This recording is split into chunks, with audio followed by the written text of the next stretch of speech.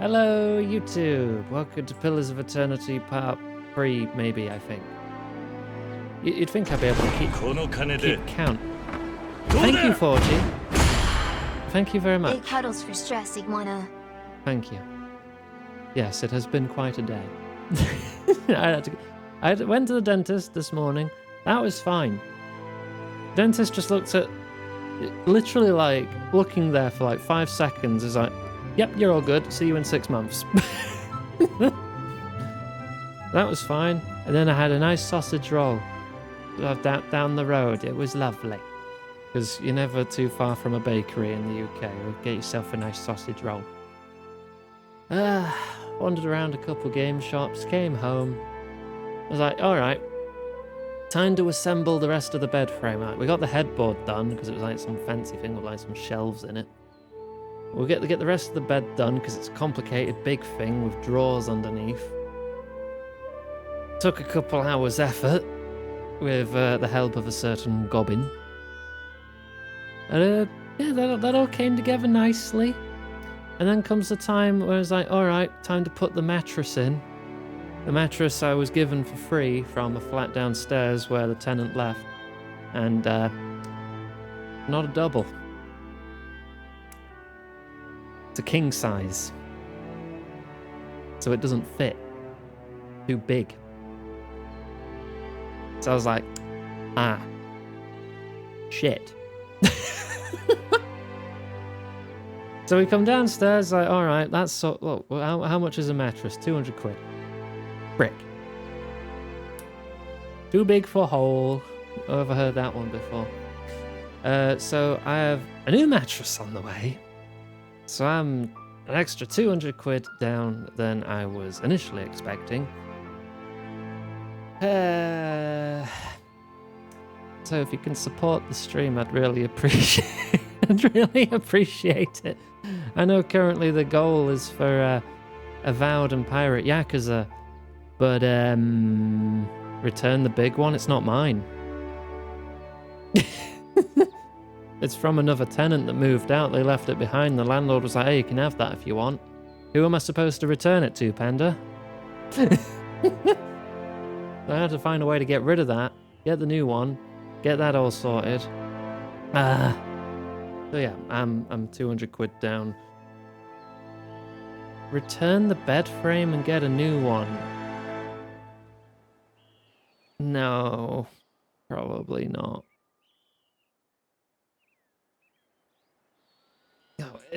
I've got a new mattress on the way now anyway. I'm not going to cancel that to send back a bed frame to get a new bed frame to assemble that bed frame so it fits with the mattress I have.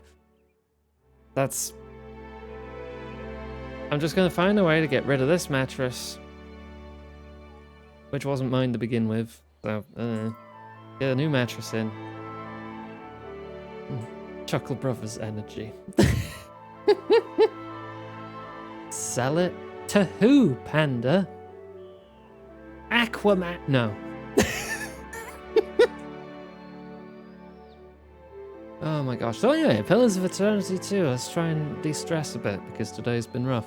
So, I have wandered about the map a bit. Wandered a little bit. I've just uncovered a couple extra islands. Found this island. It looked like there were some cool things there, so I kind of left it for now. Probably go there in a bit. Then I came by this island, which looks like it's got a whole freaking temple on it. So I was like, alright. I found some, like, flotsam or jetsam. Aquatic debris. So we've got a fair few bit of supplies, and all the time I spent sailing with good food on hand has meant our morale is nearly capped. Debris. Yes, debris. So it'll be capped out soon. We'll have some fruit to cap it out too. So then water is -1, but fruit is +1, so that'll even out. And we can coast around in the high 90s or 100s. But for now, we're going to land here. And we're going to check out this ship. I'm going to unpause it so I can check out that ship. I'm going to have to go around. Alright, I'll check this first then. A light fog curls about your ankles. Breathless, whispering voices call to you from the darkness. They cry in half-uttered sentences, in moans, gurgles, screams. A few words you can make out Carter among... just tipped £50. Chipping in for new mattress. That definitely, that's like a quarter of the mattress paid, thank you. I know that the tip bar does say it's for new games, but no, that's going to recover from the mattress before I buy new games. I didn't want to go faff about set another new goal already. But good side of this, the last things I have to buy, the last big things I have to buy. There's still some little things, I can manage those. Stuff like a little bin for the kitchen, you know, just little things. Little kitchen things, mostly. But yeah, last big expenses. So any help is massively appreciated. Thank you very much, Karga. What few words you can make out among the chorus beg for mercy, for an end to their pain. Alright, step into the fog. What's the worst that could happen? Wisps wind around your torso and cling to your skin. The cries become shouts, and the chorus screams. Tip bar for replacement mattress for Iguabna. Thank you, Panda. The fog thickens until you see nothing but its swirling, ghostly shape. Dark forms appear in the fog. They encircle you one moment and disappear the next. Yo, Jyoti, do you want to draw these spirits in? I think it's time for you, lost lot, to find the light. This way now. That's right. Alof hums approvingly. The dense fog swirls into Jyoti's lantern. You hear the faint tink of metal striking the ground. You bend down to examine it and discover a small necklace. The stone at its center sparkles with the red of a fire's dancing flame. Unhindered by the fog, you are now free to continue exploring the island. A locket that gives a bonus accuracy to spirits and intellect.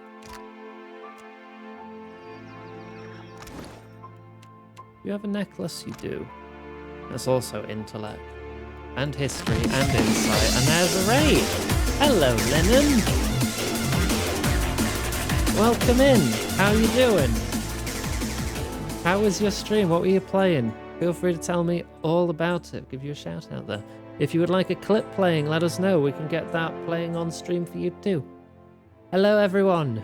In case any of you are new, I am Iggy Maid, any all pronouns, Big Gay Lizard Maid. I like playing a lot of big story games, and today we're playing Pillars of Eternity 2.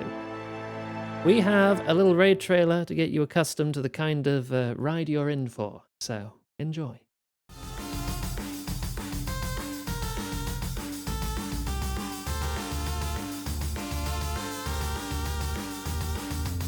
I am a master of gun fu. Oh, you smell guilty. Whoa! Oh my god. Ooh, funny rock. Touch it. Lick it. Put it in your mouth. I love weenies. Fire. Oh dear. Oh dear. I thought we said controlled burn. I may be very gay. Yeah. Woohoo. Uh-oh. Yeah. Die. See? Ow.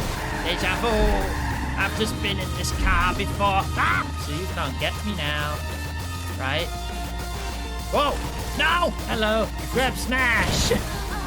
Whoa! He knocked his whole body off! Consider yourself pregnated.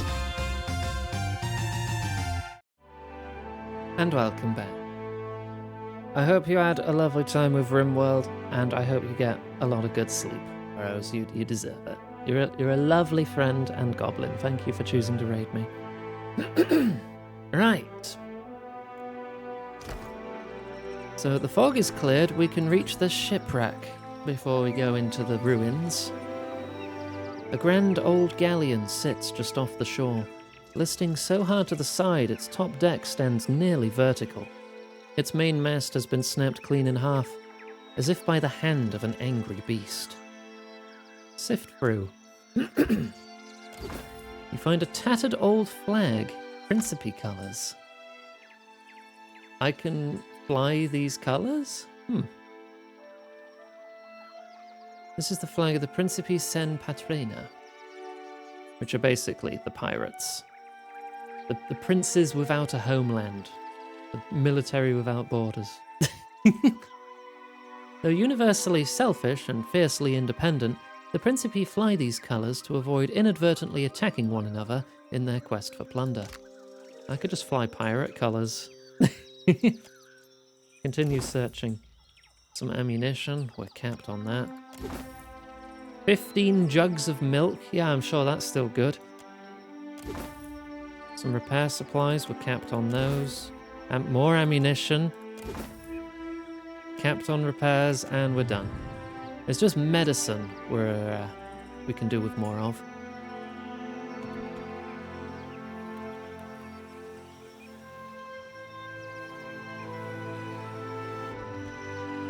Sealed the jugs real good. Get some water and fruit up here, and then into the ruins, I suppose. Yeah, I don't know if the world of Eora has knowledge of pasteurization.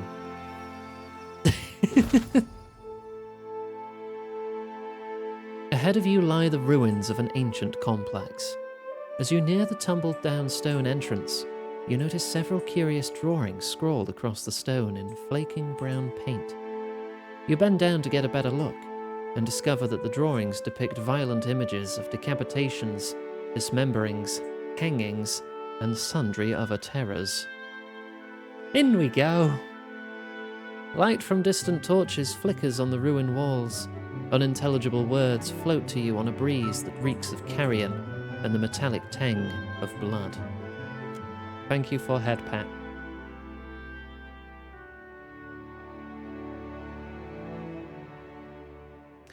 Oh, great save. Get in formation. Okay.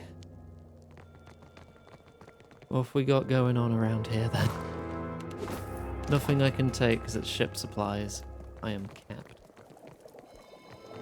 Kind of feel a bit silly for buying them. You see them everywhere.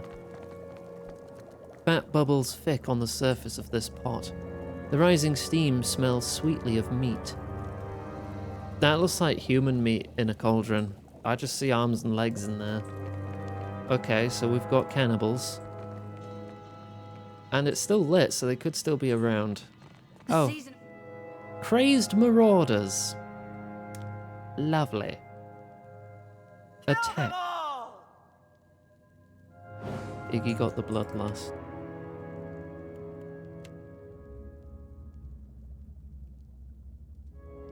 Harvest is here. Ribs last night. Bloody hell. Okay. You go get the captain. You have 2 wounds already. So I can do this. I can make myself smart thanks to my wounds. What are my actual attacks? Mortification. Stunning blow. The captain there. You are going to...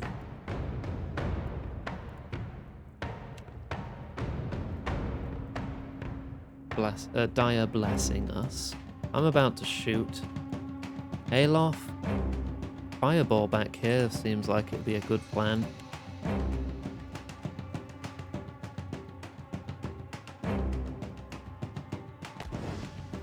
Oh, there's a web.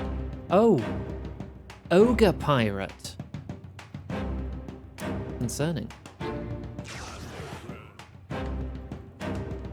Right, I'm doing some mind bullets. Alof, I think you might just want to...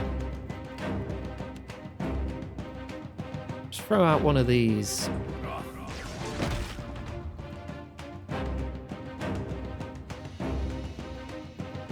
Are you immobilized still? Oh, you just charged right through us and knocked me down. You need to focus the big guy. I need to re-aim this.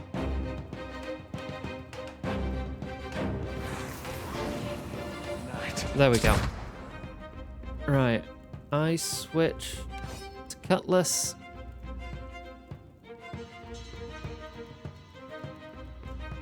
I'm going to try and... Oh, you're nearly dead.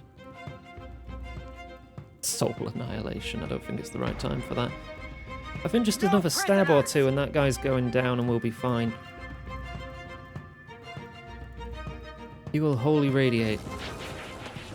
I'm good and stuck. There we go, he's down. Right, and there goes the blinding fog. Here comes the fireball. You're on defensive measures. Discipline strikes is on. I guess kick the priest. You're still immobilized for 4 seconds. What can we do here? We can debuff them. I'm on foot. No, back it up. Change to gun. Shoot the priest. Oh, good fireball. Right, you attack that guy, you focus him. I'm gonna reload and shoot the pirate. The ogre pirate. You ran all the way around. Alright, you punch this guy then. How's my focus? I'm at 66 focus. Why can't I soul annihilate? Did I already do that automatically? Shit. Alright, Mind Blades, the captain. There you go. Exploded that man with my mind. I am quite enjoying being a cipher. Maybe try aiming.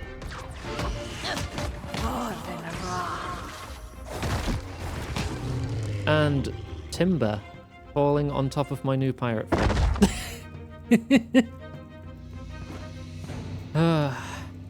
Okay, we're good. Good fight. A fine wand, a fine rod. Ooh. Blood-soaked grimoire. Yep, that's the grimoire, alright. See if any of these are better for you. And the rest we can put into stash. I actually took it all as you. God damn it. Can I want to put it in the stash, please. There. Okay, so you have a Keybreaker Scepter. That's unique to you. Frightens Kif on crit. So you're probably fine. Your sidearm is a rapier. That I'm not too keen on. Yeah, you can have a fine rod.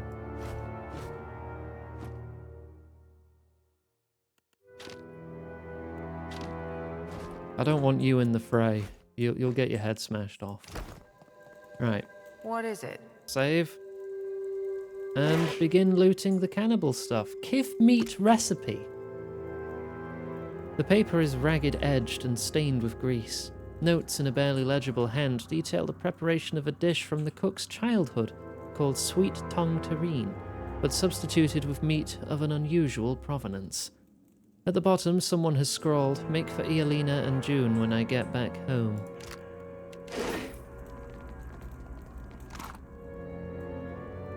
Oh, I'm actually looting the meat. If I make my crew eat human meat, they lose morale. I wonder why. The corpse eater loses a lot of their diplomatic potential. Forbidden flesh pie. Oh no.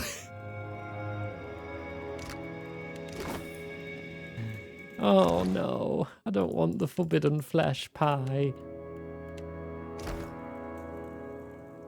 As you wish. Oh, there's a captive. Hello. You find a middle-aged dwarf tied to a post. a pile of bloody refuse scattered at his feet. His beard is a matted mess, and his face is streaked with dirt. Despite his haggard state, he twists against his bonds when you approach. Bless your knickers. You're just in time. Another moment more and I would have been dinner. I'm untying you immediately. My wrists thank you mightily. He takes a moment to flex and bend his hands, working the circulation back into them. His lips twist into a grimace when he runs his fingers over the deep bruises the ropes left. Say, you got a ship? Couldn't get here without one, right? You by chance have any spots open for an old dwarf like me? I might not look it, but I'm a deft hand with the rigging. Can even cook some.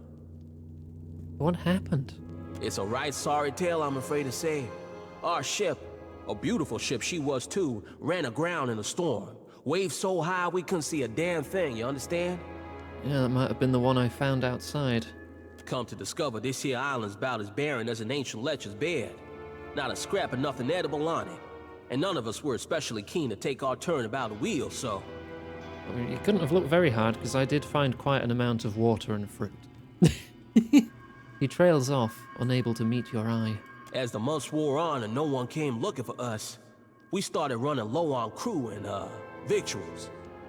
I think what few of us were left here at the end might have gone a little nutty. So who are you? Jordu, red-handed of the Imposter's Lament. Well, formerly of the Imposter's Lament. He laughs a little too loudly. Something of a lifelong deckhand I am. Picked up cooking in the last few months, too. Meat's my speciality, on account of the, well, you know, the business here, with the cannibalism. Ah, right, okay. Welcome to the crew of the Dainty Lady. I owe you one, Captain. A death like this, I'm not sure I'll ever be able to repay you. You like stew? I got a great recipe. Flavor's real different, like nothing you ever tasted. I'll make it for you.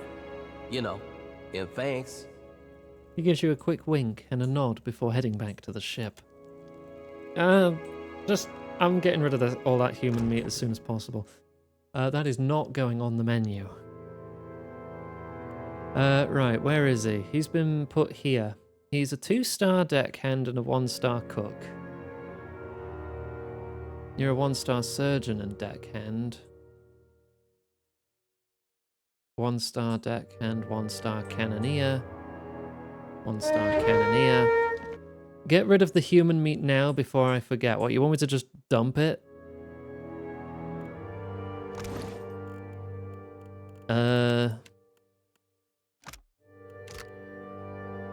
Can I drop things? I don't think I can drop things. I can't, like, drag it or right-click it. I don't think I can get rid of it at the moment.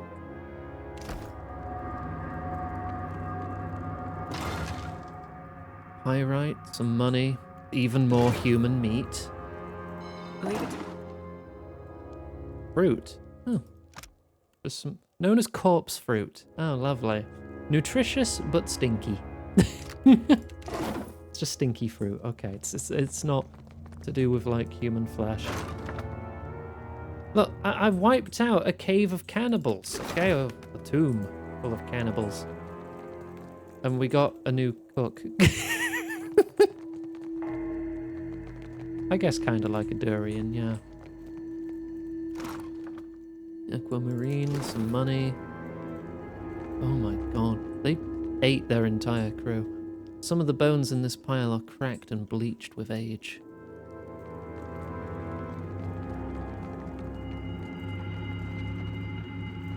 Turned to cannibalism out of desperation and went mad. What a lovely time. A journal. I found this water-stained notebook at the bottom of my satchel, and now, having no use for it, I must record my thoughts, or I fear I'll go mad in the solitary confinement of my own head. Months have passed, and we are still stranded on this cursed island. What few supplies we had with us at the time of our calamity have dwindled away to little more than dust and crumbs. When it became clear that we would be trapped on this island for some time, we began to ration our food. It was half rations at first, but as the days wore on and help became ever less a possibility and ever more a dream, We took only 1 meal a day, then 1 meal every 2 days. Fresh water, at least, is plentiful. It bubbles up from a crack in the stone near the ruins. No doubt it's pushed to the surface by some unseen force of volcanism. I should have liked to have had my instruments on hand to record its rate of flow and volume, but those are long since gone, likely resting at the bottom of the sea. Our numbers shrink day by cursed day. Always know my clothes smell of rancid meat, of sweat and smoke. The jerky we made from Carol's thigh has gone off. We had thought he might survive the amputation, but he passed away in the night 2 days ago from a fever in his blood. We have better learned how to cure our meat, but our blades have gone dull, and we have only seawater with which to cleanse them. None have survived an amputation since Carol's tragic passing, so we no longer bother with the practice. More's the pity. I was becoming an old hand at it. Eloise was lost to us today. It pains me to write the words, though her passing comes as no surprise. She drew the shortest reed. Her necklace I intended to keep, but it had gone missing since her death. I'd always thought it suited her, that the stone matched the light in her eyes. I wanted to remember that light. Perhaps someone is hiding it, though I do not know why they would do me such an unkindness. I was meant to have it. She never said as much, but I know. I'll perform a search of the other's belongings when next I have the midnight watch. Woe betide the thief. A chill wind has found us. It blows ceaselessly across the isle, whipping our shelters into disarray and peppering our meals with sand. We take shelter in the nearby ruins, though I am loath to do it. Always that place has seemed to me befouled by some unfriendly spirit, for I hear whispers when the wind blows. They cry for mercy, for salvation. Another of the crew has disappeared this morning. Some suspect he tied stones to his wrists and walked himself into the sea, but they're wrong. I saw him walk while he was dreaming, of jerky movements not his own. He wandered deep into the ruins and did not return. So few of us remain. I envy them. The departed, their souls are returned to the wheel and free to find new lives to lead. We unlucky few receive no such boon, and that is what we have given them, a gift. We suffer so that they might be free. Arlander says we might fashion a raft large enough to escape this place. He's mad. We belong to this isle now, as it belongs to us. Sounds like they had a lovely little holiday getaway here, didn't it? What a good time they all had.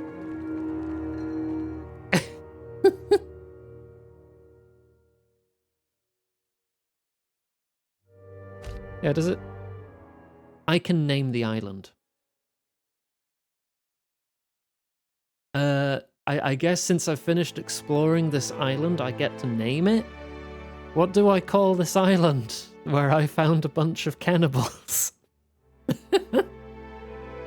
Island of Forbidden Noms. Iguana Meat Island.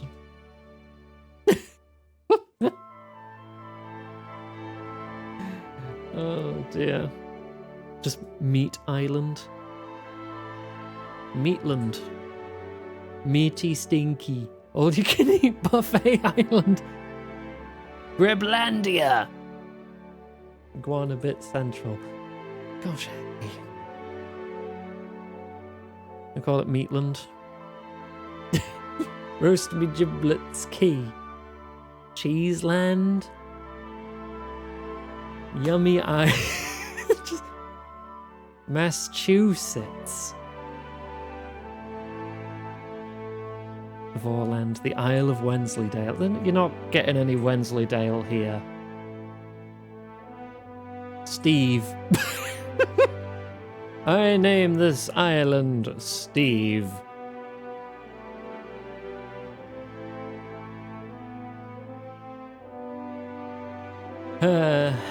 Look at Greenland. Yeah, then look at Iceland.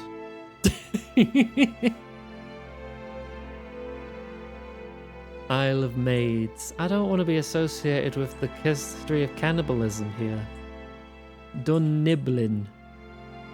There's too many ideas to even put to a vote. I'm just going to have to pick one. Vorland. No cannibals here, island.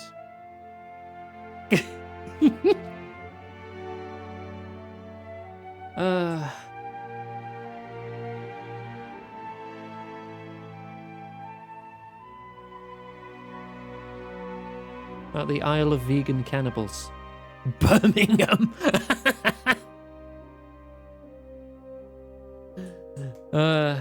Okay, let's see. What is the...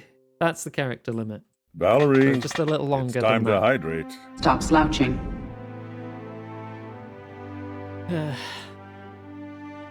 Hey, bird. Thank you for the hydrate.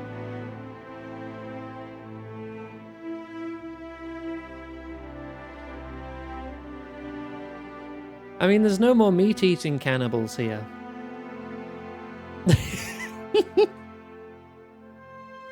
So this will be the Isle of Vegan Cannibals.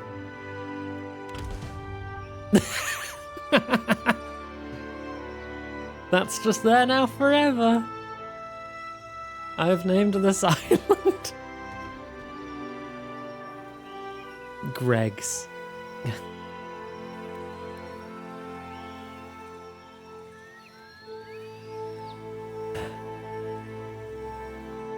I mean, fruit grows on the island. But there was some fruit. Right. You need to be in a deckhand position. Because you're a pretty okay deckhand. We have a 3-star surgeon. We need more XP on our cannoneers, I feel, or just better cannoneers. A 1-star helmsman. There's also a boatswain. Our 3-star surgeon is a 1-star navigator. But yeah, Dahlia is not a skilled navigator. She can be a surgeon. I guess she can learn and eventually probably be replaced.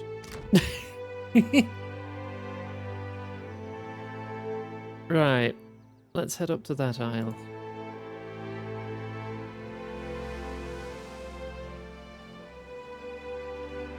Do I start flying the colours of the pirates? Yar. I do be a pirate. Ooh, something up here. Ale! Someone left all their ale behind. It's mine now. What about down here? Is that a volcano?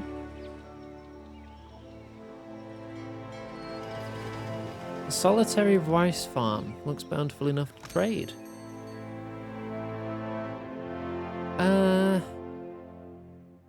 Sure, I'll take all your rice and all your rice wine.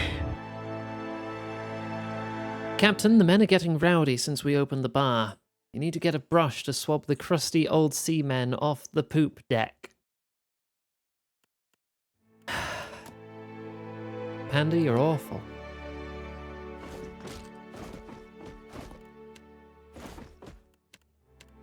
Oh, I still have a cape I've not really equipped. Let's get this fruit as well.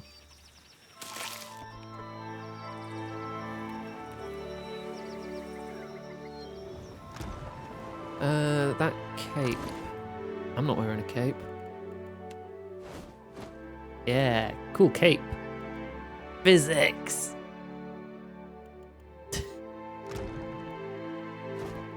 Right. Rice. Rice wine. The extra fruit. I'll get this up to 100 first. And then I'll swap out the food. Ooh. Yoink. Even though I'm full.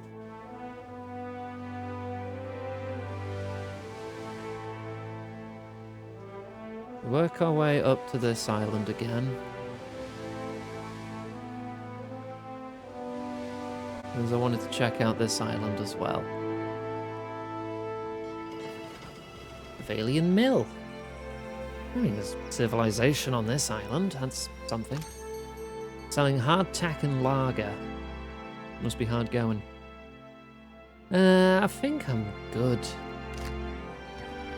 Since there's more stuff up here.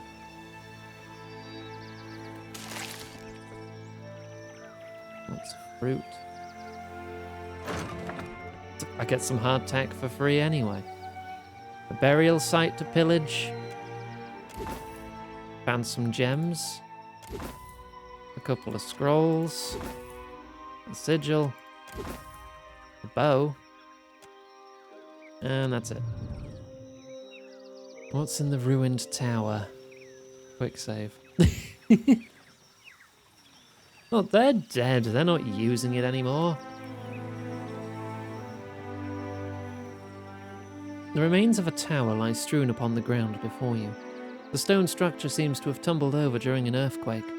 The tower appears abandoned. Not even a corpse remains. A grimoire. Potions. And that's it.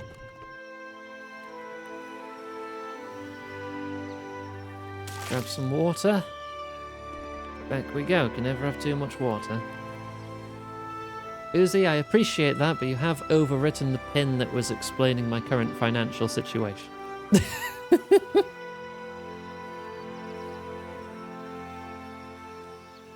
That should be okay, though.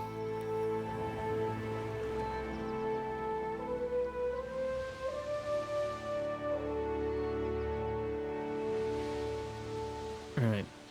I noticed there's markers for slaver ships. I'm definitely going to be attacking those on sight. Right, I've checked out this island. I guess... What was this island? That island is much too difficult. So is that one. There's another island up there, though.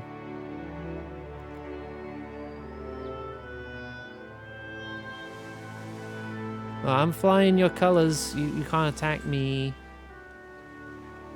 Don't do it.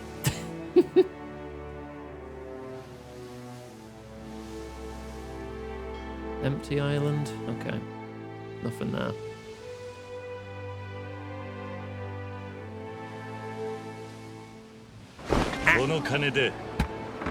Thank you, Lexi.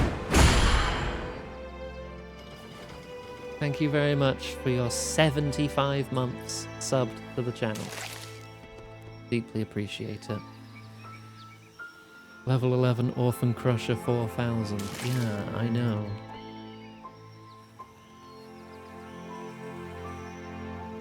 Meriel the Mad.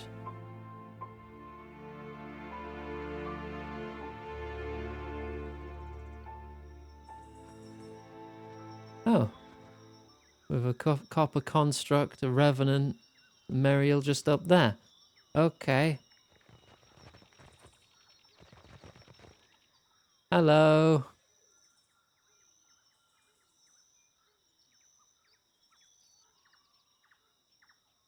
I will enter A stealth. blade in the dark. Move to attack.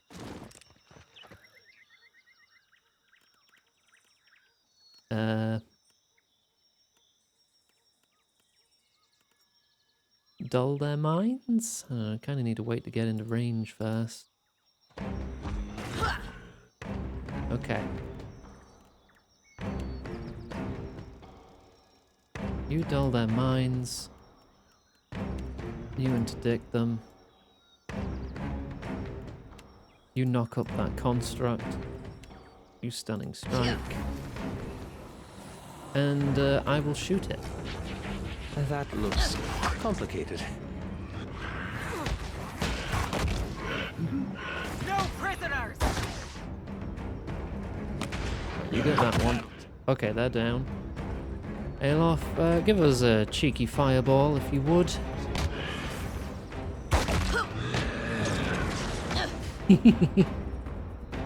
Spell effects look a lot nicer.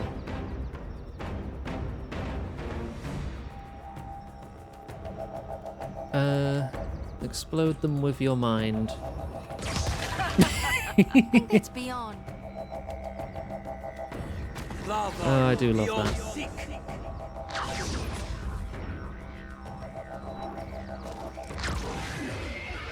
Got him.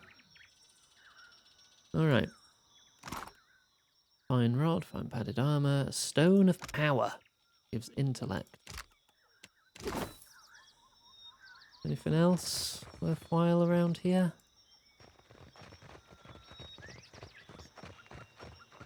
That's the edge of the map. There's also the edge of the map. Fast forward.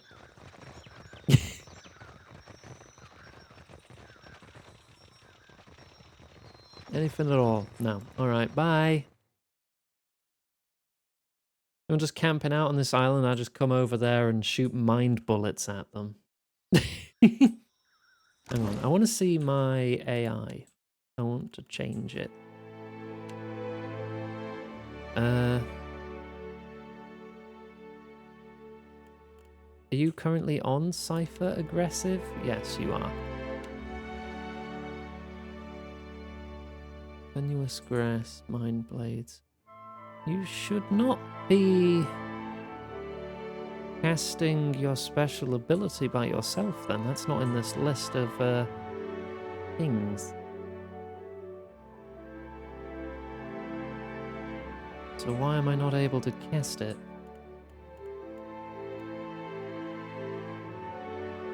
Randomly choose. No, you'll probably go with your Cypher abilities first.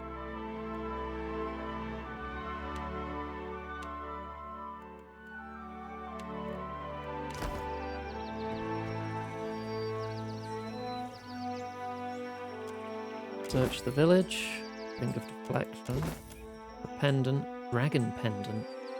Notice it's curiously warm to the touch, as if someone had just been wearing it. Grants fire breath. Okay. We got a pendant of breathing fire. Lovely. Ring of deflection. There you go. And everyone has a necklace now. Yeah. Yours is just health. You're at 148 health. You have the same amount of health as the monk otherwise. Once per rest, summon worms and a drake. I'll let my tank breathe fire. Oh, Gwen, would you say I'm like a dragon? Pirate Yakuza in Hawaii.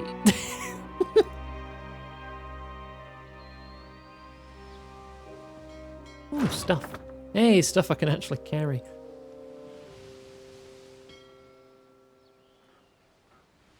Right. What's VTC? Valian Trading Company?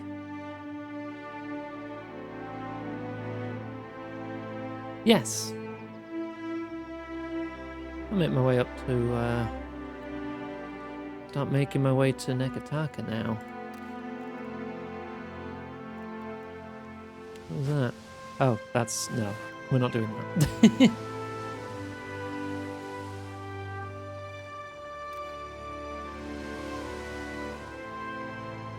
Named ships are likely bounties.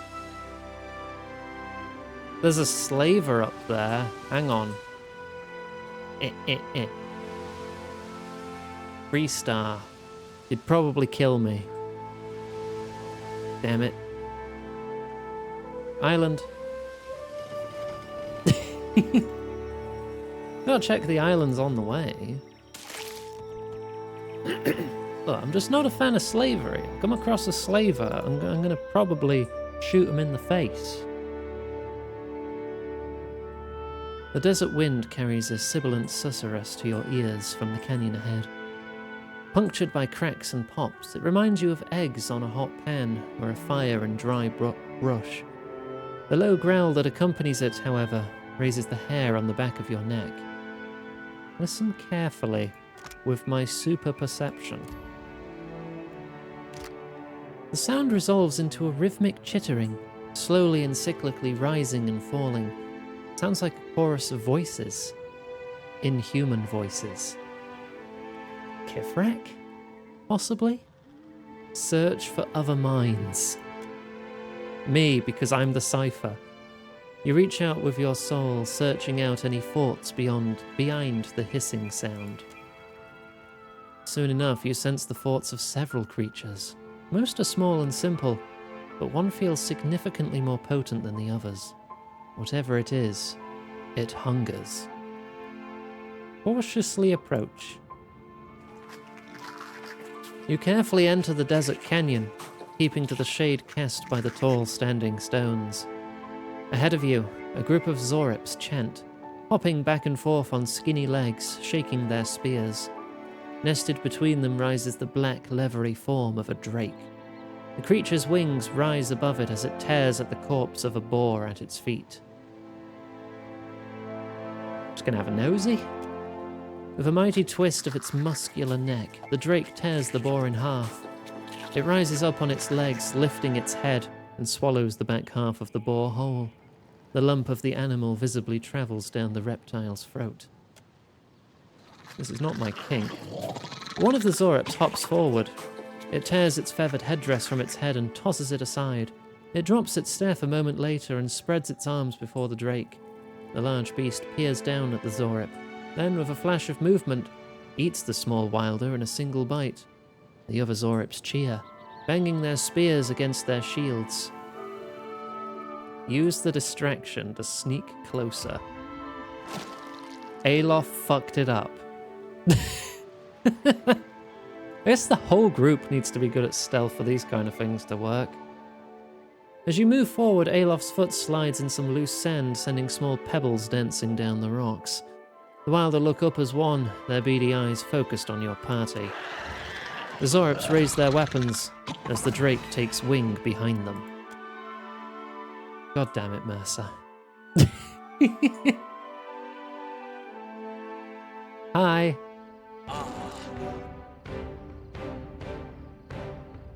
You get the drake, you get the skirmisher. It's too late for me to enter stealth. They all know I'm here. Can I whisper of treason the drake? That would be really funny. Okay, you're casting.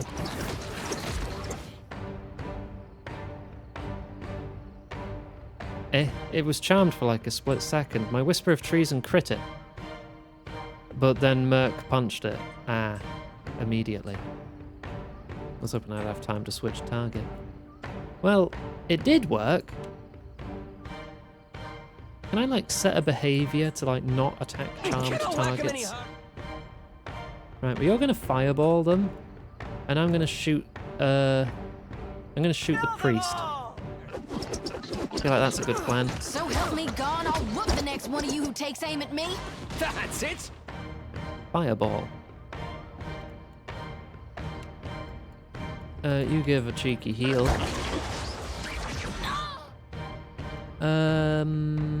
Bollocks.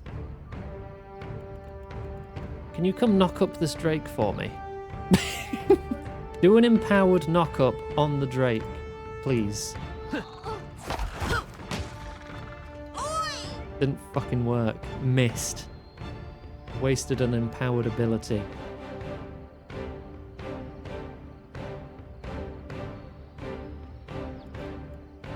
Right. Necrotic Lance. Finish off that skirmisher. Oh dear.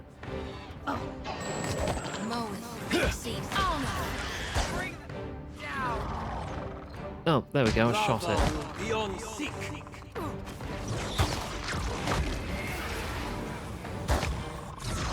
Come on, you got him. Still alive. There you go. I need something sharper.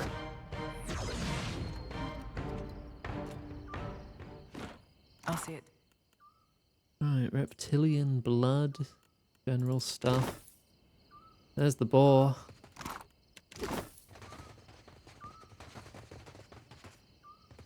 I guess these are all just going to be map exits, aren't they? Yeah. Okay. I mean, thanks to my cautious approach, I guess we were one Zorip down because the Drake ate one of them.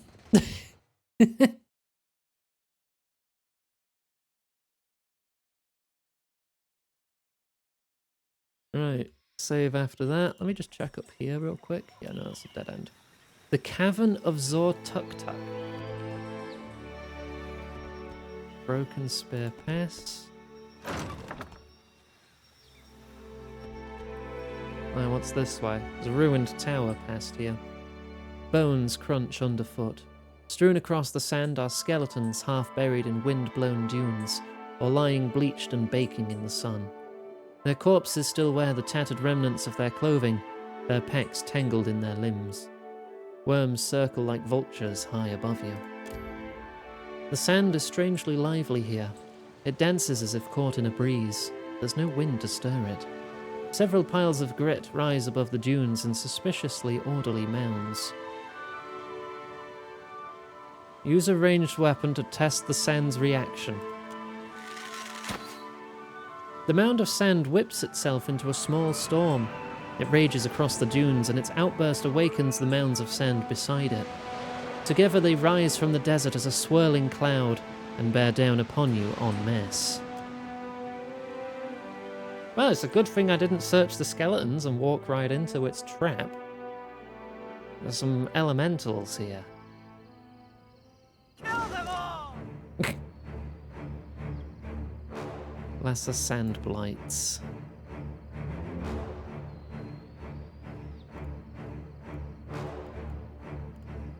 Treasonous whispers to the big one.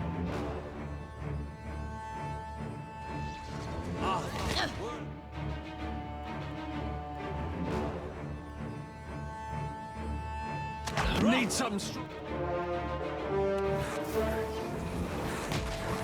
There we go, that's on my side, never mind.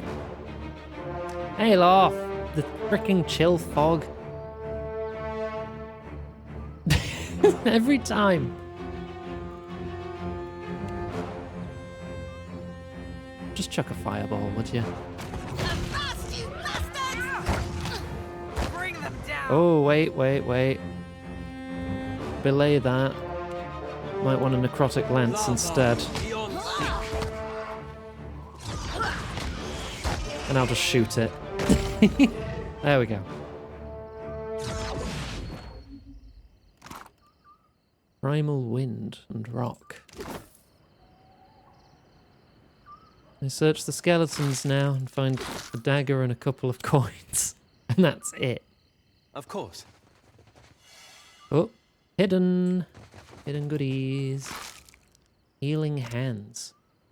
The gloves that let you cast lay on hands. As the monk can have those, then you'll be able to touch yourself. In case you ever need to.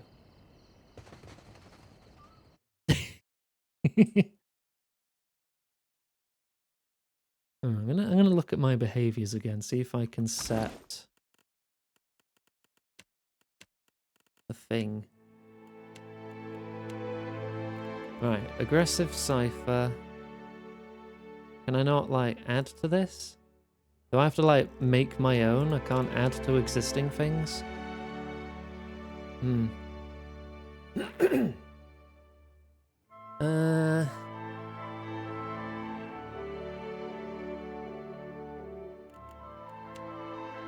Mindstalker behavior.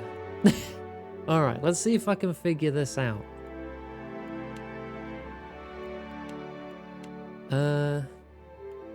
Class resource. If you have at least 90 focus, you will soul annihilate the enemy with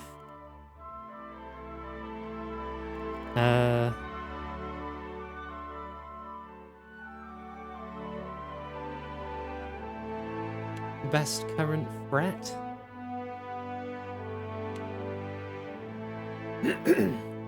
Okay.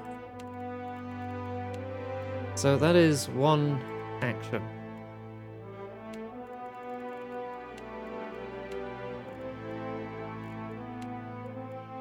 And that's on top, so I guess that's primary.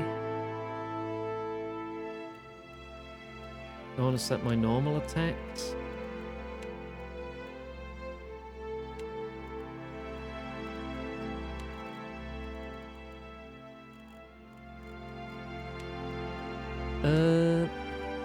I can't set stealth here, can I?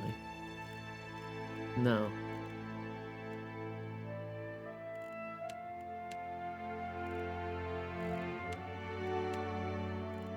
Always have rushed reload on.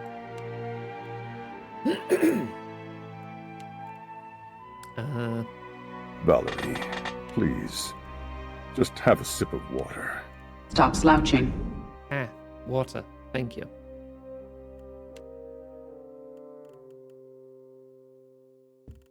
Whisper of treason.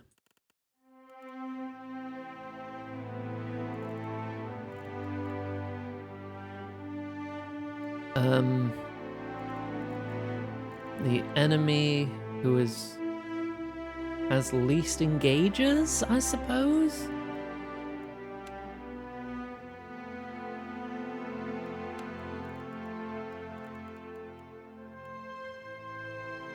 Tenuous grasp. What's that one again? That's shaken and confuse. Which I think targets will, so lowest will enemies get tenuous grasped.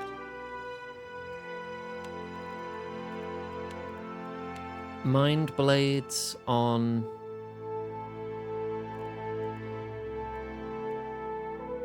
the enemy with the most engages.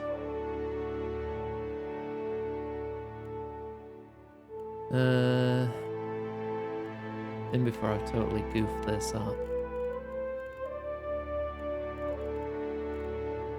Health, self. If you get bloodied, use second wind. That should be higher priority for self-preservation. Kind of like the Gambit system in Final Fantasy XII, this.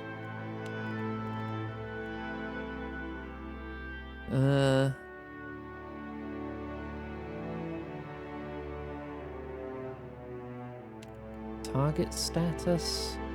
Target is spellcaster. Target is unconscious. Target has concentration. Weapons. Weapons target. I was wondering if I could say if weapon ineffective, swap weapon.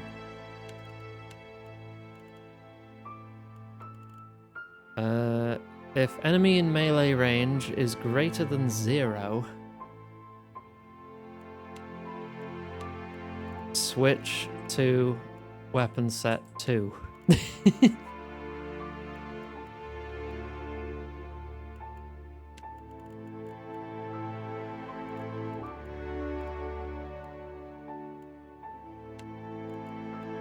Or do I just say if engaged by anyone?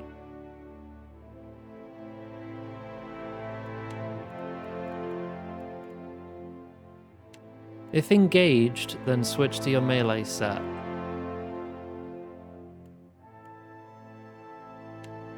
Can I make it if not engaged by anyone? If engaged by anyone and not engaged by anyone, I think that needs to be a separate set. Right, self. Threat self. If not engaged by anyone, switch to weapon set 1. So you'll use your guns. This is quite nifty. You program a lot of things here.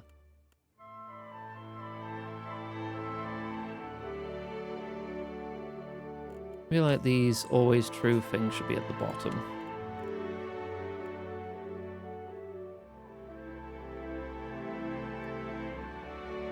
Right. Is there anything else we want to add to this? I can do that twice per rest. Crippling strike. Blinding strike.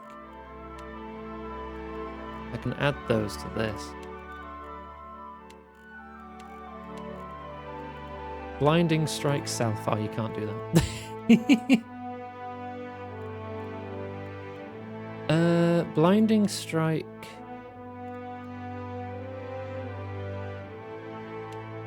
The enemy with the most engages. Crippling strike. Farthest target.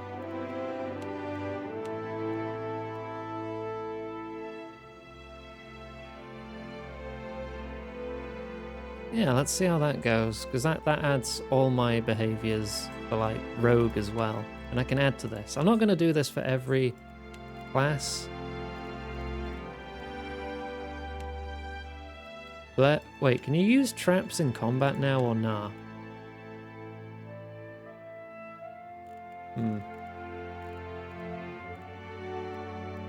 The on-rest abilities, I want to do those manually, so I don't want to add those.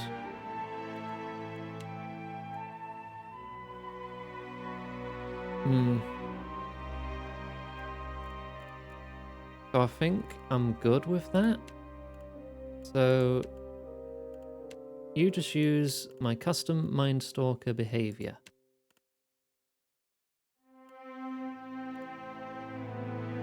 Lovely.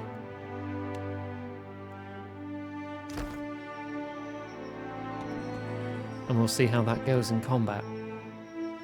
Right, a ruined tower. Seems to have suffered from some kind of explosion. Money. More money. Nothing. Ah, okay. Well, we got some money out of it. Alright, let's check the cavern. Save. Enter. You come upon the opening to a small cave. Putrid gusts of hot air burp from deep within, and you hear the faint chitter and hiss of Zorips in earnest conversation. Your boots crunch through a drift of brittle bones as you creep into the Zorip lair.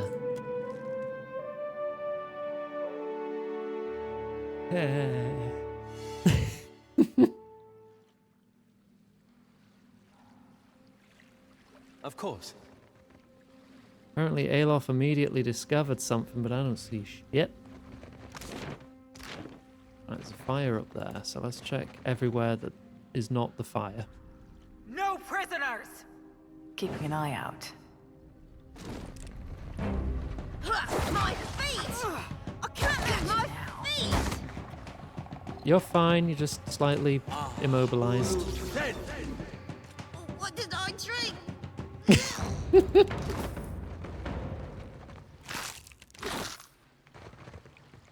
I love my little drunkard.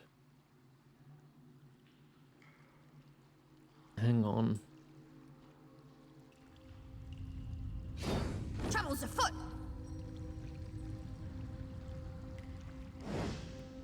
They won't see us coming. Okay, they see us. I want them to come to us so I can set off this barrel. Oh no, that's not even a gunpowder barrel, that's just a regular ass barrel. Never mind. Attack.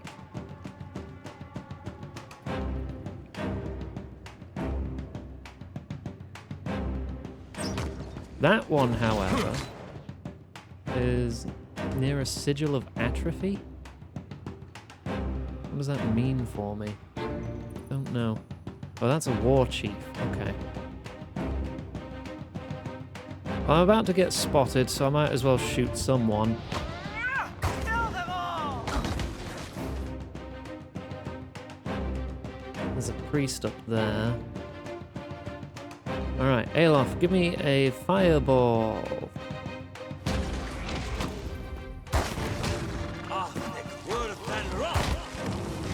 Can't whack him any harder.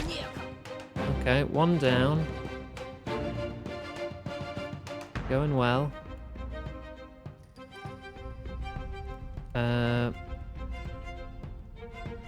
Restore. Oh, that's got time to charge. Do you have any health potions? You should chug that. Mo, Ixie, honest!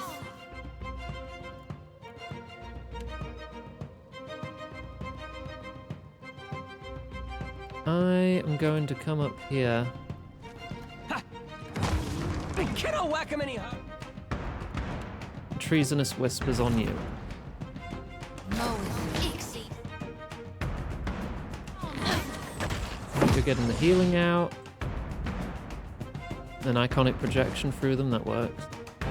Zorit Priest is now on our side and tripped the trap.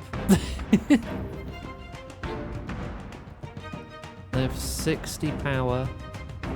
Why am I not able to cast this? Have I forgotten how this works?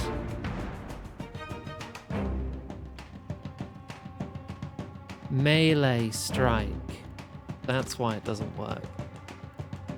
I'd have to set weapon set 2 to that, wouldn't I? So if I switch to weapon set 2, I can now do it. Right. Weapon set 2, get behind this skirmisher. And then explode his soul.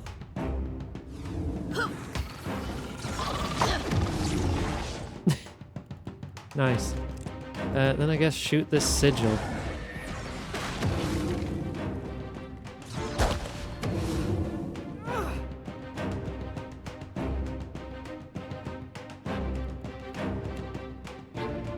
Second wind. Punch it as well. Okay, they've turned. Oh, you're out of juice. You're not, though. There we go. Punch his corpse.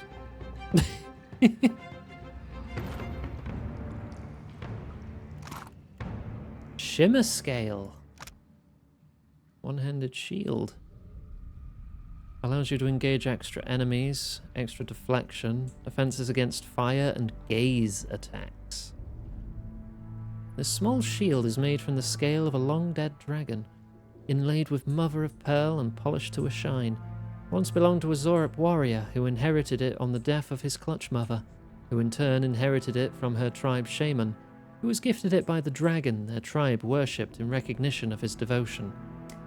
It's yours now.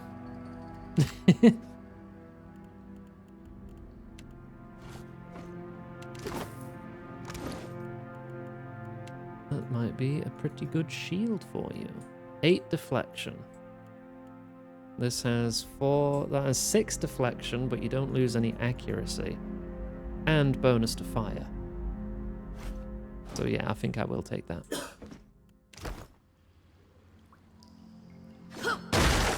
Right, let's just beat up all these barrels and steal their eggs. Leave it to me.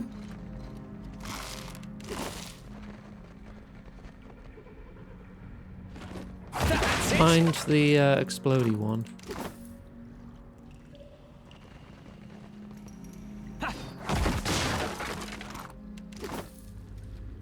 Who's that? From between the bars stares a frail and sickly Zorip. It shrinks when you near, pressing itself into the furthest corner of its cage, trembling. Around its neck are the remnants of a bedraggled feather crest. Paint is smeared across its face, but the paint is old, flaking, hasn't been reapplied in some time. The Zorip's regalia tells you they must have been an important figure in the tribe, perhaps a high priest or a mother, but its condition makes clear that those days are long past. Insight, survival, and history. Or, I guess. What happened to you? Zorip watches you with an unreadable expression on its face and says nothing. Break the cage.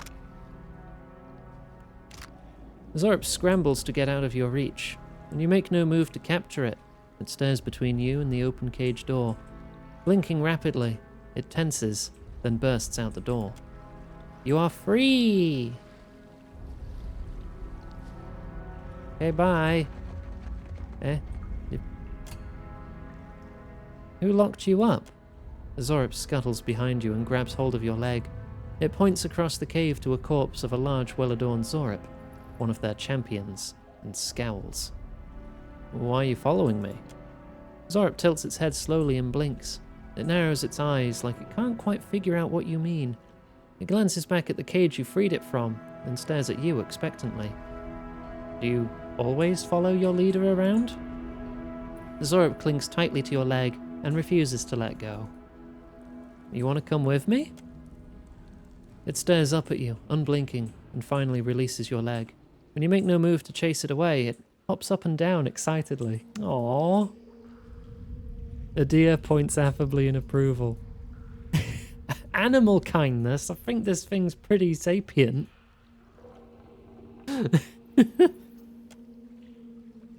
If you told me a few years ago that I'd end up following you on another crazy errand, I'd have said you were out of your mind. He gives you a dismissive gesture with his pipe hand. Not because I got anything against you, more that trouble seems to come looking for you wherever you go. Yet, here we are again, probably on our way to die. Well, you already did, but me, I mean. He cocks his head to one side and smiles. I couldn't go having all the fun by myself. All real nice of you to share. Someday I'll have to get you a gift. And wouldn't you know it, this time is shaping up to be crazier than the last one. There's something accusatory behind Adia's eyes. But I gotta say, I appreciate how you've handled things. Times like these, staying decent's not as easy as it sounds. Thought you were weird at first, of course, but you've surprised me. Hasn't always been easy. Sometimes it's been anything. Thank you, Zeph, for the Hi, 5 Iggy. months. Hope you're doing well. I've Thank been you meaning very to much. ask, I'm doing all right. Bit how is stressed, it you but never I'm seem doing to all right. lose your way through all this? Had to spend a lot of money today. What is it tells you you're on the right path? I have strong feelings about everything.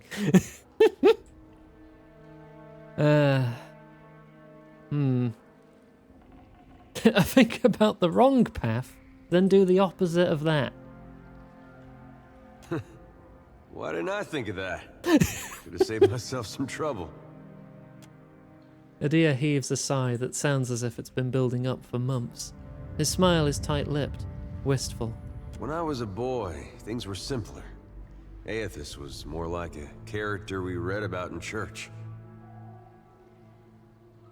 Easier to worship when their worst traits are swept under the rug. Yeah, I guess it was.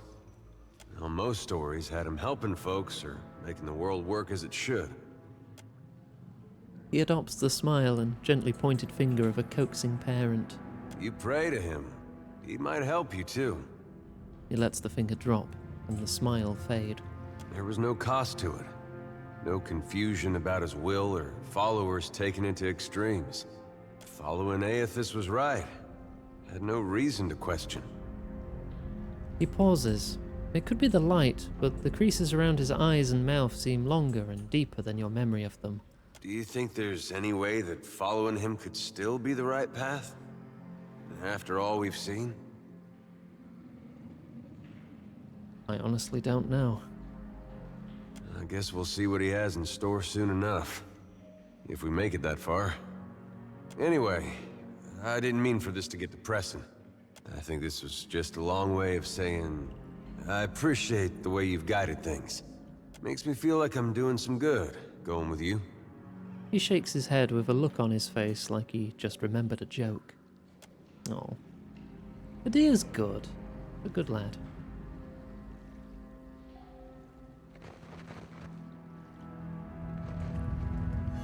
Ooh, secret. Dagger and some gems. Alright.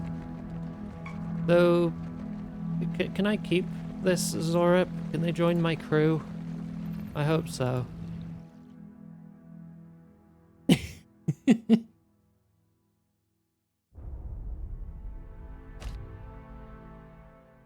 Oh, I get to name this island too. I'll take the first recommendation in chat.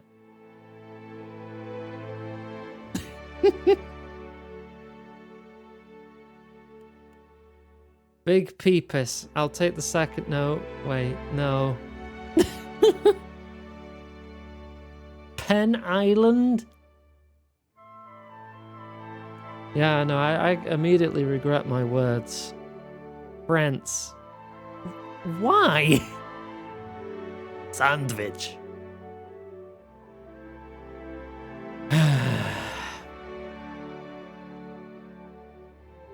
Alright. Kobold Island. Greenland 2.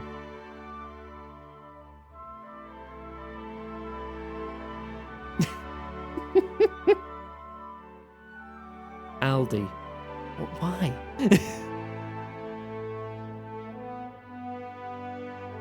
I'll always remember that this is where I found my friend. if we call it Kobold Island. So I feel like that's a good name.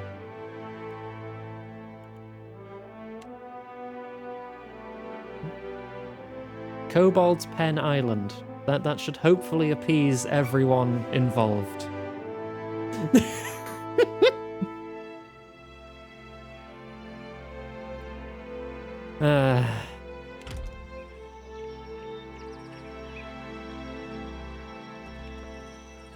Seems fair.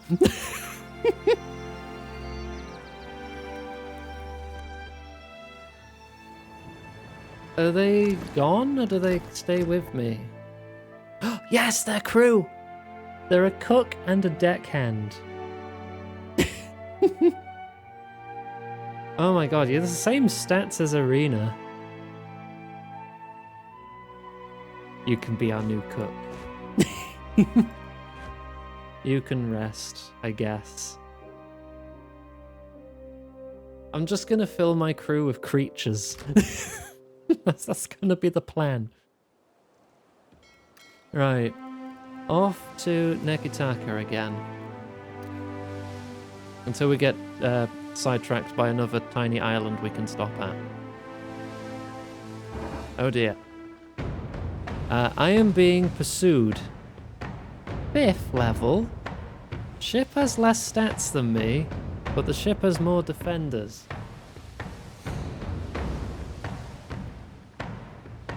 Combat.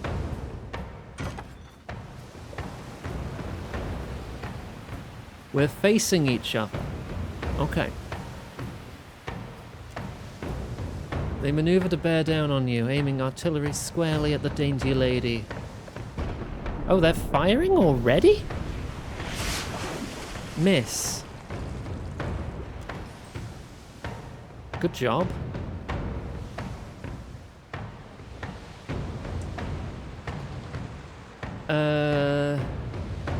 Turn to porks. My starboard cannons have a range of up to 500 meters.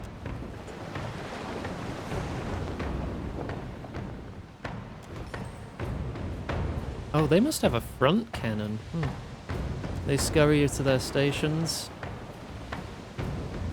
Distance closed, 80 meters. Hold position. They're maneuvering their crew. They're also stopping. Fire the starboard cannons. Choose to fire both. Cannonballs. Chain shot. Grape shot. Targets the enemy's above deck crew and has... This is just like Sid Meier's Pirates. Chain shots for the sails. Grape shots for taking out the crew. Low chance of dealing sail damage. Or regular cannonballs. Nearly always hit the hull. If we damage their hull... Oh, but if we damage their crew, they can't shoot us.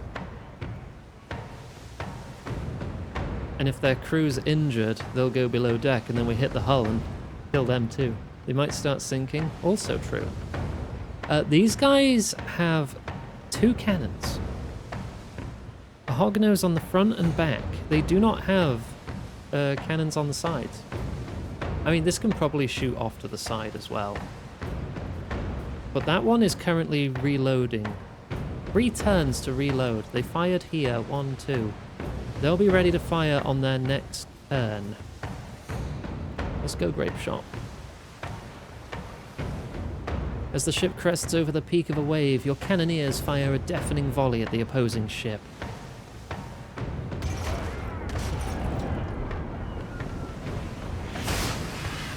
Miss. 2 damage to the above deck crew. With some quick maneuvering, the dainty lady secures the wind gauge before the Eliseo has the chance to come about and claim it for themselves. They held position. They're probably going to try and fire that cannon. If I go full speed ahead, I'm going to be harder to hit.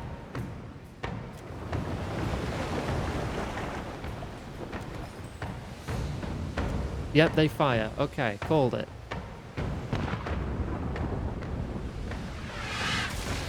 Miss. Alright. These cannons are going to be reloading. Prepare to jibe.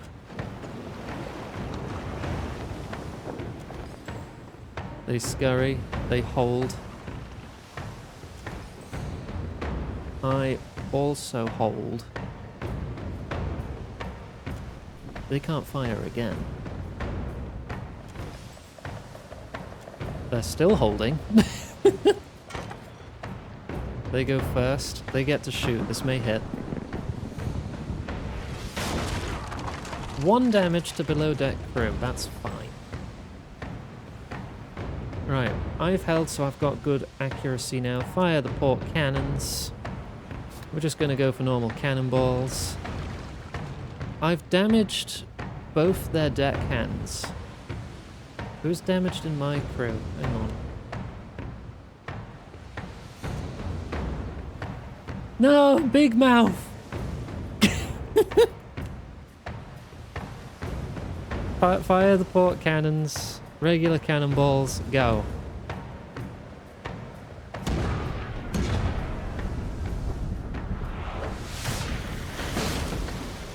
Eight damage to the hull.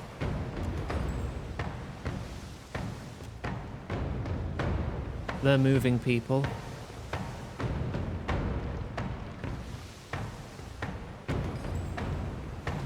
Prepare to jibe.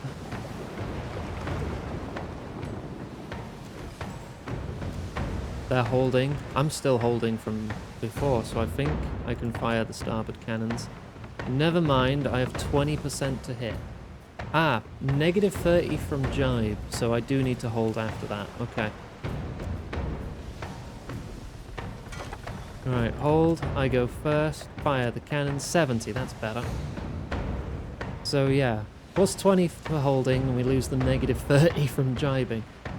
Fire regular cannonballs again.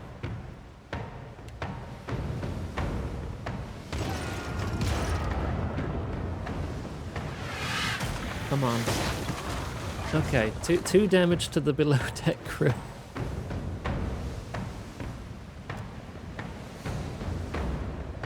They're shooting back. They hit. 4 damage. How are they looking? Can I see how they're looking?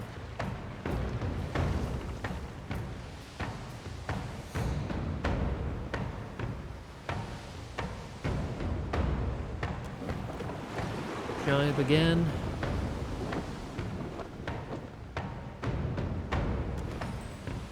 They just fired, so I've got time. They're approaching. Hold. They also hold. One of their sailors is stabilizing. My thunderers will be reloaded. They shoot again. They hit.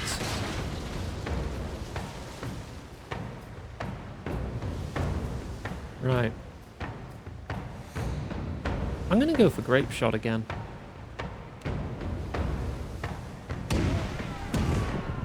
Come on. Come on. 9 damage to sails.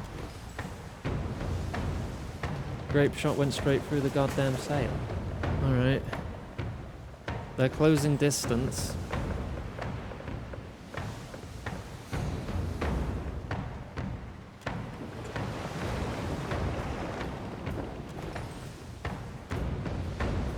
They're holding. They probably want to fire. Full speed ahead.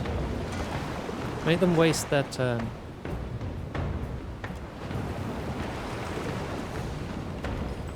I'm just going to keep going until you waste your turn firing. Let's just keep going.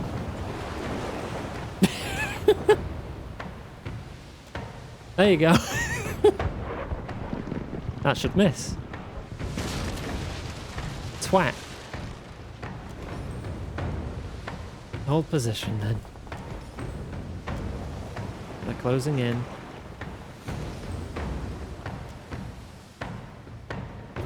$56 to hit.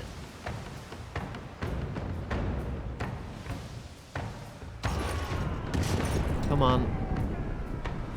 Give me at least one. 2 more damage to the crew.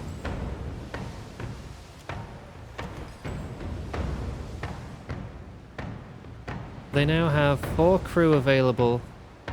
They only have 2 defenders, or plus 2 defenders.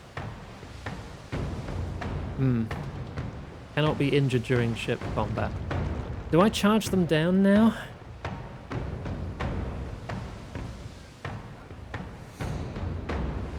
Load crew into cannon. Oh yes, Sea of Thieves style. Charge? The crew mutters nervously as you give the order to charge. The deity lady will be exposed to raking fire. I'll take 7 to 15 hull damage and 1 to 7 sail damage. Ah, okay, never mind then. Turn to starboard. They're holding. Full speed ahead. Holding. Full speed ahead. Holding. Full speed ahead. Wait, which of my cannons are loaded at the moment? No, just commit. They're moving some crew.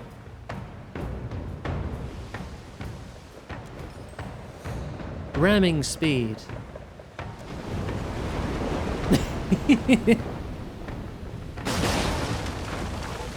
God damn it.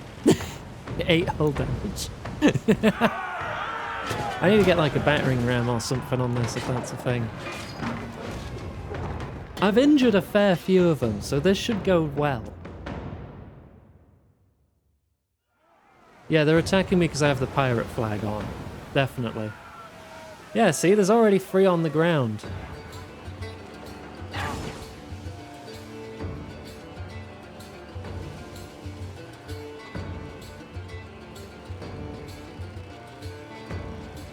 Shoot that one in the back.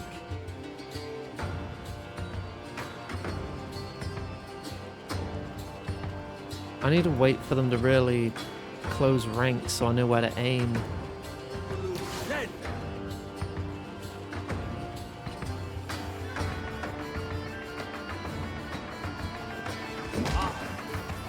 Right.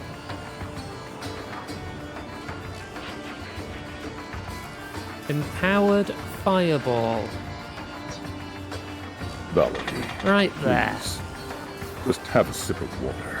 And I will Stop have slouching. a drink.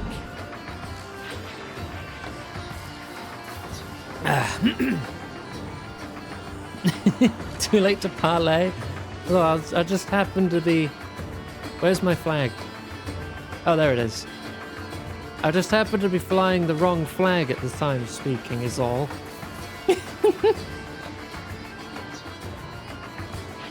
You do an empowered mule kick. You drop a pillar of faith. Lava will be on sink. Oh! I think we've nearly already won. Thank you very much, Laura. Lauren yelling at me. Yes, you are. Skrunkly. Mhm. Blurbo. Mhm. I'm just typing words I like. Scrungus. BTW. You are now picturing buff short girls in various states of undress. You are welcome. You can't do that. That's illegal. You can't do that.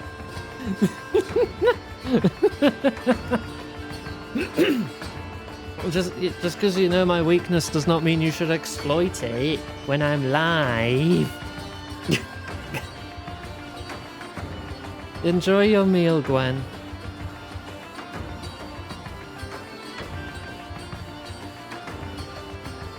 You're named. You're probably the captain. I'm going to eat your soul.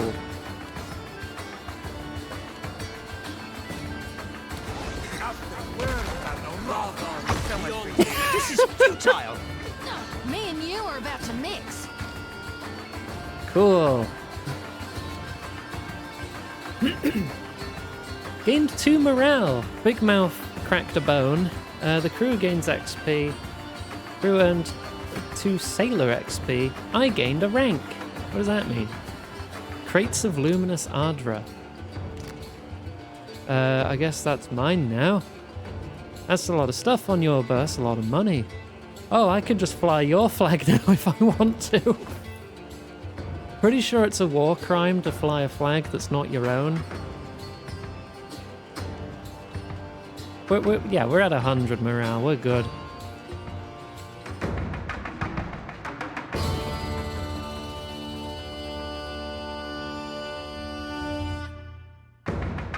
Yay! I think I'll put my normal flag back on.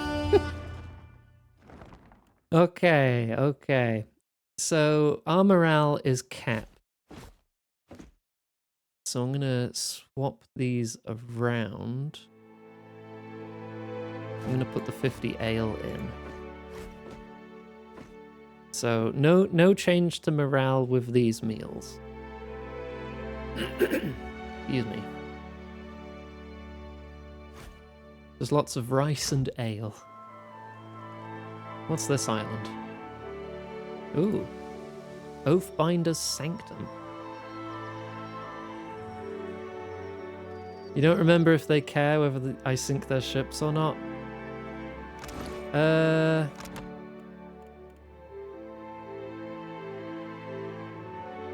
There's like reputations around here at all? Ah, there. 0. Doesn't say what's influencing it though. Children of the Dawn Stars like me a lot. Jyoti and Adia like me.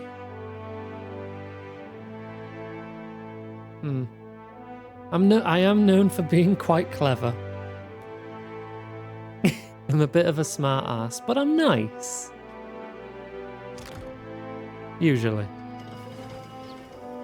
Playing a false flag is a legitimate ruse of war as long as you pull up your true colours before attacking. Really?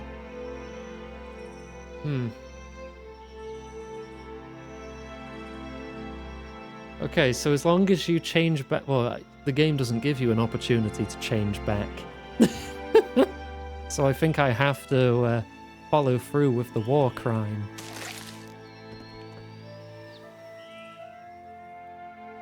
After hours spent wandering through the desert, you stumble into a lush oasis nestled against the base of a massive pyramid. You search for an entrance and finally spy one at the very top of a long staircase. Ascend, pyramid. It's a tough climb. That doesn't stop you.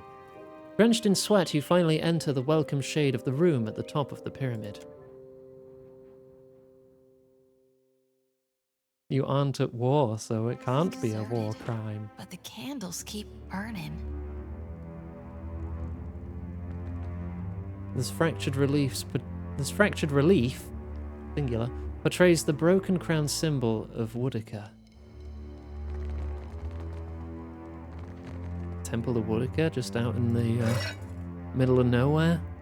Baby pearls. Immature pearls. Huh. Wait, pearls grow? Like... I must admit, I don't know shit about geology.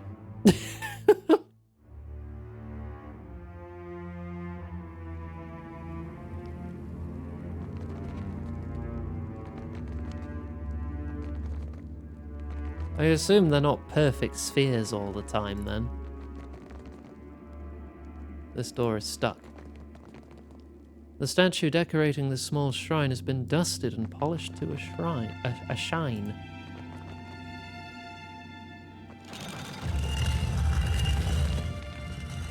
There's a ghost or something in there. You hear that? Whispers in the darkness. Whispers from the grave. Hello, spirit. I've found a hidden object in the back. The translucent visage of an Orlan glows before you. At your approach, it shimmers. You are swallowed by a tide of bewilderment. As your mind strains toward the confused soul, the presence of other spirits begins to prick at the edge of your awareness. You sense their rage is directed not only at the bright soul, but at your intrusion. A rush of grisly images flash before you, sadistic murders, violent torture, and worse. A din of spiteful whispers assault your mind as the depraved souls relive their gruesome crimes. They take glee in the terror of their victims. The confusion of the bright soul lessens. Emboldened by your presence, it shines with a steady azure glow. The whispering souls retreat to the shadows. Your mind clears. You extend your perceptions to the bright soul, and it reaches out to you in turn. Is that good? The world slips away. You wake with a start, unable to breathe. Someone covers your mouth with their hand, their grip so tight you can taste the salt in their sweat. You're hauled from your bed by 3 dark figures. They drag you screaming down the stairs and toss you into the road. You stumble to your feet only to be painfully thrown back down. Taut ropes bite into the flesh of your wrists. Murderer, accuses one. Betrayer, shouts another. Your neighbors watch from their windows, mouths agape. None of them come to help. They turn away as you scream their names. You feel a jolt on the back of your head, and darkness envelops you. When you come to, your knees ache against cold sandstone. You betrayed nothing, killed no one. Confusion and pain swirl in each panicked plea. Hang on a sec, I need to really clear my throat.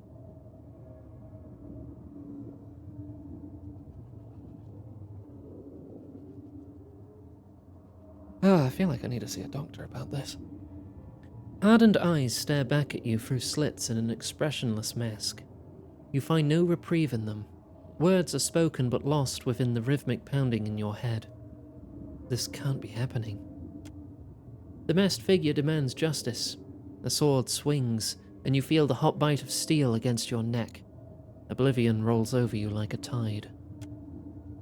Abruptly, you find yourself back in the ruin. The confused spirit pleads to you without words, its shimmering glow almost childlike. No, this is the spirit's memories, not mine. The spirit didn't kill anyone.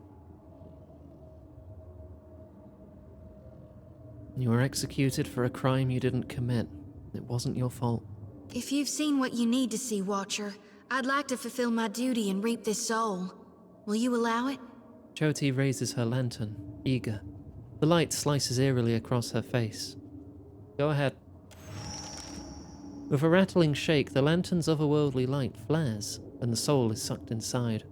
A hard shudder racks Choti forward, and she moans, sweat beading on her brow. Jealous whispers return with renewed malice. The guilt of the damned bears down upon you, an unholy chill that sinks deep into your bones, your very marrow running cold as ice. Unnatural shadows dance in the darkness around you. And thus begins combat. Hang on a moment, though. Wrong button. Since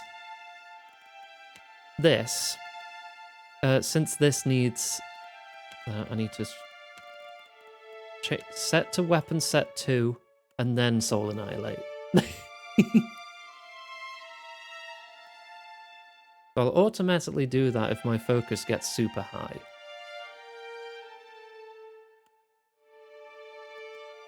But I'll switch back if there's no enemies nearby. Iggy. Actually, if I just let it play, do I switch to gun? No. I just start charging. Oh, they're on auto attack only instead of... Well, there we go, switch to gun. Okay, it does work. I just need to set it correctly. Yeah, everyone's on active AI. You...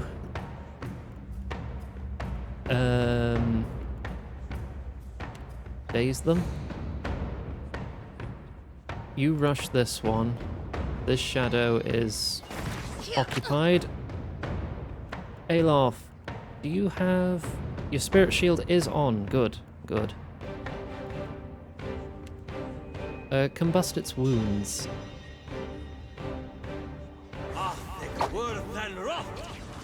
Hit me again? I charmed it. All thick, worth and raw. Oh gosh, even more of them. What am I doing at the moment? Oh, I'm treasoning it again. Cool.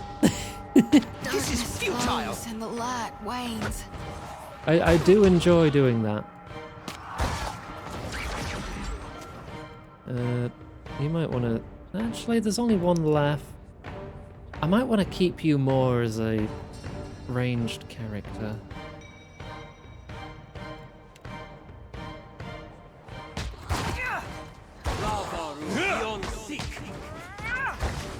Alof got it. Nice. Have you been executed for a crime that wasn't your fault? Call 555 Not a Scam to see if you could be eligible for compensation. Ugh. What can I do you for?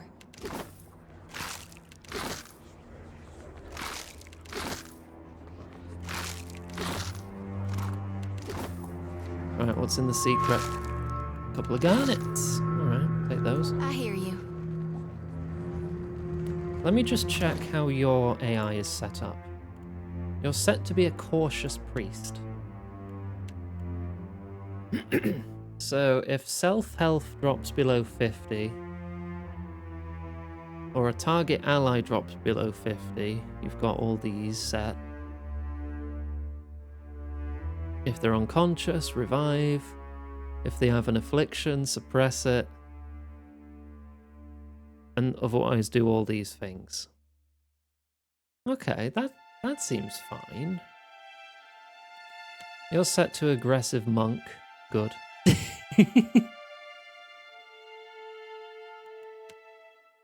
And I'm custom. You're aggressive fighter. You should be a cautious fighter because you're going to be the tank.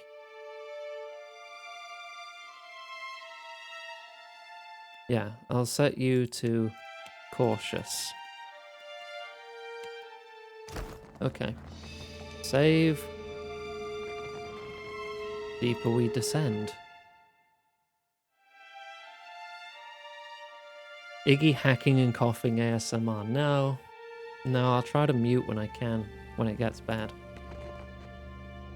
It's only when I'm talking for an extended period of time. It's like my body's just not used to it, because the only talking I do is when I'm bloody streaming. I just picked up a note. Dangerous creatures have made this sacred place their home. If it is Woodacre's will that they remain, it is not our place to disturb them. Further, remember that we are not here as looters. Anyone caught thieving will meet the Strangler's justice. Let Cadwina's death be an example to you all. Inquisitor Lodwin.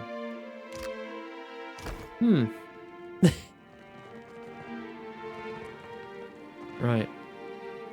Information. Cave beetle. We can deal with that. Oh, wait. There's quite a few. You get that one. You get that one. I'll start blasting.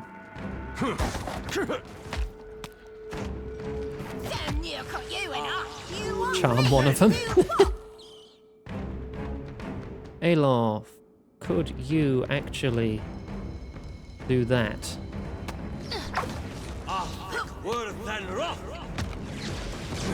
Lovely. I will tear through the mind of that grub. You'll drop a pillar on him.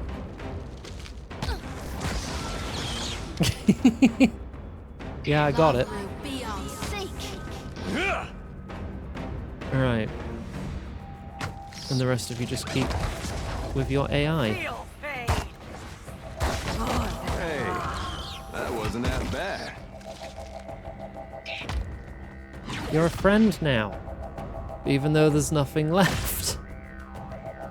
So I guess we'll just beat it up anyway.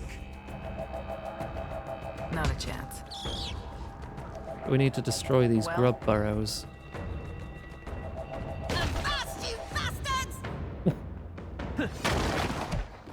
There you go, keep attacking it. There you go. I want these destroyed.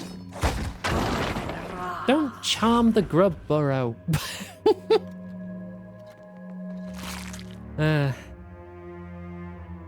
You have a backlog. Wait, you You want to download this and try this again? Is that what you're saying?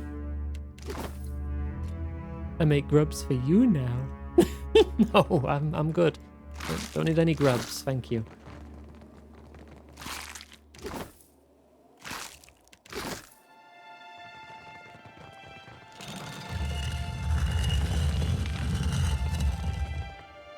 Anything back here?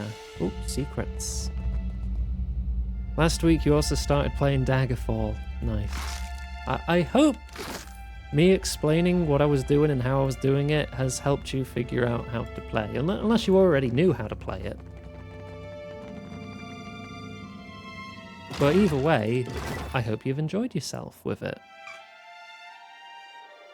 The crush of time has significantly weakened this section of wall. You feel a slight breeze coming through the cracks between the stone. You suspect that the wall will come right down with a little bit of force. Let's not waste a pry bar then. Who's the mightiest Amogus? Adia, knock down that wall. Ow.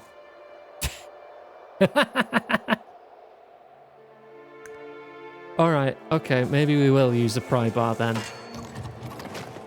You start to put leverage on the pry bar. Abby was just out and has just put a bag of baby bells on my desk. Thank you, Abby. Thank you very much. Oh, we got a sausage roll as well. Thank you. Sausage roll and baby bells. I'll probably have to reheat that later. If you continue, there'll be no way to get out of the way without collapsing the wall on yourself. Oh well, in for a penny. You pull the wall down and it collapses on top of you. Ow. I got it open though. Got it open. Oh, Choti wants to talk. Choti sways on her feet, a soft, low moan easing from her throat. She rubs a thumb over worry-bitten lips. You feeling okay? Sweat trickles a line from her temple to drip from her chin. Her eyes are hazy, far off. Watcher. Slowly she swallows, throat working to bring her voice back, not to keep her meal down. It's nothing but awakened terror. Soon to pass.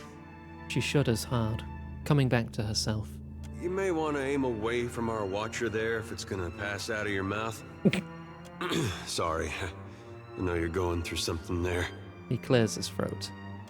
You could call it something, all right. She tilts her head, brow pinched as if she can't tell if he's poking fun at her or not. Do you want to talk about it? Now, there's no need for that. Unless... She juts her chin to the right. You see those shambling corpses too? At her hastily whispered words, the hair on the back of your neck stands on end. You glance around just to be safe, but there's nothing to be seen. Nothing unusual anyway, even in the direction Choti's staring, affixed. What do you see? I see a body of stitched together parts and flayed flesh. It's got 3 heads and 4 stretched limbs. On each of its heads curves 3 white horns from above 3 blind eyes. The beast is big as a mountain, and shambling toward us beneath the sun turns black as slow. Her eyes roll skyward, and she teeters on her heels as if she's riding the cusp of a seizure. The lantern rattles in her grip. She exhales a sigh. I know it ain't really there. Lately, it's been getting worse. Some nights I wake sweaty and shaking. Other times, I'm already awake. I got my eyes wide open, staring down the darkness, watching one lantern after another flickering out. And every soul looks so ripe, darn near rotten with the need for reaping. We can relight the lanterns of hell, given enough time. All is not lost. I sure hope you're right, Watcher. 'Cause if you're wrong... Nervously, she jiggles her lantern, eyes lost in its flames. No, I know you're right. Gon's chosen me. So until I figure out what's needed of me, I'll do my darndest to help you on your path. She lifts her gaze to your face. We'll figure this out together. Shoulders squared, she looks off into the distance. Is there anything we can do to alleviate your nightmares? I'm carrying more souls than I've ever shepherded before. So, I don't know that it'll work this time, but used to be. When the dreams were riding me hard, I'd cleanse my soul before gone. If we stop by the temple in Nekataka, I can perform the ritual. Please, I need the relief. It won't take more than a minute under Gon's statue, that's all. Alright. Okay. I'm going to have a short break while I eat. So I'm going to transition to the BRB screen, and I'll be back in like 5 minutes tops, okay? Don't go anywhere. You can enjoy some clips while we wait. So I'm going to put that on, and I'll be right back.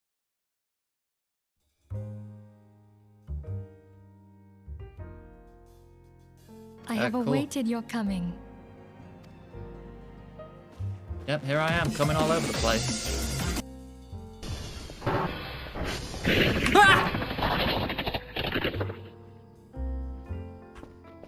You gits! You set up a catapult! You got me! Oh, you got me good with this little guy! What?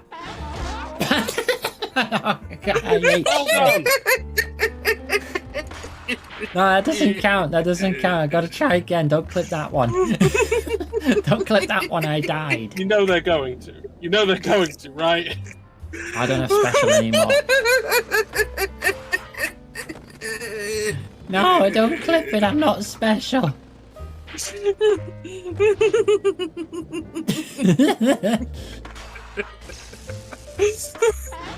Ah, there's the Gmod special.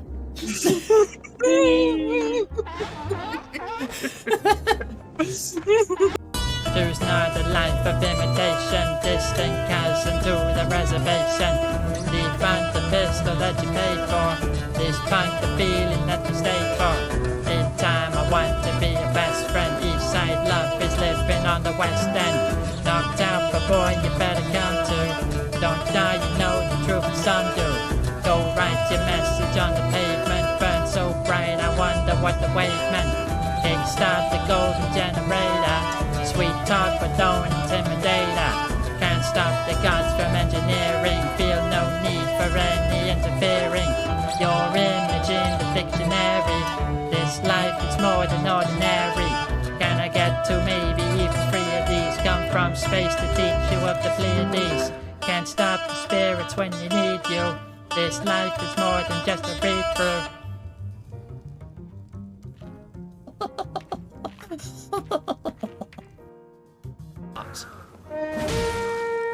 Carry him off the horse. Done.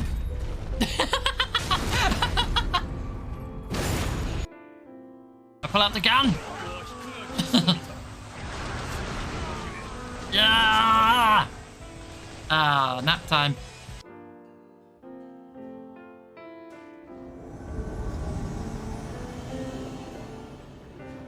The name of the skill. Oh. It's like a 20-hit combo. What just happened?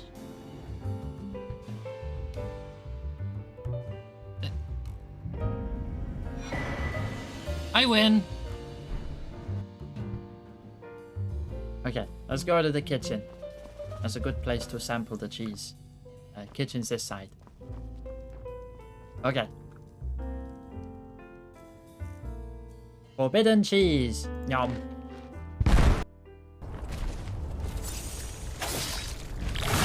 No, that was no chance of that happening.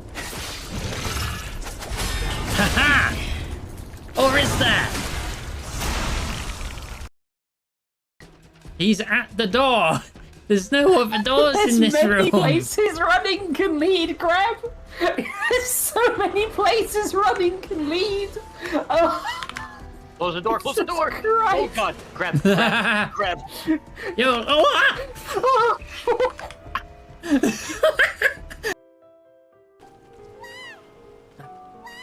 Wah. Wait, you have the same wah?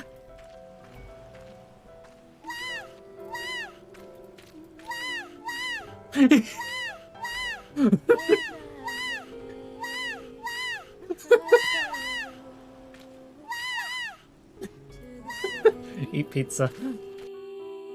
Like something you'd say. Okay. First one.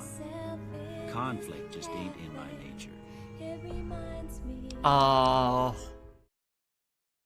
And we're back.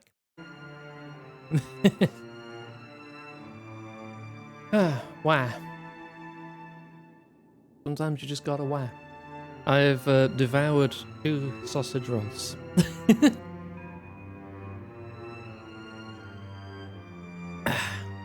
And hydrated. Right.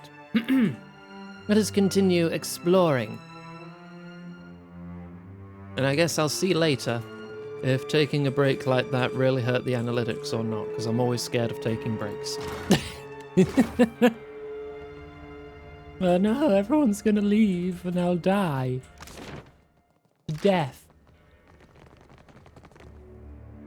Alright, can I get out this way?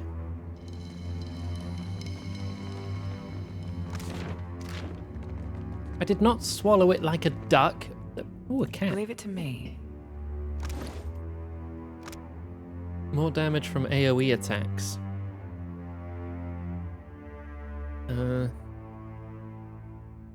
Party members receive a bonus to the size of their AoEs. Okay.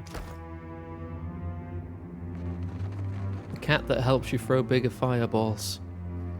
Hey, look, a room where we could do with some big fireballs. A blade in the dark.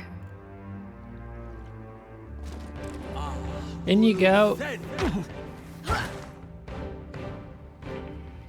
Big old fireball. No run. But if you haven't. Can I re-aim that? Wait.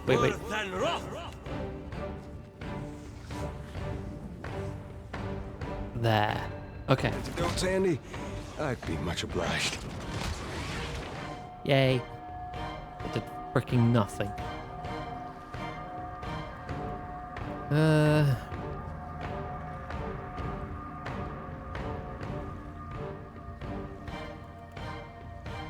Mind Blade.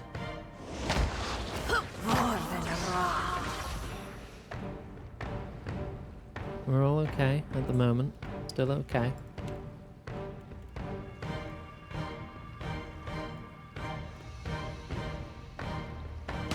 I reap what I sow. Hang on, coming over there to charm you. Bit late now, really.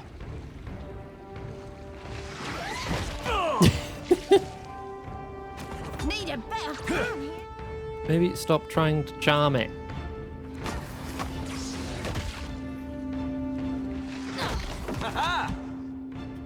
Start shooting it. No, stop trying to charm it. Okay, I do need to change my behaviors a bit then, don't I?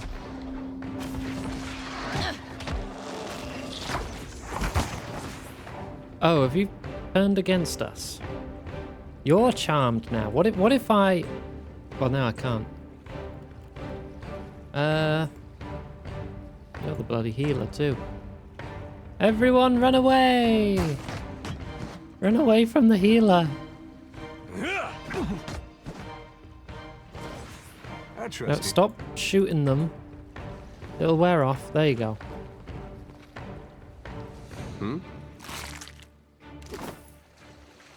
Okay.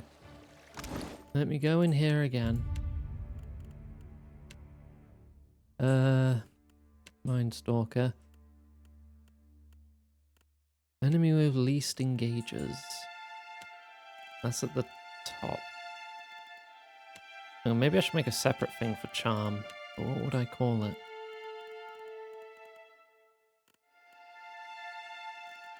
Stuff to do about the target.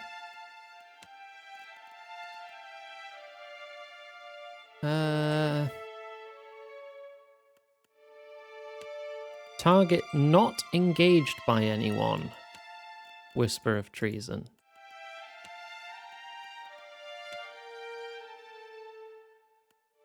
And then remove it from there. There we go. Let's try that.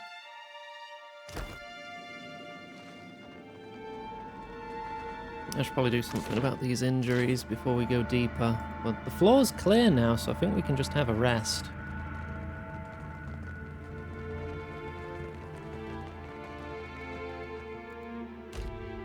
Egg. Rest with egg. Aged shark meat. Resistance to constitution and dexterity and might afflictions. Yeah, you're getting shark meat. A fried ugly. I made one of these. Con, resolve, plus area of effect. Alof can have the fried ugly. The forbidden flesh pie. No, let's not do that.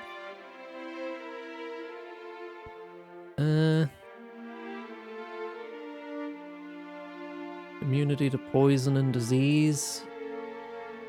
You can have that. I'll just eat more nuts, I guess. Just chowing down on some nuts. Perception, resolve, intellect.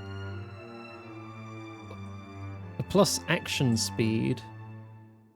I would...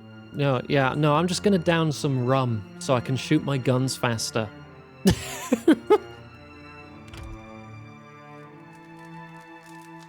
What could possibly go wrong?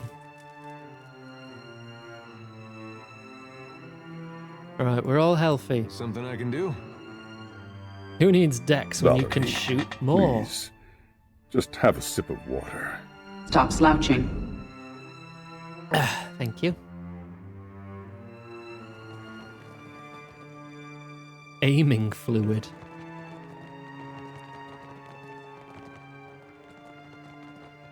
I mean, if anything, I'm aiming worse, but I am shooting faster. That looks like a big ritual room. Let's try the side room first.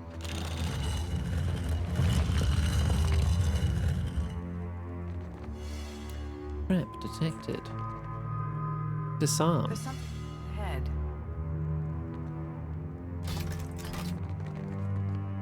I'll see it done.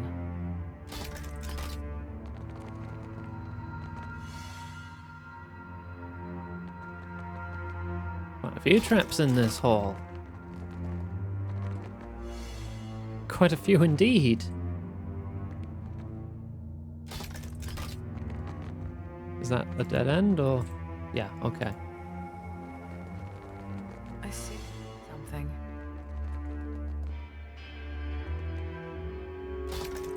There you go.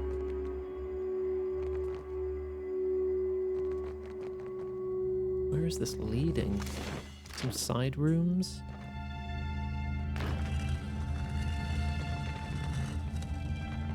I think I just opened this room. Caretaker's quarters. A pestilent rotgast. Oh, that sounds lovely. Real quiet now. Information. Right. Now, smack its shit in. No prisoners! I will shoot it with a blinding strike. There's a one! They're all approaching there. Alof, you're going to do an empowered fireball on that mess.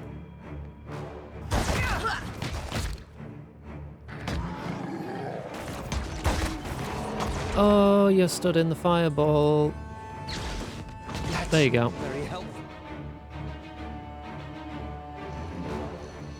I will now switch to melee. And destroy this one's soul if it has one. Avast, you bastards!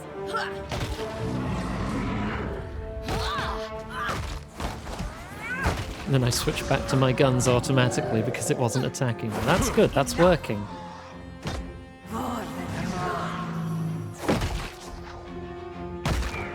And kaboom. Yes. Oh, the iconic projection still hit me. Cool.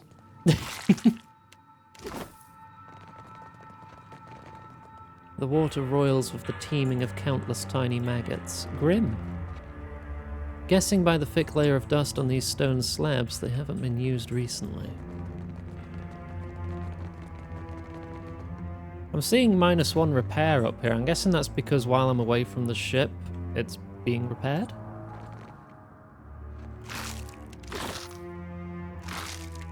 Which is nice.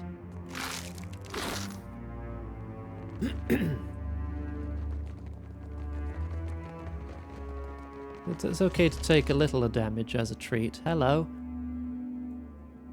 What's going on? By decree of the queen that was and the will of the Steel Garrote, you will meet justice. Kneel, Oswald, and be tried for your crimes. Wait! I can pay you. I can make you all rich. Just let me go. Your Let me bribes go. fall on deaf ears, All right. Oathbreaker. We seek... We're gonna go in there, pretend to be judges. Only to Pretend be exact judges Wodaka's and justice. say this is an illegal trial, and now they're on trial. Yeah, alright. I'm with this plan. Hello. As you enter the large chamber at the bottom of the pyramid, you notice a sizable group of well-armed people dressed in raiments of the Steel Garrote. In the center of the group kneels a man bound at the wrists. He looks around wildly. His eyes widen when they fall on you. Before the kneeling man towers an imposing woman, her face obscured by the severe lines of a Woodican mask. You intrude on the deliberations of the Court of Wodaka, outsider. Choose your next actions carefully, lest the queen that was turn her gaze to you as well. The man on the floor is an elderly elf clad in dirty clothes, his face contorted in the expression of a cornered animal. Oh, thank the gods, please! Get me out of here, they're mad! They're all mad! They mean to put me on trial for oath-breaking of all things. They say I betrayed the Idiran Empire, but I haven't been back there in over 100 years. Be silent, or I will make you so. The Inquisitor snarls at Oswald. State your purpose now, or die with him. I'm just here for the show.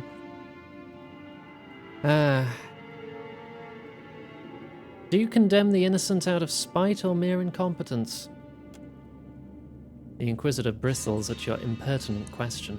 She grabs her sword hilt and begins to step forward, but stops herself, suddenly uncertain. Her followers share pointed looks with one another and say nothing to challenge or defend her. Explain. Leather creaks as the Inquisitor's hand tightens on the hilt of her sword. I'm a watcher. I've conversed with the tortured souls that met your justice. Not all were guilty. Ah, the Watcher of Cadnua graces our presence. Your deeds are well known to this court. Yeah, that's me. Hi, I killed a lot of your order. Those that attempt to lie to me find I am not easily fooled. Tell me, Watcher, how many of these souls do you claim were innocent? 1. She stares at you intently for several moments, her eyes as unreadable as the mask that hides her features. Even should you speak truthfully, you must see the wisdom of these proceedings. Imagine the greater good achieved by dispensing the reckoning this filth deserves. Would you prefer these monsters walk free at the expense of the truly innocent? And who holds them accountable for serving the greater good? Who ensures they do not become the same as those they hunt? Theos also believed he was an authority unto himself, and he wielded that authority to the detriment of many, many people. Adir gives a nod and a wink. Yeah, fuck the leaden key. A mass murderer lecturing me on justice. Oh, that's rich. I pray your soul learns from your mistakes on its next turn about the wheel. Uh-huh. Yeah, I'm gonna kill you all now. Still in stealth. I'm gonna stealth empowered by blinding strike that guy. You I want over here. You I want dead ahead. Okay, you get that one. You get that one. With an empowered knock-up. You're getting your shield ready.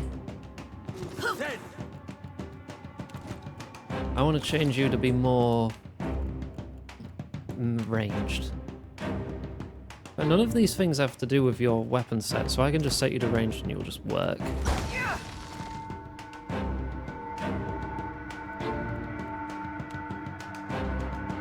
Oh, you paralyzed them immediately. Cool. Oh yeah, try and charm him.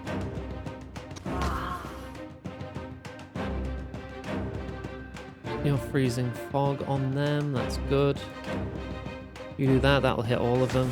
Hopefully this hits. Good, he's charmed.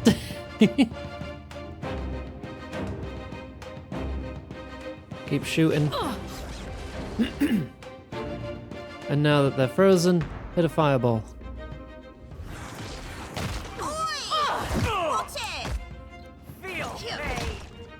He's no longer charmed. Switch. Eat that man's soul. Oh, didn't kill him. Not as powerful as I thought it would be.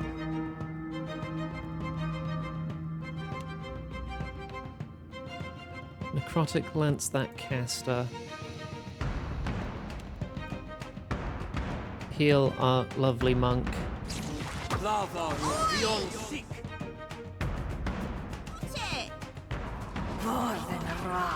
Get another shot off.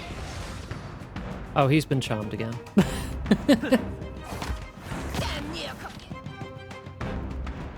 You cast your AoE. I should get closer. Yeah, now cast it.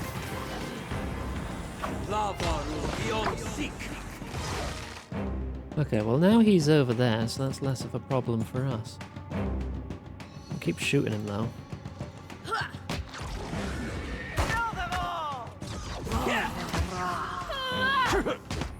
You doing okay? Yep, you're doing okay.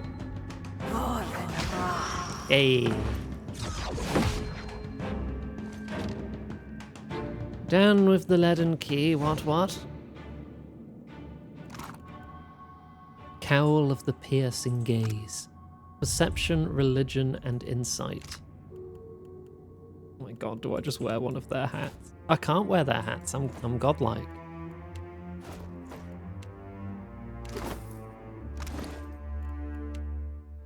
Your hat does nothing. You can wear this hat, but I will hide it. Because religion and insight are things you do, I think. Right, where'd the fella go? Hey, sup? I owe you a debt too large to repay, stranger. He wrings his hands and gives you a shaky smile. How did you ever find me all the way out here? Did Inalis send you? I wasn't looking for you at all. Whether by providence or chance, I thank the gods you found me when you did. Those steel-garrote zealots have been after me for decades. Good riddance. Do I ask to be paid? No, that's not like me. Right, now that you're safe, I should get going. Wait! Don't just leave me here. How am I supposed to get off this cursed island without a boat? Maybe I could join your crew? All right then. Thank you, my friend. I owe you a debt twice over. He gives you a toothy grin and stands a hand's breadth taller. New crewmate! Hooray! Oh, you just know how to get out of here, do you? Okay, bye. Right, he's a helmsman and a navigator. Alright, you're now the navigator. You're the navigator, you're the cook, the surgeon is injured, that's typical. You're also part surgeon, so how about you become the surgeon? There you go. So now he gets a slightly increased heal rate. Yeah, I need a backup surgeon to treat the surgeon when they get injured. Should have done that earlier, shouldn't I? Fan of Flames, adherent dialect book. Yes? statue of Woodacre. Big.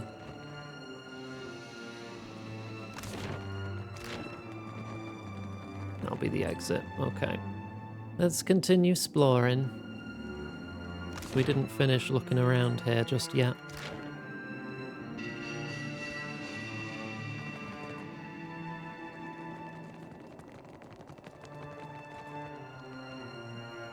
Could be. Ah, ooze. Not of the oozy variety, Valerie, unfortunately. Please. Have a Just sip have a of sip of water. water. Stop slouching. Thank you. Oh, we're not done yet. Why am I running into the goo? Get out of the goo.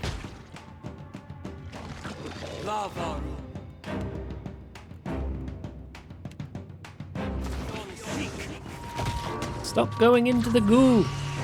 Shoot that one.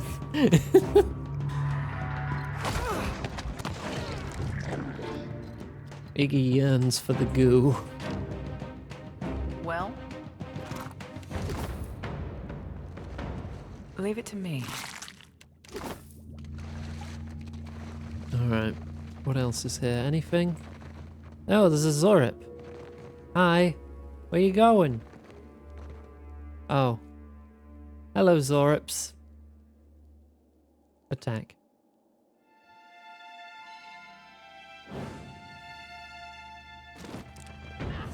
That's a lot of Zorips. This seems like a very, very ideal situation for a fireball.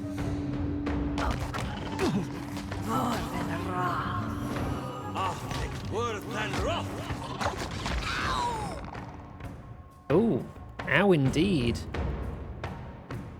Second wind.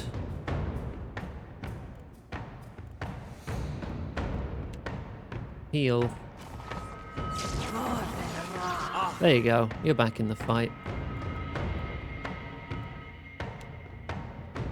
That doesn't hit 2. I'd rather it did. Barbs of Condemnation. Sure, just do that instead. I'll try and charm this one. Never mind. You immediately went to go punch it. Goth? Goth time.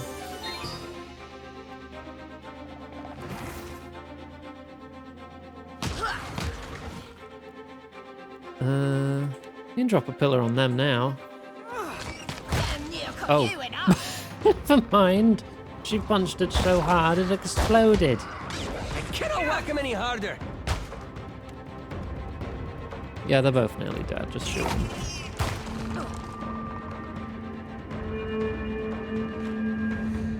I'll see it done. Lovely. My treasure. That looked like drugs. Was that drugs?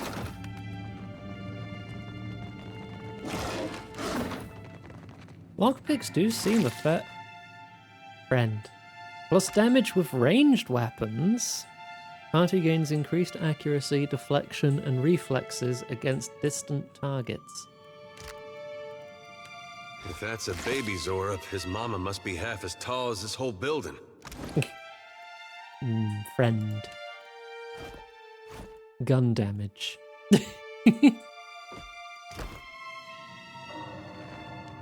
Iggy. Pocket dragon friend.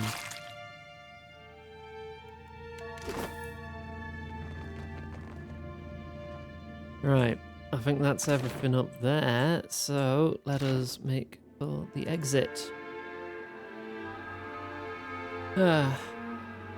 You forgot you had the say something box open. Yeah, well, you spent it now, haven't you?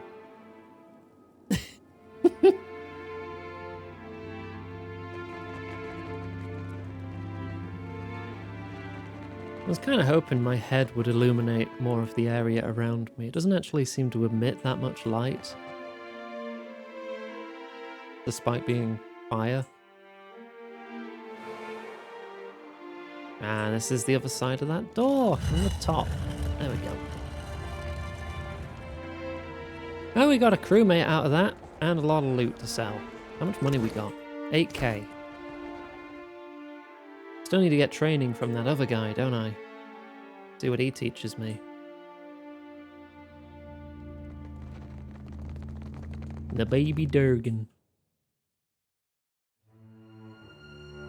Shave and use the... No, not reflective. It's literally on fire.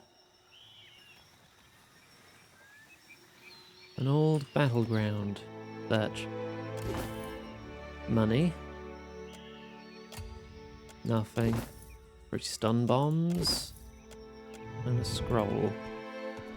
Anything else down here? No? Alright, back to the ship. I don't get to name this island, I guess.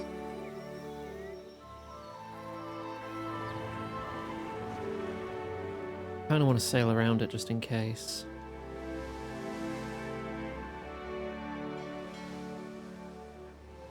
Nah, that is the whole thing, isn't it? Derelict ship. Save.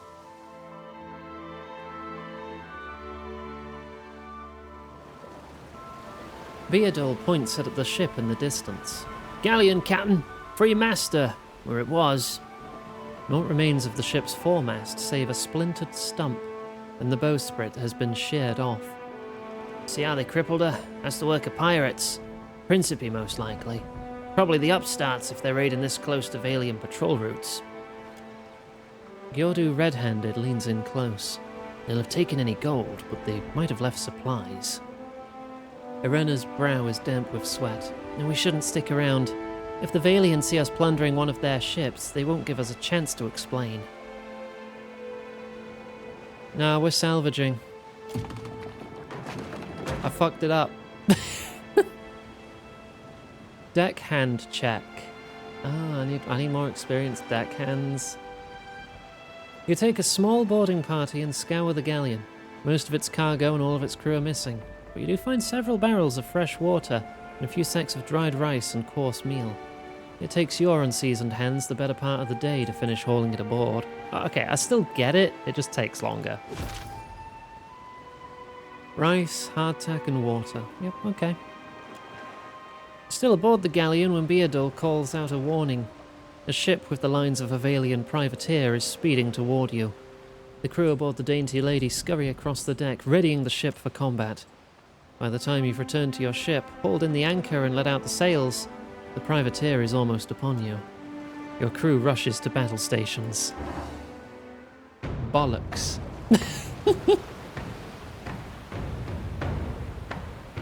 Level 9? Okay.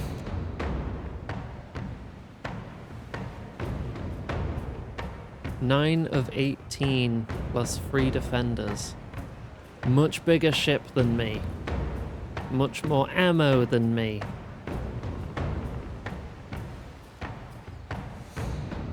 Close the board immediately. I will take this damage.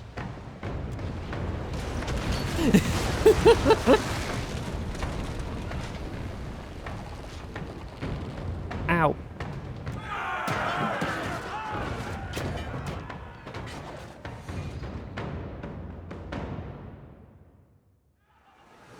Hello.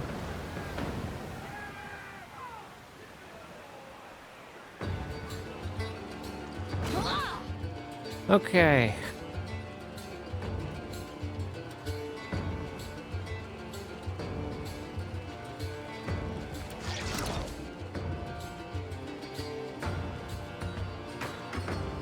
Charm that one.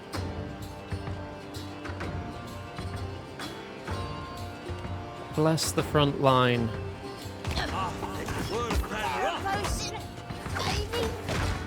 How are you nearly dead already? We've just started.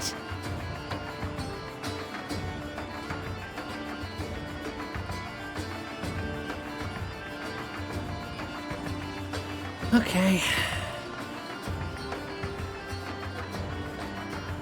Well, I didn't charm him, unfortunately.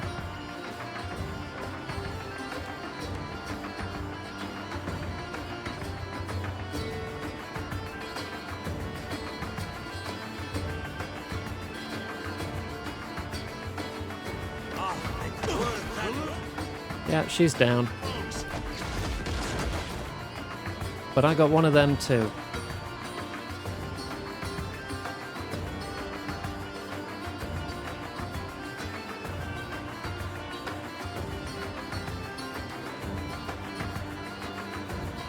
Actually, make that empowered. That's not very helpful.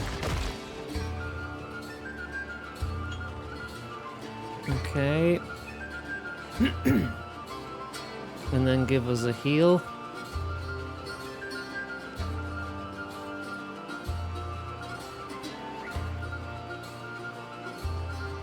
Switch weapon. Empowered Soul Strike. Can't make a dent. Okay, he's down. You consecrate the ground. I will blinding strike the priest.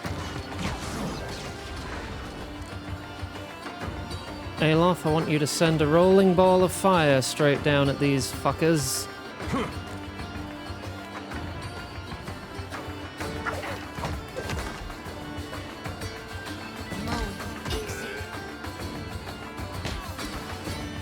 Right, and I'm going to start shooting them.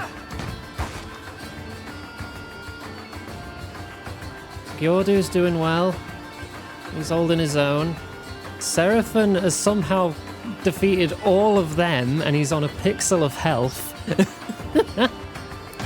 He's about to get shot down, yeah. Rolling ball! How about another?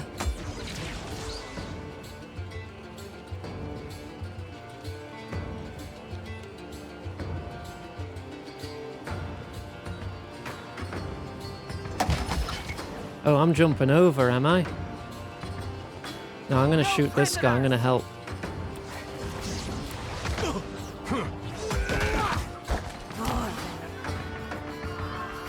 Right, I'm charming someone. Yep, he's on our side now. Mind Blade the Cypher. Yeah, we've won. We've got this. They can die if they get enough injuries, yes. I think if they roll a 4th injury, it's just dead. Okay, the charms are wearing off.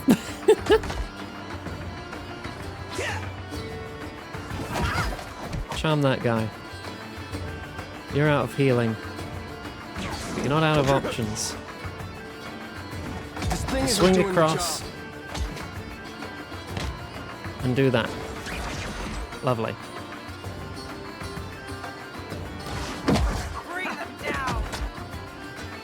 We're all focusing Radolf now. Their captain is down. They only have one dude left. Get over to him before the charm runs out. Knock him up.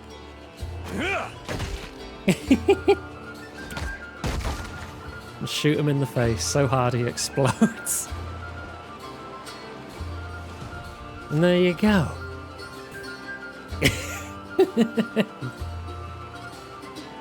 So many levels and ranks. Lovely. And loads of loot.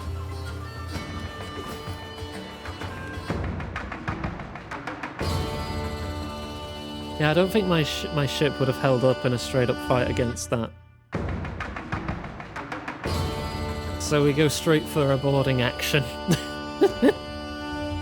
Right. No one else is injured. Also, level 2 cannoneers, level 2 deckhands, level 2 helmsman. Big Mouth is still injured, so he didn't level up. And you're not doing anything, so you didn't level up. But hey, that's pretty good. Level 2 cook with Mother Sharprock. Oh, we got quite the crew going now. Alright. Save. and make for Nekitaka for like the millionth time. See if we get distracted again or if we're getting there now. We are repairing over time, we're good. Oh, this is a big island. The fog rolls in. Gwa? Oh no, it's not going to be the haunted ship, is it? Out of nowhere, a heavy fog rolls over the ocean, so dense that you cannot see more than a dozen feet out from your ship. With the fog's arrival, the winds die, the waves calm. And the dainty lady is left aimlessly drifting. The only sounds those of the hull groaning as if in dread of what's to come. Eerie green light pierces through the fog as the silhouette of a massive galleon approaches. Black sails, though tattered and rotting, catch in an otherworldly wind, slicing the ship forward at a rapid pace. The captain, a skeleton outfitted in tarnished armor, with glowering eyes, surveys you from the quarter deck of the decaying galleon. She wraps two fleshless fingers against her chest before pointing right at you. What the goddess of death has marked, I will leave untouched. She nods solemnly once, then with a tilt of her skull steers the ship away. As the floating hangman turns, several undead sailors shamble across the deck, hungry for a look at your crew. They scratch at the chipped and rotted sailing, heads rolling on their exposed spines. The ship disappears back into the fog. A few minutes pass before the fog fully dissipates and the winds pick back up, rustling your sails. The sea is clear, empty. The other ship is nowhere to be found. Alright.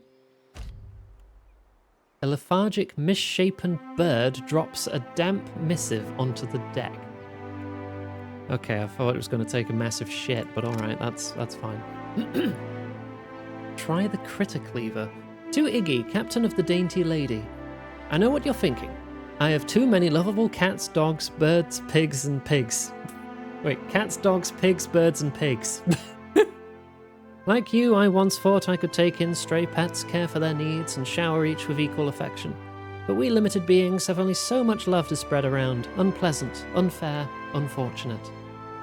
That's why I took it upon myself to optimize affection and curtail my creature care. I bring you the Critter Cleaver. The Cleaver is a handy ethics-free apparatus yanked from a genuine Ingwiffin dig site and restored to glorious functionality. Simply slide your favorite feline down one end and let the Cleaver do its charm. What? The best is yet to come. See, the Cleaver remembers. Stick a white bird in there, it remembers. Purple pig, it remembers. It even remembers your pet's strengths, weaknesses, and favorite places to poop. Now, your furry friend isn't just going to slide out the Cleaver's business end same as it went inside. No, they come out different. Better. Sometimes. That's where it gets fun. Combinations. Want a bird to think like a pig? Want a cat to think like a different, better cat? The Cleaver provides. You'd be doing me a favour of epic proportions if you gave the Critter Cleaver a whirl. Once folks see you using it, everyone will want a turn. I've moved it to the far wall of the dark cupboard, which is at Pariki's Overlook in Nekitaka. You can find the Cleaver just due west of the Wooden Fella. A friend and fellow animal lover. P.S. I fixed the insert receptacle so that it no longer accepts Orlands. And gave it a good scrubbing. You're welcome. An Orlan went in there? Should I be worried? Because I'm worried.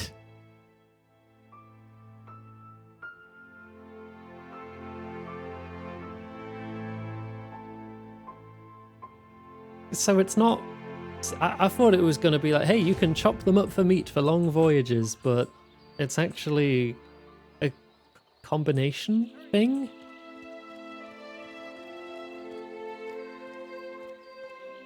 Oh, here we are at Nekitaka.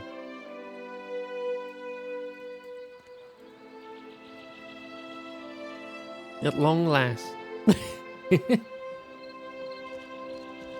Only took another 2.5 hours.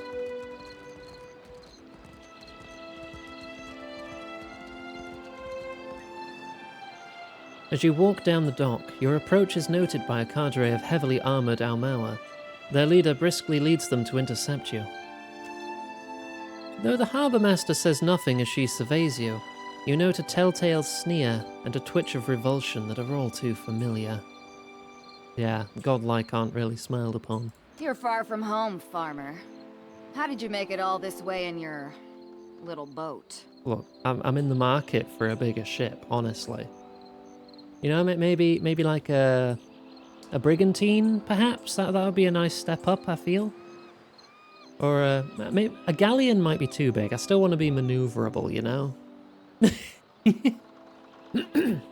Give me a royal sloop from Sid Meier's Pirates and we'll be set. That thing fit 20 cannons. The Armour cranes her thick neck to look along the hull of your ship. Her expression conveys equal portions incredulity and pity. Why do we gotta be farmers just because we're from Deerwood? Are you a farmer? Yeah, but you can't just assume. We got rabble-rousers too.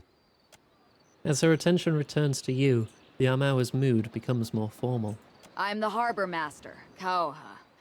I must ask your reason for docking in Nekataka. Carrying the finest hay in all the Deerwood. Bales of it, so many bales. I've seen enough laden ships to know how one sits in the water. Your ship cannot be carrying more than your crew and provisions. I'm selling these fine leather jackets. Tell me the real reason you're here, or we'll put you back on your ship and tug you out of the harbor. I don't think your ship could even sail beyond the reef in its current condition. I repaired it. The women and men behind the harbour master nod in agreement and look to you for an explanation. Deep within you, you feel an uncomfortable roiling. You can't be certain if the sensation is physical or spiritual, but it immediately induces nausea and fills your ears with the sound of blood rushing through your head. Cutting through the din, you hear a familiar woman's voice speak. Each word comes slowly, falling with what sounds like the chiming of a small bell. Show them. Okay, Bereth, fine. Show them what you are. To the guards, shut up. To Bereth, shut up.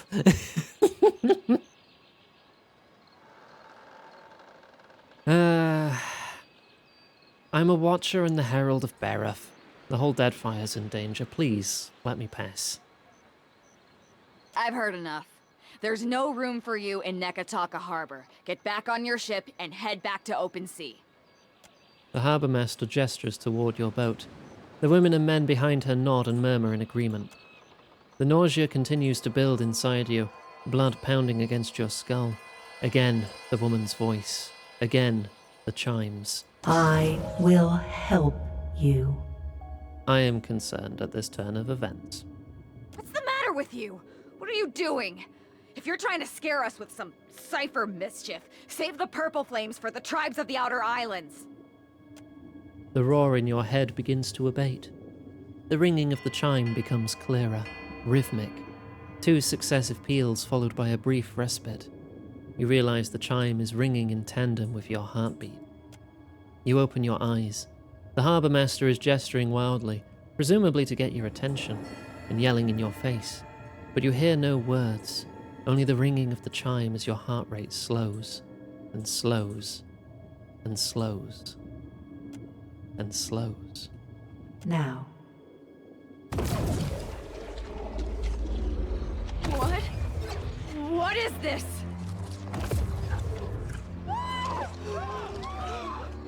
Are these the spirits I've helped?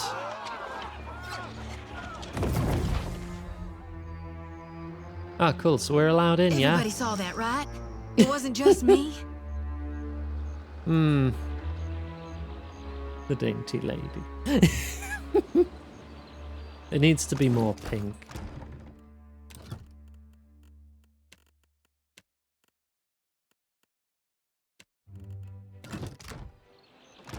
Text is too hard to see there. There we go. It's pink. Sure. And no one's gonna mind if I take this stuff then, yeah? I just scared everyone off with ghosts.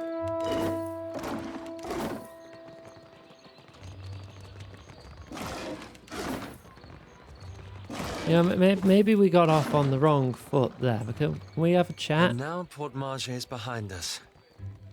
I thought this would be a relief. Pelagina's here. Watcher. Hi. Tiverus. Is it really you? It's really me. Hey, I know those feathers. Pelagina. It's been ages. But what's happened to your armor?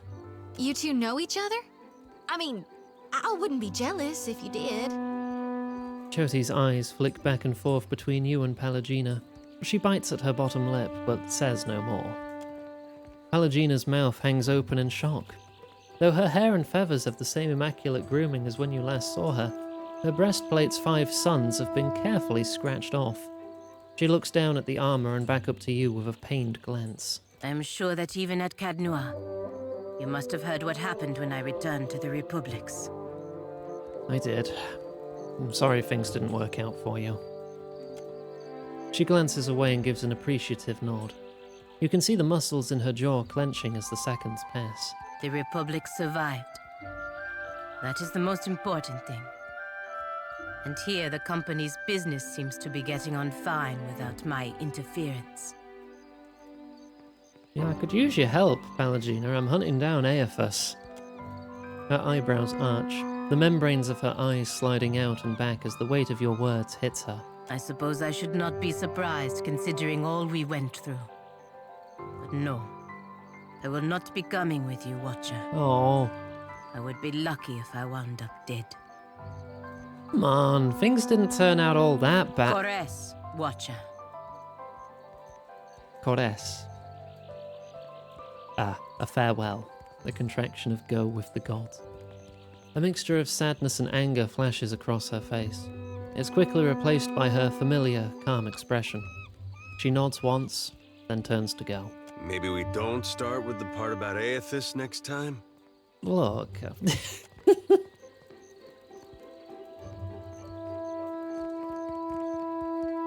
Yeah, maybe she'll come around. Something I can do? Maybe. Who's this fella? Need a fresh jacket or pants? Something more delicate? If you have a frame, I can fit cloth to it without fuss. A jacket of pants. Take your time. I'll give you space to browse. One's cover. Steeled in darkness. During nighttime, this aura grants all nearby allies, not the wearer, a bonus to stealth and resolve. Not the wearer. Does it give anything to the wearer? I don't think it does. Well, I've got some stuff to sell.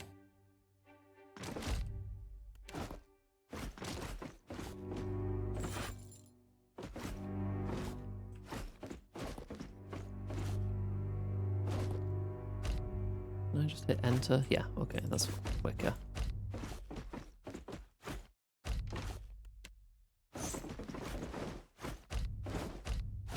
There. There's another grand for me. Oh, a bit more.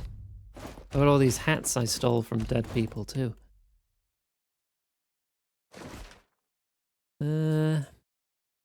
Probably not going to be much for scrolls.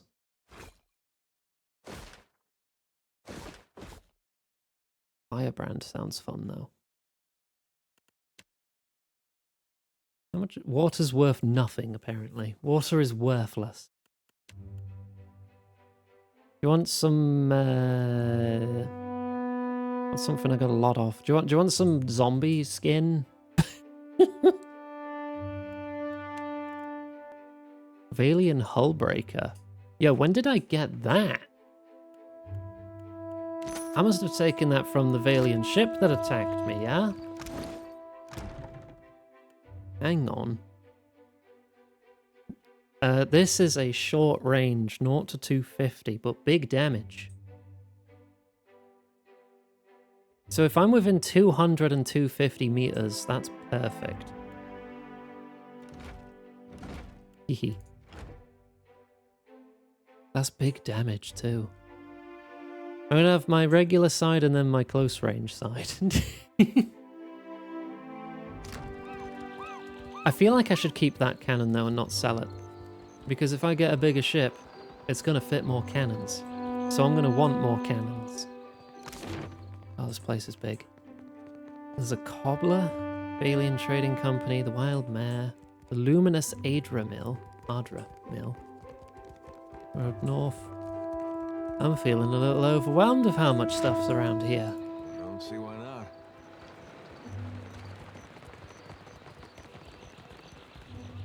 Yo, is this fresh free? Thanks. Dog, dog, dog, dog. My dog.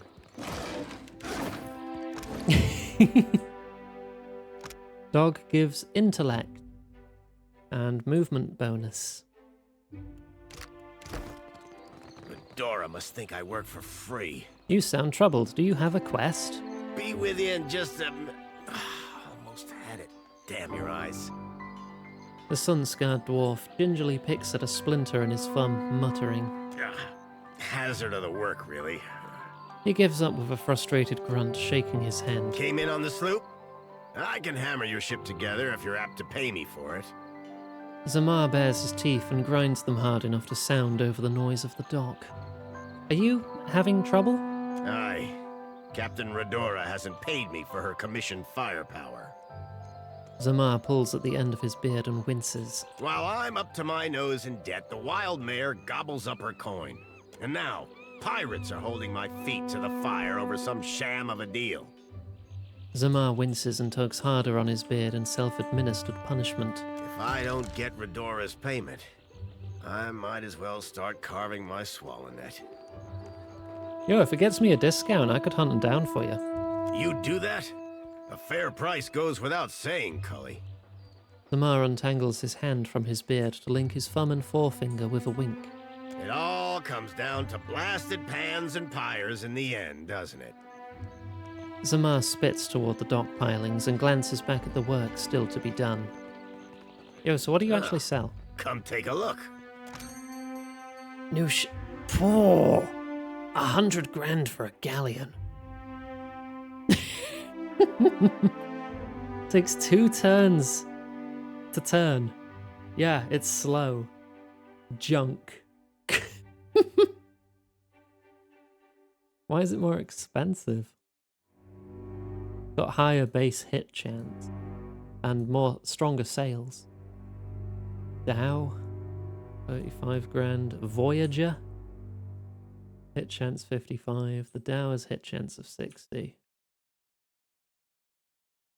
Mage weave seals. Seals? Sails. I need to get more money. Adir channel gun. Hognose, Thunderer, long gun. That's a snipper. Double bronzer. Yo. Just a double barrel cannon. I want a double barrel cannon. Okay, that's what I've got equipped. Oh no, I have the Carvel hull equipped. This will give me +5 health. A steel anchor, more combat speed and travel speed. Lanterns increase travel speed, combat speed.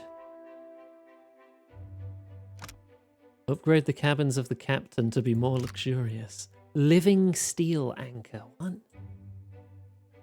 Magranite fire thrower. I can put flamethrowers on my ship.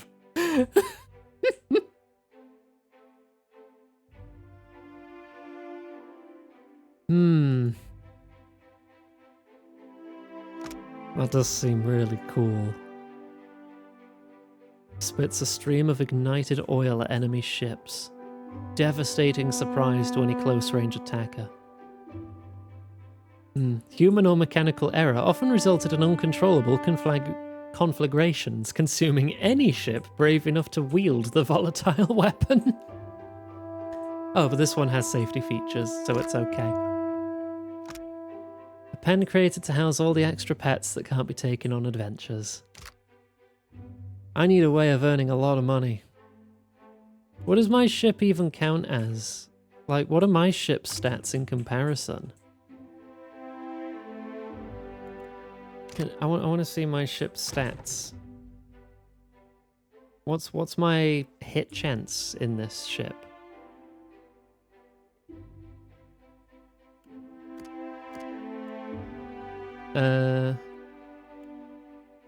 Triumph of Radolf and Tequila.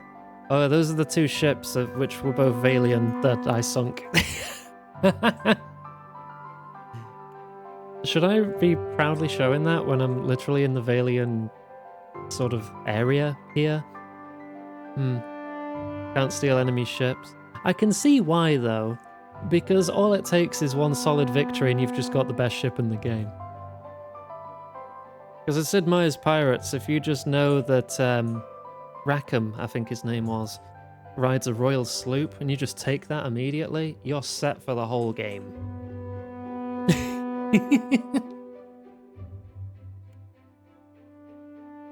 Seriously though, where's my hit chance? I just want to know what my hit chance is in this goddamn thing.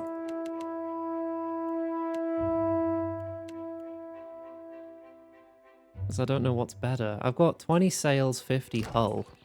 I can tell that much. What can I do for... 2560. So that must be an upgrade. Right, they probably start you off with the worst ship.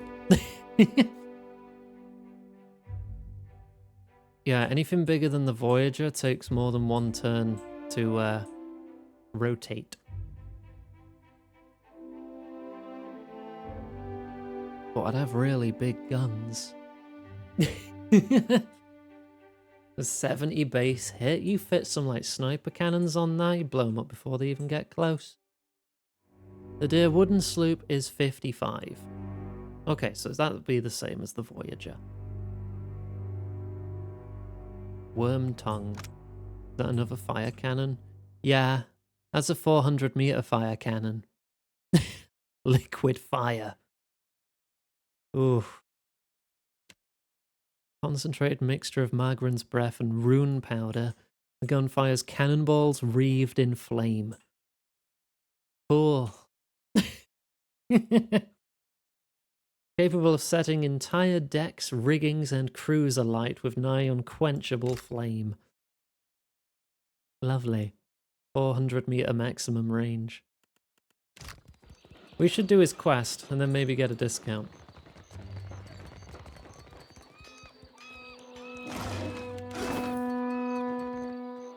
Yeah, I love pirate stuff. Strong musky animal smell clings to the straw bedding. That must have been where that dog was sleeping. Even crew are set on fire. Everyone is on fire. Glorious fire for Magran. And, well, because my head is on fire, it seems appropriate that I would use a lot of fire. Valera Estate. Back alley. Dockside arms and armor. Might as well just have a wander through everywhere. There's probably quests to find or items to steal.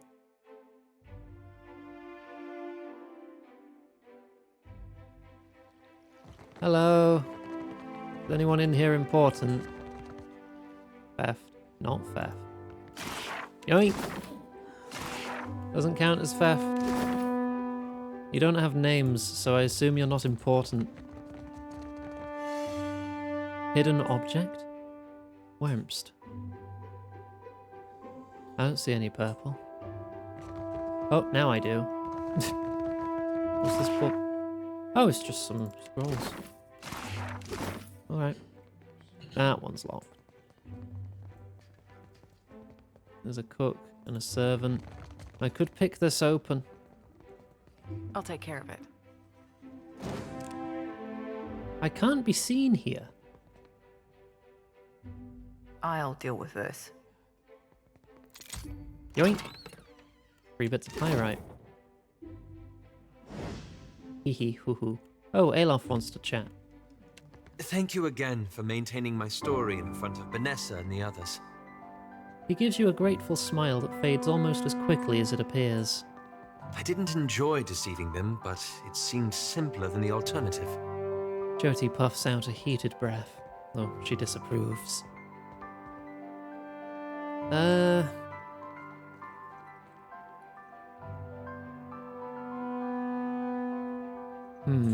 I don't have a funny reaction. And lonelier. You seem to care for them, but they didn't really know you. I'm working against one of the most secretive organizations in all of Aora.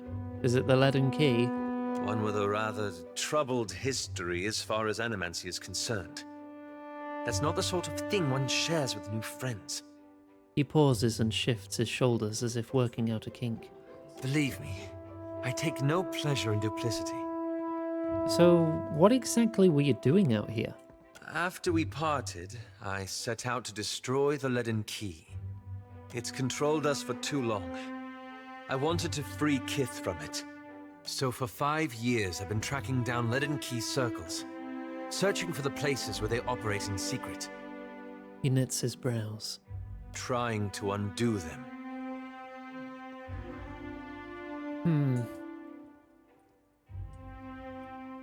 Make sure they can never again commit an atrocity like Waidwin's legacy. He gives you a wan smile. The task has been more difficult than I anticipated. How so? I don't think I fully understood the weight of the decisions I would have to make. Or the burden of living with them. It was much easier when I only had to follow someone else's lead. My father's, Theos's, yours. He glances at you out of the corner of his eye. Is there some way I can help? I wish I knew. After we defeated Theos, I thought the hard part of undoing his work would be tracking down the Leaden Key's members and operations. Look, I'm nice to my friends, okay? But... Perhaps this would be easier with an example. I went to a village in Old Valia. A run-down backwater of a place. If you start the game after betraying Hylia, you get a bird shit hull that hurts your travel speed. I still don't know what I'm gonna get for betraying Gallowayne, and I don't want anyone to tell me. Because I assume something's gonna happen at some point. Aye, right home like it was. Alof's expression shifts as Isilmir briefly emerges. Centuries ago, the Leaden Key had intervened to end some heretical cult. The details were lost, but what had endured was a practice of ritual bloodletting. A gruesome, pointless tradition. He grimaces. You got an eye for charming little towns, I'll say that much. At every full moon, the villagers would feed the soil with their blood. No one, young or old, sick or hale, was exempt. Well, you helped them, right? That's where it gets complicated. He frowns at his interlaced fingers. The village priest administered the practice. Grim old fellow. Reminded me of Theos. He raises an eyebrow at you. Wicked el bunbag, 'tis what the lad means. He was a tyrant.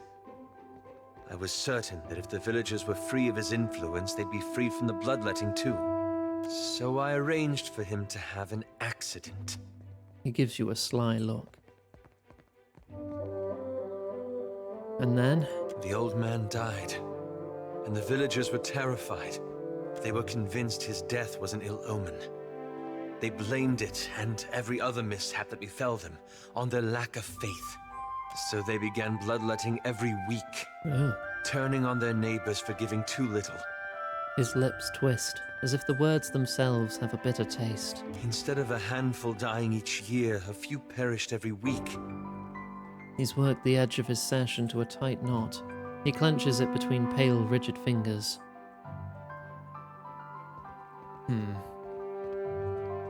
And now you feel responsible? I had to do something, didn't I? He turns to you with wide, anguished eyes. He pauses again, untwisting the sash at his lap. I keep wondering what I might have done differently, or how I could have known better. Don't dwell on it, you'll paralyze yourself. I suppose so. Thank you. It's a relief to share this burden. You've given me a lot to think about. You still haven't told me what the Animancers have to do with any of this. Ah, that. He massages his temples. I'm looking for an old Leaden Key sect. I found several references, but... He breaks off, shaking his head. I want to be sure. Please, let me go over my notes again. Then I promise I'll tell you everything. Alright, we'll talk more later. I must say, our adventures together have been a welcome change. Is it already of pace. later? Alof approaches you, looking more at ease than you've seen him in a while. Oh, careful, you'll make me blush. You know what I mean. He laughs. When we first met in the Deerwood, you were struggling for your sanity. Now you're fighting for your soul. He pauses. I can't imagine the weight of that burden. And yet you've borne it, and more remarkably. Well, you're holding up pretty well yourself. I'm glad it Oh gosh, Chunky and Funky, thank you for the raid. Well, come on in. What were you playing? What were you playing, Funky? Let me know. How'd you get on? You have a good stream? I hope so. Yeah, shout out for Chunky and Funky. Definitely go give a follow. If anyone with the raid is new, hi, I'm Iggy. Any all pronouns, big gay lizard maid. Often joined by my co-host Greblin, who plays more chaotic games, whereas I tend to lean more-ish to story-heavy stuff. So we're playing through Pillars of Eternity 2 today. We do have a little raid trailer to get you accustomed to what you're in for.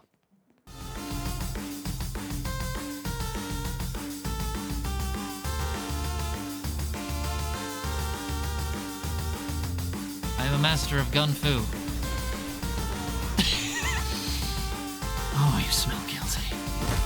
Whoa! Oh my god. Ooh, funny rock. Touch it. Lick it. Put it in your mouth. I love weenies. Fire! Oh dear. Oh dear. I thought we said controlled burn. I may be very gay.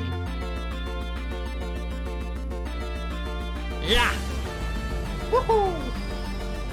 Uh-oh. Yeah! Die! See? Ow! Deja vu! I've just been in this car before. Ah! So you can't get me now. Right? Whoa! No! Hello! Grab smash! Whoa! He knocked his whole body off! Consider yourself pregnated. And welcome back. I'm currently halfway through chowing down on a baby bell. There's a baby bell break during the raid trailer. But yeah, Funky, thank you very much for the raid. I hope you have a lovely rest of your day. If you need a raid and run, look after yourself and stuff, feel free. That's fine, we'll talk later. Okay, I read my notes. That's basically what's happened here, yeah. That puts you in a position of incredible influence. I've known you to be a person of rare kindness. I mean, I try to be kind. He gives you a warm smile. Still, I'm pleased to see that you don't take your responsibilities lightly. Circumstances put me in a position to help others. If only more people thought as you do. Yeah, if only. I hope you'll remember this in the days to come. He gives you a thoughtful nod. Oh. So I think that was actually just a your relationship has improved conversation rather than his plotline conversation. Yeah, because we're at 1 now.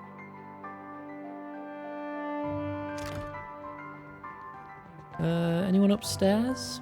Any loot upstairs?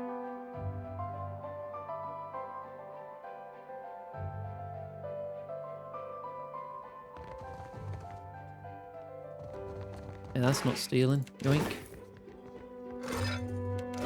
If it's not marked as stealing, it's going straight into my pocket. Hello. Oh, that's all stealing. Okay, but you guys are named. Hi. Ah, a new face in the Valera halls.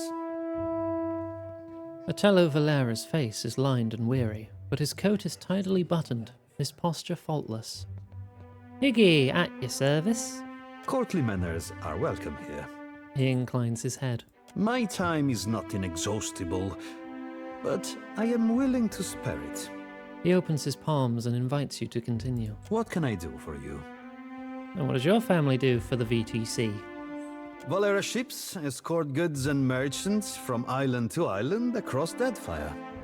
The Principe dogs show us their stern whenever they spot Valera colors on the horizon. Let's not mention the two I sank. A new face to the Valera halls. And aren't we all so excited to see you? Martino Valera grins from ear to ear. I always make time for chatter. Say what you will. And what do you bring to the household? Is drama an acceptable answer? His grin widens. I make sure the wine cellar is stocked, and that sons and daughters alike know how to carry a blade. Well, good for you. I'm going to see if I can steal stuff from the other rooms. Yeah, no, I'm stealing. There's no use trying to sugarcoat it. I'm literally thieving right here. Leave it to me. I'm a filthy pirate through and through. Coral snuff? Oh, more drugs. Native corals crushed into a fine powder, mixed with gunpowder, then inhaled through the nose. I don't think you should be snorting gunpowder, so I'm doing you a favor by taking this off your hands. Chonky gifted you Red Dead 2. Yo! Yes? That's awfully generous.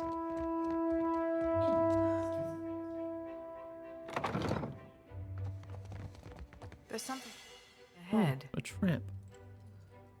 Trap detected. Lock difficulty 5. I could close the door behind me. And then take everything that's not nailed down. I think I'll come back for that. Come back for that chest. Played it on PS4. You're excited to see how it is on PC. And mods. Of course, mods.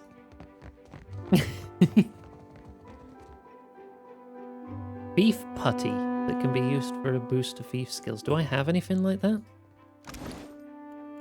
Would that be under potions? Lotions? Reflection. Oh, +2 mechanics. I do have some. I have quite a bit of it, actually. Well, I guess it's time to do drugs. The most popular mods, probably some like unofficial fixes, maybe some reshades, and then titty mods. There's always the titty mods. Nobody can escape them. Not exactly my area of expertise. What, closing a door? What can I do you for? What is it? Is it because my dragon's in the way of the door? There we go. Right, okay. Of course. Allow me to quick save and get high as a kite. Actually, what am I using here? This clay-like unguent smells of lilac and chalk. When applied to the wrists and hands, it both steadies and quickens the body and mind, making subtle or delicate tasks simpler. Though there exist myriad legitimate uses for this concoction, its association with the criminal element tarnishes its reputation across Aora. Oh, so it's like a hand cream that steadies your hands? Alright, that's not really that dire. I was expecting it to be some horrible drug I shoved up my butt or something. No,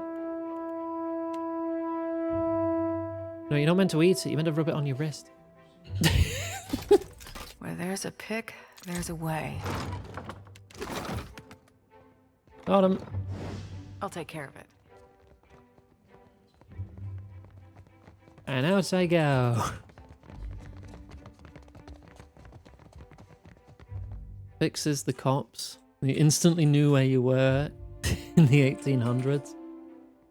Yeah, I mean, I can imagine they're made like that in the game for balancing reasons. Because otherwise it's still shut up, Abby.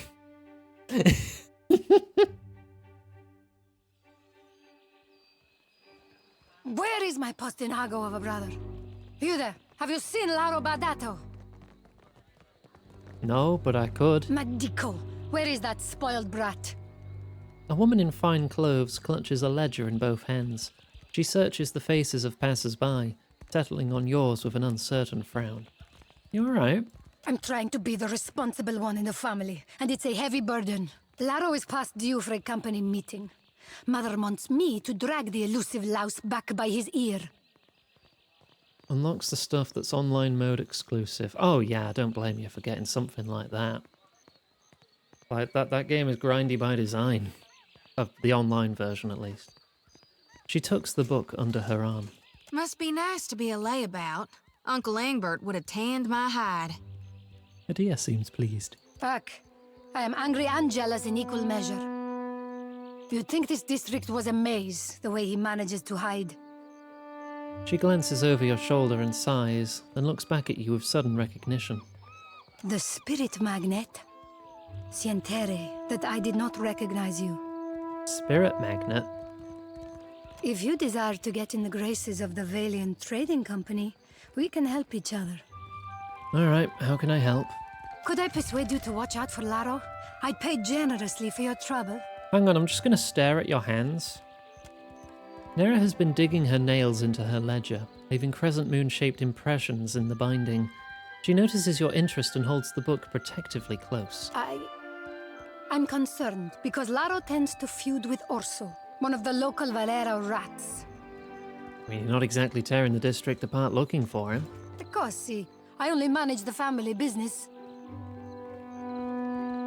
She takes up her ledger with both hands, holding it like a shield. Better to ask why Laro isn't sprinting back to look after his birthright. What do you mean by Valera rat? The Valeras.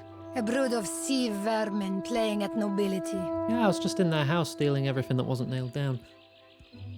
She hefts her ledger as if to bring it down on a pest. We squabble and compete, but Laro, the Pastinago, takes it too far.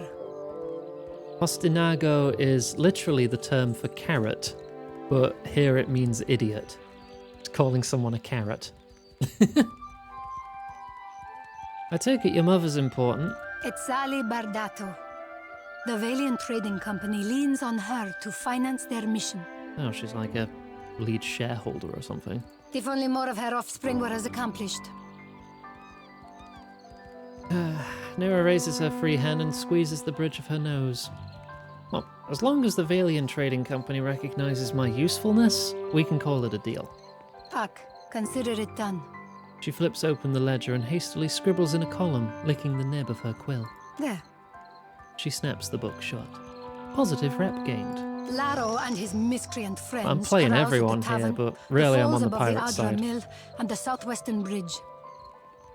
Tavern, above the mill, southwest If bridge. you see him, tell Laro to get his good-for-nothing ass back home.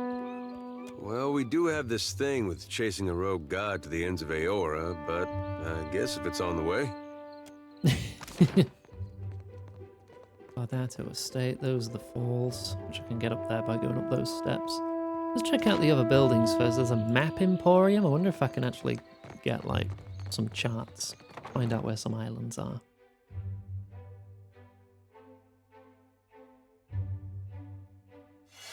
Ooh. Immediately discovering traps and secret compartments in your stuff there, buddy. Lock difficulty 6. Thing I can't find. Dog. Pet it. Pet the dog, pet the dog, pet the dog, pet the dog. Keeping an eye out. Oh, come on, you can't see me. Oh, the dog. The dog is protecting the loot. If I stand up here in stealth, maybe I can get away with stealing the secret compartment.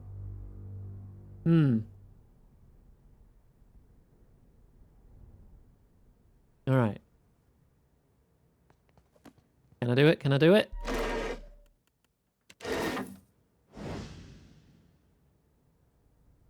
Oh, the dog just moved. As you wish. Nah, mechanics is too low to disarm that. Hello! Oh, hello. Welcome to my shop. It's such a pleasure to see a new face. Senza bounces back on his heels, a wide grin plastered on his worn face. How might I assist you? Yeah, what have you got? Certainly, certainly. It would be my pleasure. Of course, it's mostly books and knickknacks. Maps I do on commission, you see. Oh, okay.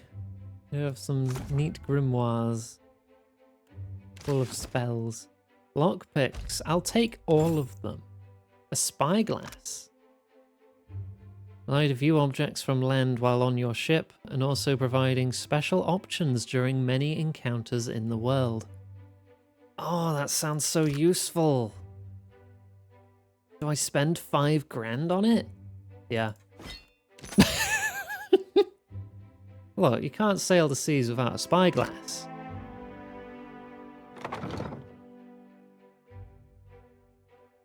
I gotta pull it out and look important, and then close the wrong eye when I'm looking through it.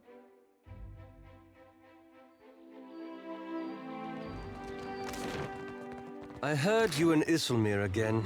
I do wish you would stop encouraging her. Real sorry, Aloth. We'll keep it down. He has you a think quest? I care about your childish jokes? What bothers me is how she dog-ears my grimoire. And you keep bringing her out. Just looking to lighten the mood, I guess. The iron sight on his eye patch when shooting a gun, yeah. Or when Majima's looking round a corner with his eye patch eye in the live-action Yakuza movie. How might I assist you? It's better than the Netflix adaptation. You should watch the the live-action Yakuza movie. What do you do here? Oh, I am a cartographer. I make maps. I'm not half bad at it either. And may the gods forgive my immodesty for saying so. If you need a map of any settled region of the Deadfire, I am your man. He's in third And person. my commission rates are quite generous.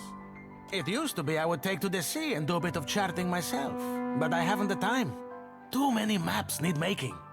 A shame, too. There's a whole swath of the Deadfire I've yet to see. How can you make an accurate map without going to the place?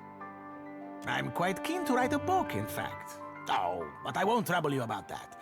Excuse my nattering on, won't you? I like your dog. You think so? He is a magnificent beast, isn't he? Sansa's face splits into a broad grin, bright enough to light the room. He's been a bit low lately. Between you and me, I think he's heartsick for the sea. Do you sleep here? Sometimes. He touches a hand to his forehead and blushes scarlet from his neck to the tips of his ears. Married to the work, you know? I just get so engrossed in my maps. And next I know, it's morning. Sharing a bed with a few maps is a good sight better than sharing with Caleb, I'll tell you that. He always hogs the blankets. He rubs the back of his neck. You said you're writing a book? I'm putting together an explorer's account of the Deadfire. Or at least the part of it Queen Onekaza's tribe has laid claim to. My book will be the first of its kind. The Explorers Club will go mad for it. Or, well, that was the idea. It's a fiercely dangerous enterprise, in point of fact, and nobody will agree to chart the islands for me. You'd think ship captains would be a bold-hearted bunch. I offered fair recompense. Sansa folds his arms, sighing. I'm not exactly the most powerful fighter, or I do it all myself. Yeah, Still, wouldn't it He's be not much. wonderful? An explorer's guide to the Deadfire. Too eager to give the smart-ass response. Yeah, put some nice pictures in that book and you've got your explorer right here. Do you mean it? This is... Wow! I can't thank you enough. Oh, pretty pictures in the book. I want a credit as well. It's a lot of ground. And I mean, paying. water to cover, and some of these islands are in very dangerous waters. Despite his words, the gleeful expression on Sansa's face has not faded. Don't worry, I planned it all out. We'll get your feet wet first. With a little experience under your belt, I'm sure you'll get a taste for it. Nothing will stop us. I mean, you. The idea is to explore all the islands that haven't been charted yet, or even named. That falls to you, Aimika. You can't tell me you've never wanted to name your own island? I've already done it twice. I thought we could start with the waters around the company outpost at Port Mage. There are 2 islands in the region, and nobody's taken much notice of them yet. Once you're back, I'll start filling in my map and adding your findings to the book. Oh, this will be wonderful. Yeah, I've kind of already done that. You what? Why, that's incredible. Gelarde, imagine if you had never wandered into my shop. What an opportunity lost. You've done wonderfully. This book will be the best thing since Cassini's adventures, and that was all romantic rubbish. Here, your pay, my friend. Hey. We're only getting started, of course. There's more to see. I got some of my money back for the spyglass. Tikawara next, I think. How does that strike you? It's a little Huana village out to the southeast. 3 islands this time, all nameless and unloved. They form a little triangle around Tikawara, if you squint. Ah, the Forbidden Triangle. Got it. I'll be waiting. Right next to the Forbidden Dodecahedron. Then the outlawed Pentagon. Oh, that was just such a throwaway joke in Monkey Island where you just point to somewhere that you can't actually go. It's like, no, we can't sail there. It's the Forbidden Random Shape name.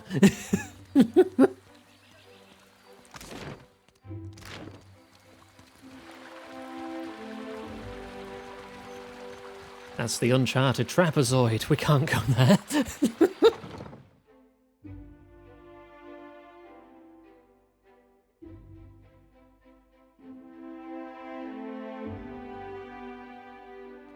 Right. Oh, named person. And stuff that is all stealing. Damn. The unmapped rhombus. The weapons they use require a DLC you don't own. Yeah. There's a lot of times where the new meta is a freaking DLC. Cortina's voice finds you before she does, her barks of laughter and cheerful directives resounding throughout the mill. She flits from worker to worker, offering critique and approval. When she finally spots you, a shadow of apprehension passes over her face. She hides it with a toothy grin. If you are here about the taxes, tell the Queen... Oh, you are not the tax collector.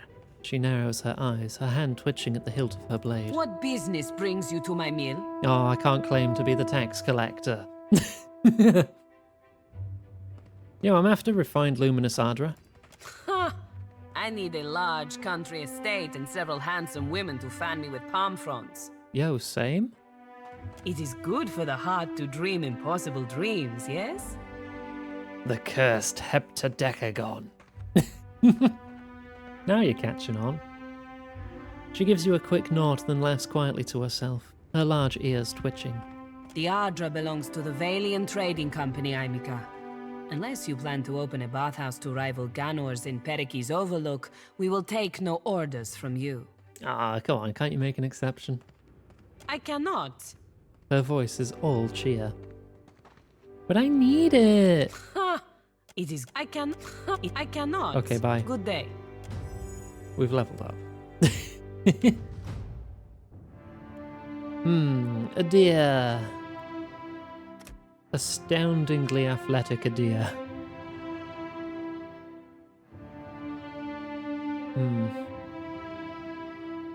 I need some athleticism doing. A deer's the man.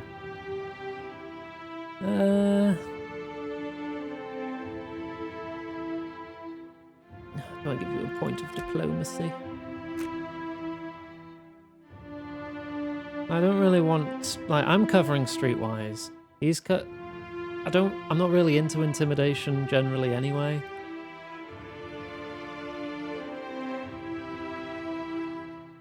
I feel like insight is something he'd have. But so many people already have it. Now you can have diplomacy. The game is still yet to receive an offline mode. That sucks.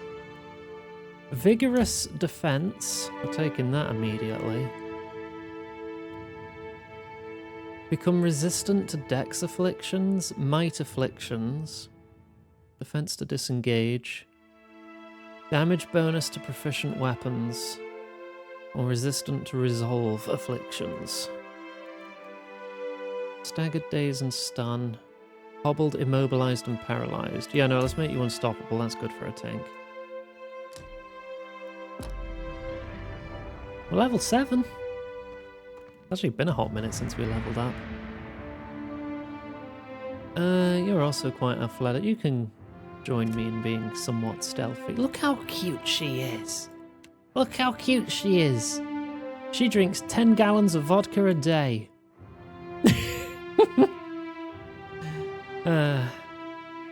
Starbreeze has pulled most of the devs away. Ooh.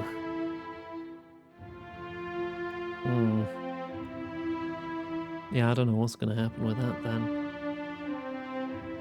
You can help me with bluffing. 2 monk abilities. Duality of mortal presence. Linking their incoming wounds to their body or their mind. A con bonus or intellect bonus. Thunderous blows. Enlightened agony. Like clarity of agony. Duration of incoming and existing hostile effects are halved, and it also makes you smart. Lightning fast hand movements to redirect incoming melee attack. You do take a lot of damage.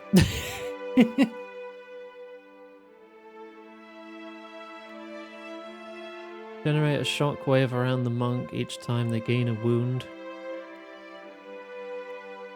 Hurt anyone who hurts you. Tenacious. Plus might and penetration.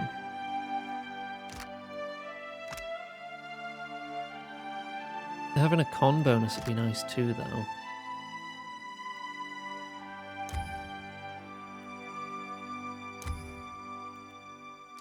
There you go. Might want to start slapping those cutlasses away. Yeah, actually, can I make her like a defensive monk? Is that like a... cautious monk? There you go, that uses blade turning. Yeah, because I want you on the front line as well, so you're going to be a cautious monk. What do I want to do? Mechanics. Need you ask.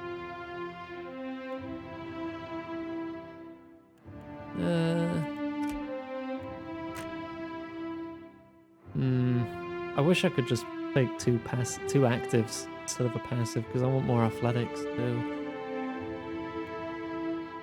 As it often comes to me to use athletics at times, the main character disease.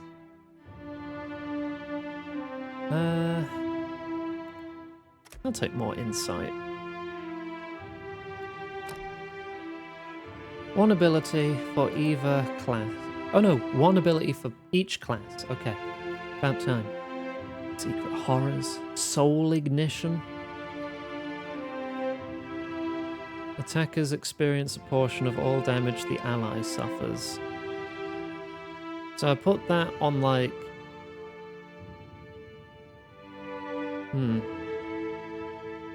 I put that on a deer, or like a tank who's taken a lot of hits, and that just hits everyone. Rebounding wave of psychic feedback that crushes enemies caught in between. Violate an enemy's memories, bringing recollections of past failures, leaving them hobbled and weakened. I force you to remember that really embarrassing event from 10 years ago that no one remembers but you. Puppet Master. Destroy psychic defenses, leaving them dominated. Use everything at its disposal to fight former teammates. That's like a higher whisper of treason. A retaliatory strike whenever they target my will defense. Brutal backlash. Becomes especially traumatic. Raw damage. Nice. Remember. Yeah, I'm kind of taking that because that sounds hilarious. Alright, and a rogue ability. I guess I'm going to take Finishing Blow.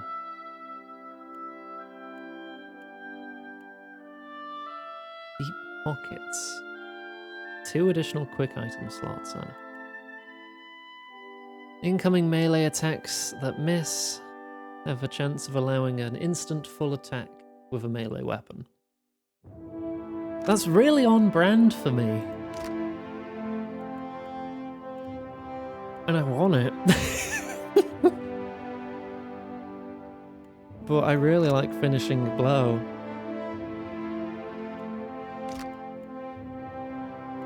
Especially since I'm using guns. Affected enemies bleed when moving. Successful hits distract the target. Gouging strike. Raw damage over time until combat ends.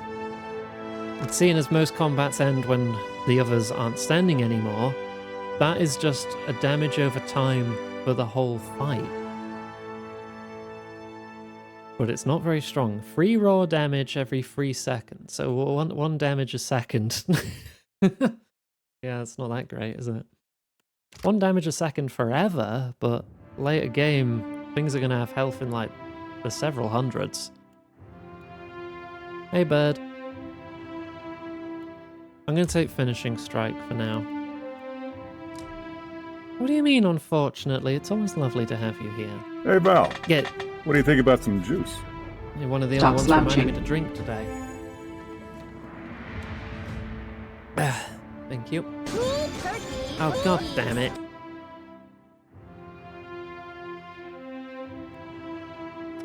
Very good at metaphysics.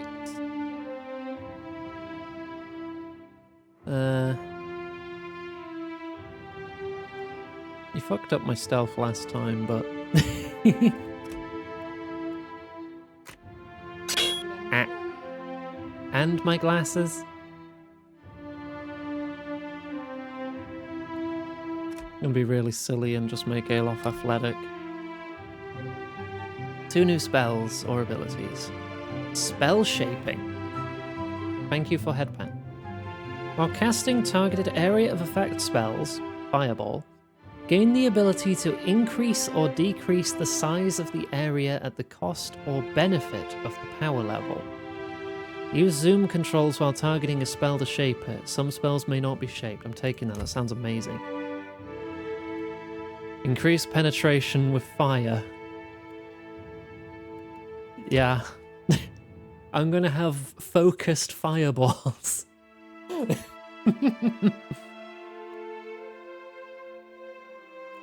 I now get access to Grimoire Imprint and Flame Shield. So they're in the spell book. Thank you, bird. He increased penetration, hee. Yeah, hee hee. Fireball evolves to Ball of Thermite. Yeah, spell shaping and fire penetration. I'm taking 2 passives.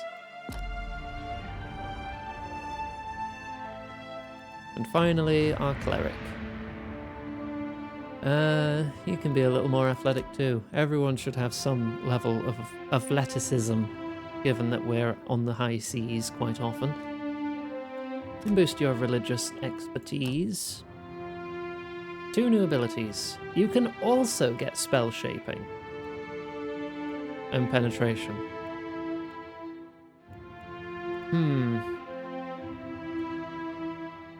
Devotions for the faithful. Allies get accuracy and might bonuses while enemies receive penalties to the same. We hit harder more often, they hit softer and less often. Shining Beacon. Triumph of the Crusaders. Hardy Inspiration. +5 con, +2 armor.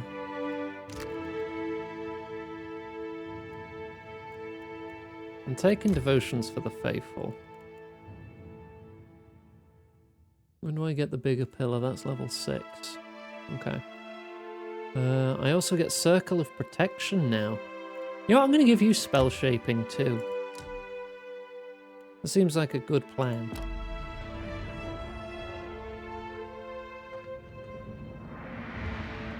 Right. Oh, what's on the roof?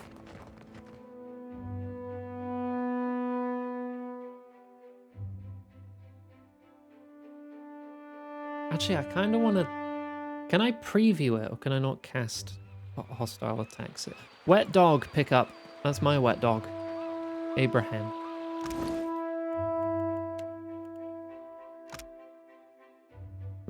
Reduces recovery penalty for armor. Varies by armor type. And regain health when you kill enemies.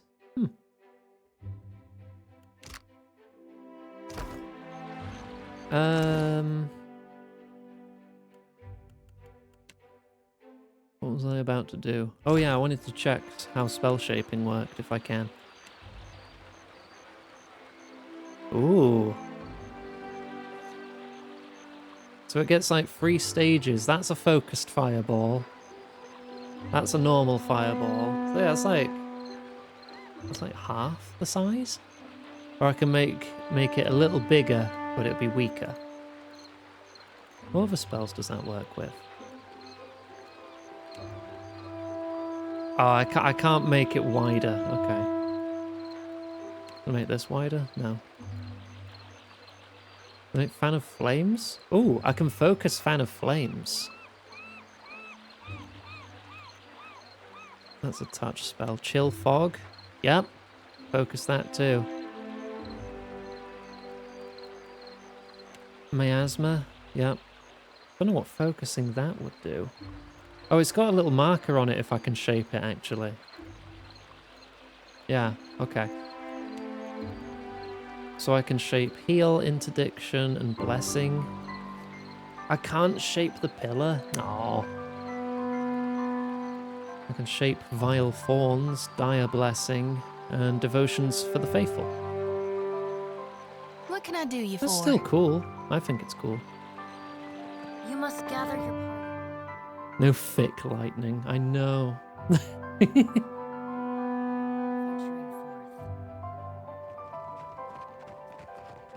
I'll focus the lightning into just a 1 pixel wide line beam of death. Like one of frickin' Frieza's attacks or something with a death beam.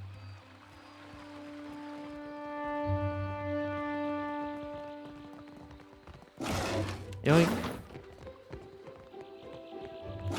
Mine. Yeah, that's mine. I left it there. Yep. Shh. Keep your voice. Cullies. You voiced? No, you're just a commoner. Voiced. Named, I should say. They're just commoners. Could check anyway, though. That order's too tall. I'm gonna go check. What are these kids up to? Can I push them into the river? You want something? No, okay. That's a shame. The wild mare. I don't have a voice for shanties these days. Too much salt in the air. Not even my Vithrak darling. A tiny minute of falsetto per complancanet.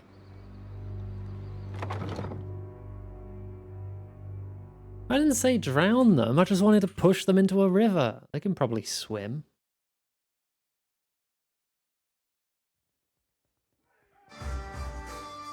Probably. Do you enjoy a coin, my friend? Can you lift a sword? Hail and welcome to the Wild Mare, friend. A jovial man at the bar grins and motions you closer. His arms are corded with thick muscle and cross-hatched with scars. Now, what can I do for you? Off you go. See anything you like? Let me know. Rest in the backstage storage room for free. Discount 0. Yay! The free room is always free. Or the private dance room. +1 casts for level 1 spells and +1 to all skills? That seems pretty good. Recruit people. Hey, we got a deaf godlike there. Oh, what crew have you got? Novices at pretty much everything. This guy looks like frickin' Conan.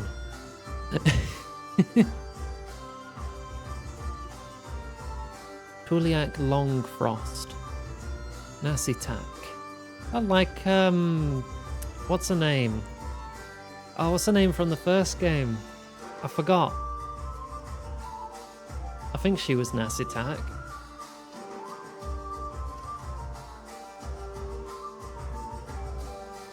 Oh, did it begin with an S? What was the name of the hunter lady dwarf that travelled with you in the first game? Can't remember.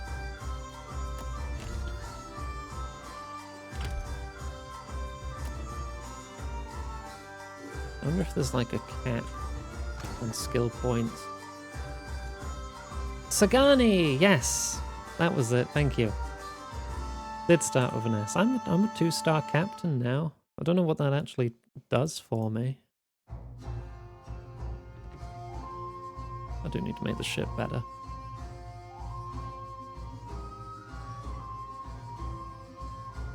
I need a bigger boat. Where in the blazes is that old man? Normal cap is 4. Is that 4 per skill or 4 total skill points?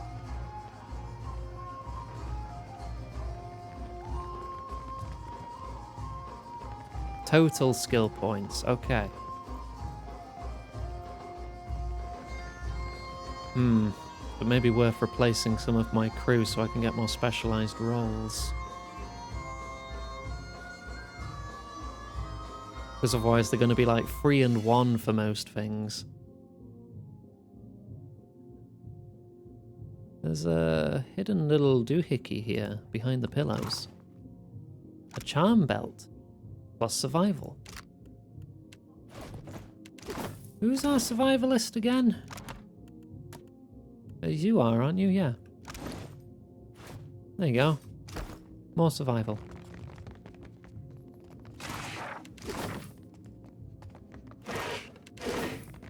Let me just pinch all of this stuff.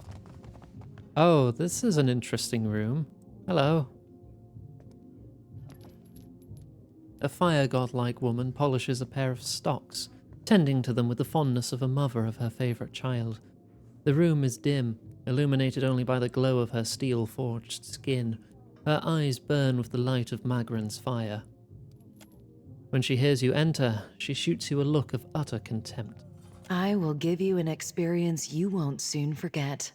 I think I'll be on my way, thanks.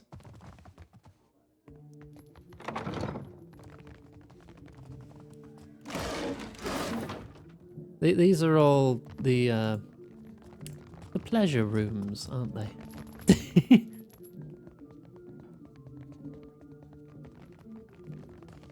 I think I'm good.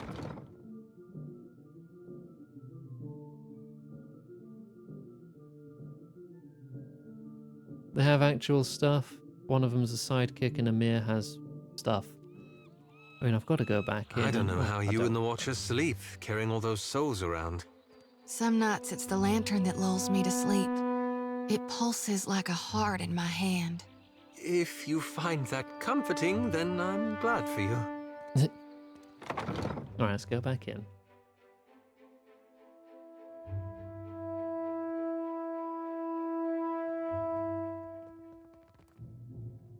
Alright, we've got another potential crewmate here.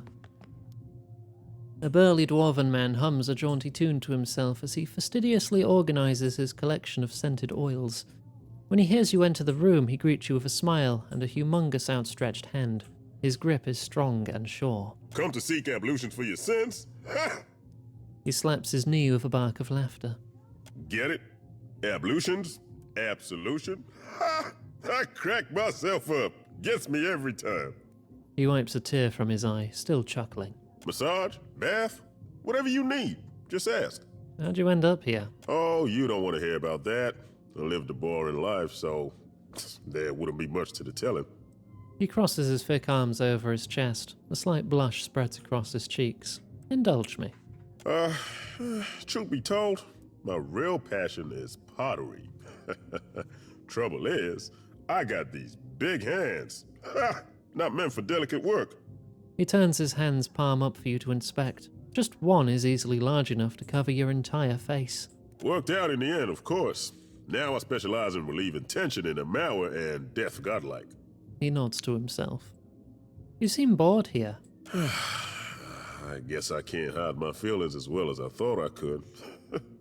He gives you a nervous chuckle and scratches at his beard.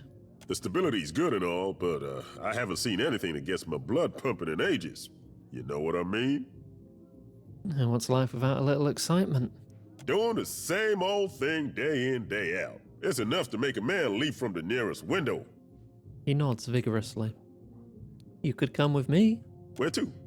He raises an inquisitive brow, his large hands previously dancing with restless energy, still. You know that 700-foot-tall statue made of Adra? I'm chasing it. No kidding. He nearly drops a bottle of massage oil in his excitement. I like to see something like that for myself. He sighs, a wistful edge in his voice. Do you think I could come with you? Just for a bit. Grab your things then. Hell, you don't have to tell me twice. Friend attained. You're a chanter. Oh, alright, now you can stay as that. Mm-hmm. He did have a nice voice. Oh, Amir, not... Right. See something you like? The dancer turns to greet you, a coy smile tugging at his lips.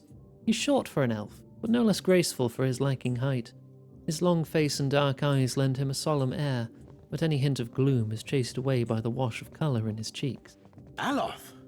This is the last place I expected to see you. What? Have your interests changed so much since our time at Bragon Hill? A grin lights up Ymir's face. He fidgets with his hair self-consciously, smoothing it down where it's been mussed. No, I still enjoy tile puzzles and deflecting personal questions. Anyway, what are you doing here? He looks away as though he's trying to ignore Amir's eager gaze. Oh. Adir and Choti are having a bit of a giggle at this. I could ask the same of you. He laughs lightly, a hand over his mouth. I make my own hours, meet fascinating people, and the coin's nothing to sneer at. Better than stuffy old books and unflattering robes. He casts a critical eye over Alof's outfit. He opens his mouth to speak, but decides better of it. You introduce me to your handsome friend, Alof. This is Ymir, an old friend from my academy days. Friend in italics, Alof. A pleasure to meet you. It's good to see you again, Alof. Anyway, I should get back to it. Be well. He smiles warmly at Alof, blush colouring the tips of his ears. It was lovely seeing you. He catches himself, looking panicked. Perhaps lovely is too strong a word. I meant pleasant. Perfectly agreeable. He looks at you, chagrined. I can see where I may have confused the poor fellow in our academy days. 'Twas a right fierce labour getting the lad to finger any flesh that weren't covering his spelly books. Islemir growls. Did you enjoy the show? There's more to see, if you're interested. Tell me about yourself. I suppose. He looks at you with a newly critical eye. I was raised in the Adir Empire. When I was young, I studied to be an arcane knight. After an incident at my school, I left the continent and wandered until I found myself in Nikotaka. As you can see, I stayed. So how'd you become a courtesan? Same as any of the courtesans here, I imagine. He brushes his hair back from his face with a sigh. His long-suffering smile says he's answered this question many times before. I showed an aptitude. I trained with a master, and when I was ready, I began accepting clients of my own. There's gotta be more to it than that. There is more to every story. He cants his head to the side, inspecting you with narrowed eyes. But the rest of it belongs to me, and I don't care to share it. All right, bye. Till later, then.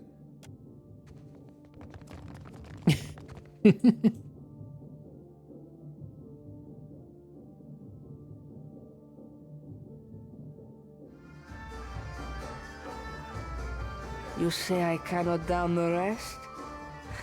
Watch me, Miko. A Valian sailor raises her tankard and arches her back to invite a torrent of ale down her expectant mouth. Holding this pose with nothing to show for it, she taps the tankard's base and furrows her brow at its apparent emptiness. Her companion shakes his head and focuses his attention elsewhere. Madiko, it is no wonder I thirst. As she wipes her mouth with the back of her hand, her eyes widen and meet yours. This is not a temple I expected the gods to frequent. She gapes at you and swallows.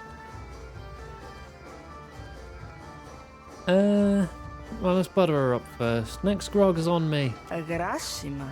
Even in the oasis I am parched. She pockets the coins and glances past you to the bar. If you grant wishes, there is a vacancy on my ship. As the captain of the Dainty Lady, I am already taken. Sientere, sere. Redora inclines her head. Next time around the wheel, perhaps. Zamar has sent me to collect your debt. Merla, and he hired muscle. Redora takes a shaky step back. Sientere, but you are too late to collect. She holds out her palms and flinches at the blow that doesn't come. A gang in the northern alley stole every coin. I cannot hire a crew, much less repay Zamar. Zamar's having some pirate trouble. Could this gang be connected? If they wanted Zamar to thirst for coin, it is possible. Botsos will regret it when I turn my cannons to their mast. Redora raises her empty mug as the vow is struck. Alright, tell me what happened. Wizard lights drew me like a moth to the alley north of the Wild Mare. Her eyes turn downcast. And the blow to the back of the head that followed, Merla, it hurt. She touches a spot behind her ear and hisses. Then a wolf sat on my chest while a group of thugs went through my pockets. A wolf? It growled like a thunderstorm and drooled on my uniform. Redora pats a stain on her shoulder. I stumbled back here and traded all I had left for the comforts of the mare. Alright, sounds like I've got to find this gang then. When you got their leader, tell them Radora sent you. She raises her mug and winks. Ado, my friend. I knew our paths would cross eventually. The Valian shouts over the din of the wild mare to get your attention, turning a great many heads to study your exchange. He takes a hearty swig of his tankard. I bet you say that to all of your clients. Que? No, you mistake me. I am not one of the courtesans. Tell me, you are the one who sails that fine ship, Ak? Terrorize the docks with spirits, Ak? Leaning in close, he sips from the tankard and loudly sucks moisture from his upper lip. Yep, Iggy, captain of the Dainty Lady, at your service. I am Aboko, and I am positioned to offer... I have opportunities for... He clumsily unfolds a sheaf of parchment. The tankard slips in his grasp and spills ale down the front of his trousers. He gawks down at himself in horror. 1,000 times I practiced my speech. Mera. Never did it go this poorly. Give him an ale. Hey, you need this more than I do. Agrasima. Do you know what my problem is, Amika? He accepts the tankard and drinks deeply. I am supposed to be in the business of giving bounties, but I know no one who hunts them. He stamps his feet, kicking up a spray of spilled ale. No one will unfurl their sail for my humble payments. But I must start from the bottom and work my way to the top, Ak? Alright, what have you got? You will take the job? You will take the job. He grips you by the shoulders and smiles, tears springing to the corners of his eyes. Agrasima. Something special for my first hunter, then. He drains the tankard and tucks it under his arm to retrieve his sheaf of notes. I will start you on Meriel, the mad animancer. That name's She tortures familiar. her victims with unspeakable treatments before casting what's left to Berath's wheel. I think I've already dealt with her. My contact saw her leaving Port Magi and heading west of Magi Island. Oh, it's a good thing I decided to cut her head off and bring it with me. Here you go. She joins the goddess of death in the beyond. My first bounty to pay off. An exciting day for us both. He passes you a small pouch of coins. Hooray. Maybe it's not much, but as I make more deals, more pyres will be available, Ak? Okay, what else is available? I finally managed to land the rights to a bounty of value. You may not like it. There is a thirsty drake who roosts near an oasis northeast of Magi Island. An important site for refilling canteens. The local tribes call him Purakeo, after a sea dragon of legend. Even so, they have no love for this water thief. I'll return with his head. Level 11 rogue murdering rookie pirates on the high seas. I'm gonna go back and get him eventually.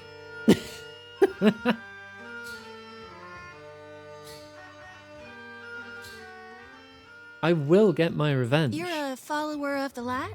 The light? Oh, you mean... well, depends on what you mean by... Maybe you...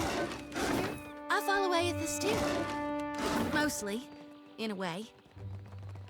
I mean, I am.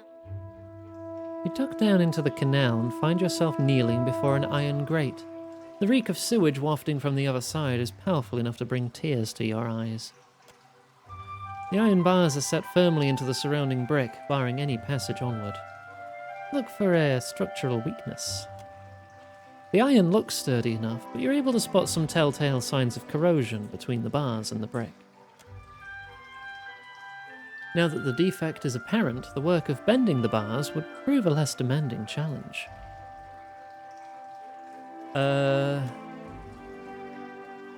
Adia, could you bend those bars? Damn.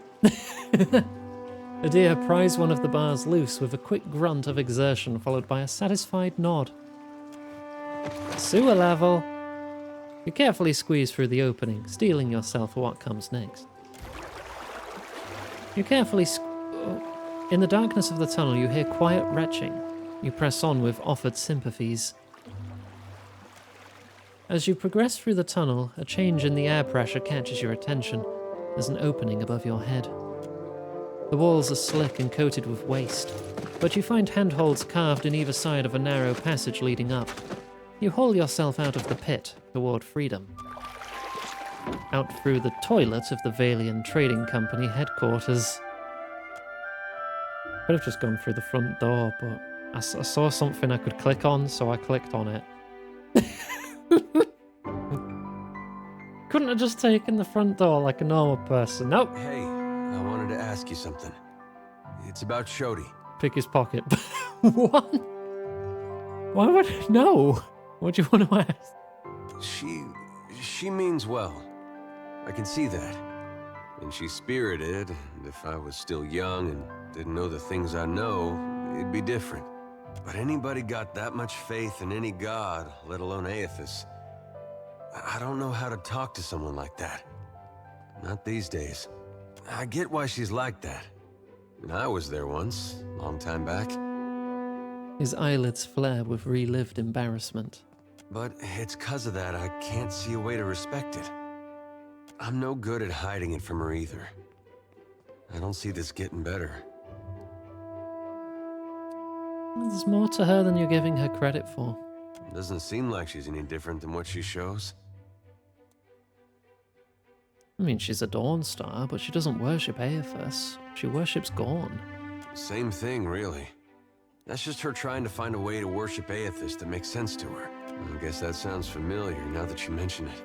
Yeah, see? More in common than you thought. Now kiss. No, let's not climb back through the toilet.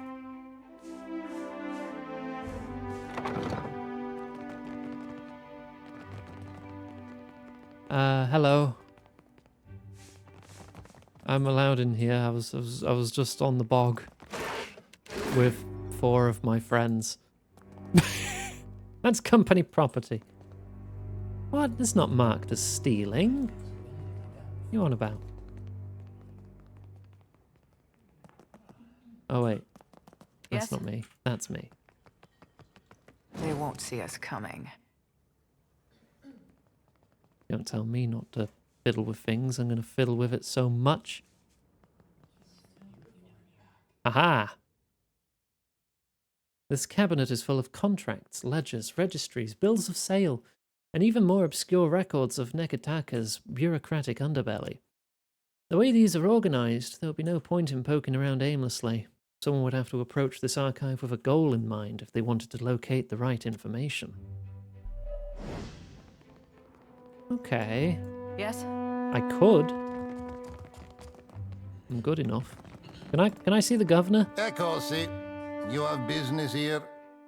I came from Port Madge. Governor Clario suggested I might find work. You're in luck. The governor is between meetings. Go on in. Cool. Hello, Governor. Standing next to her desk and lost in thought, Governor Alvari looks up at your approach. Her expression of intent focus falls instantly, and she greets you with a startlingly sunny smile. An interesting surprise. The Watcher of Cadnoa, no? I am told that is your ship in the harbor. Be cozy, I mean nothing by it. All newcomers are of great interest here. I am Lueva Alvari, Governor in Residence of the Valiant Trading Company here in Nekataka. What brings you to my door? And Clario said you might have work. Generous of him. I am a little surprised he gave you up, to be honest. His operations on Port Maget must be going more smoothly than reported. How much do you know about the luminous Adra trade? What's your interest in it? It sells for its weight in gold. Our investors have charged us with claiming every vein we can reach. Alvari punctuates her blunt statement with a smile. Every viable deposit is of interest to us. Cartographers, surveyors, at any moment we have a dozen expeditions underway. Some weeks ago, we received word of a large quantity of luminous Adra on a distant island. Pukukahara. It is not charted on any of our maps. However, Pukukahara is said to neighbor the island of Tikawara, and we've already made contact with the natives there. We dispatched an expedition to Tikawara with instructions to locate the Adra site and determine its value. Our people have neither returned nor sent any word on their progress. Alvari spreads her hands in a gesture of helplessness. We are too long delayed, and someone must finish the job. A watcher can determine if there is essence in the Adra, if it is worth the trouble and investment to remove it. Information for which we are willing to pay. If I'm to sail to Tikawara, I'll need to purchase some supplies. That I leave to you. Consider it an investment on your part, one that will be repaid in full on your return. My word on it. Stingy bitch. This will be of some use to you, I think. It entitles you to act as a commissioned agent of the Valiant Trading Company. Present it and you will be recognized as such. Oh boy, official documents. I'm going to abuse those. Until then, I believe we're finished. Return here once you have word of our agents and our prize. Oh, and take care upon the open sea. There are greater hazards in these waters than a few pirates. Uh-huh. Off to Tikawara at a point then, once we're done here. Oh, stuff. My stuff. Damn, how did all of my stuff get here? That's so weird.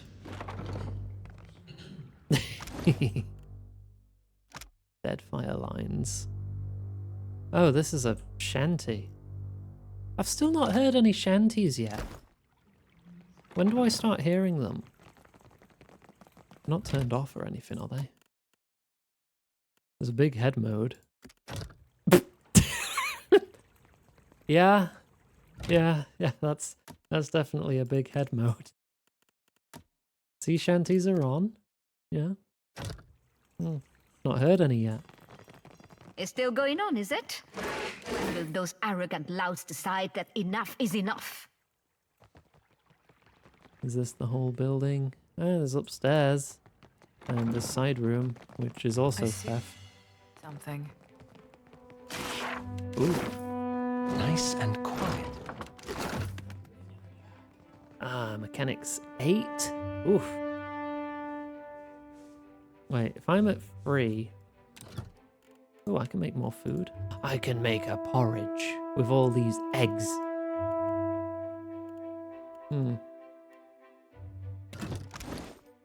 How much does this improve? That's +2. I would be at 7, so it would take 3 picks. Yes. I think 'cause it's 1 lower. And stop sneaking.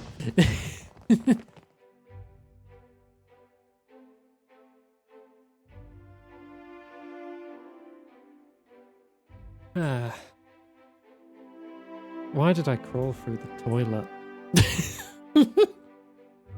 I didn't know that's where it was going to lead. Hi, can I come in? The director is not in.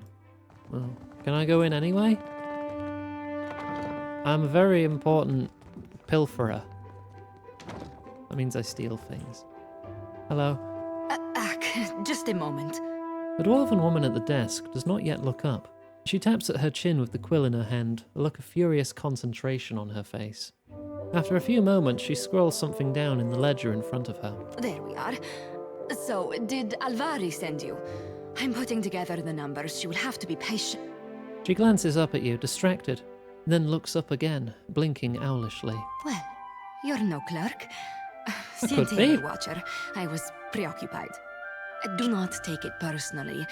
They put me in this side office for a reason. And just because my hair's on fire that I can't be a clerk? Oleska Sarasso, advisor. I can count Did you things. get turned around? I have little to do with people, to be honest. Numbers mostly. Sarasso gestures to the desk with a quick sweep of her arm. What can I do for you today, Watcher? What'd you do? Put plainly, I am an advisor to the director. I keep the books in order and offer advice on the operations of the fleet. Profits, losses, all here. Rather than pointing at a ledger, she raises a hand to tap the side of her head. I have a better head for numbers than for small talk, I'm afraid. It isn't personal. It is nice to be asked, I suppose. I hardly ever get anyone in here unless they need help with their sums. I don't see why. You probably have the most important job here. That is true, but hardly anyone says so. Sarasso smiles. An earnest, amused smile that brightens her eyes and puts colour in her cheeks. I have been lucky to reach this position. I enjoy the work, and it is clear that I am needed. Being useful. It is a good feeling. How's the company? I will not lie. Our fortunes dwindle. I must ask the director for some clarity on these figures.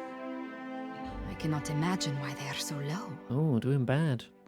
Yo, can I ask you something? I can spare a few moments. Who runs the company? While the Songreta is away, Cantaniro is the company's highest authority on the island, but he mainly concerns himself with diplomatic affairs. For the usual business, you want the director. Songreta. Congress of the company, a body of 11 high-stakes investors. Oh, God. Yeah, I'm good. I'm gonna go. I'll take care of it.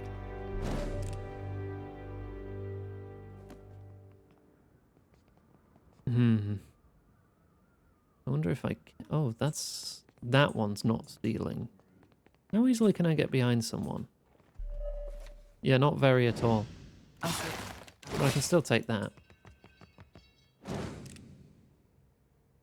Yeah, I need to get better at sneaking.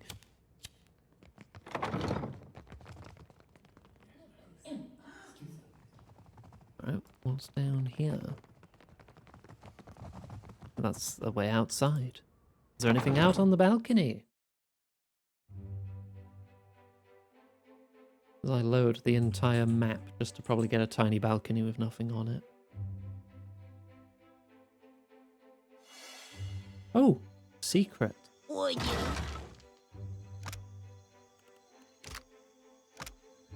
This note appears to have been quickly jammed under this bench. It's slightly crumpled, covered in what seems to be several failed attempts at amorous verse, including a few ill-advised rhymes for helm and sword. I've noticed you seem to be frequently at odds with others in your order. Toby. Gives perception. Bonus to max health. Some of my brethren don't understand how to do what I do, but I'm not beholden to them. I can certainly sympathize. Can't just jump down. I've got to load back in, to load back out downstairs. So it is 9:10. I should be thinking about wrapping up. Been a very busy day. You, what are you doing here? Business took longer than expected. I'm leaving now. Then permit me to escort you safely outside. The Night's Watch, they deal roughly with intruders. Dude, I just came here from the balcony. I was in here earlier. It was fine. What?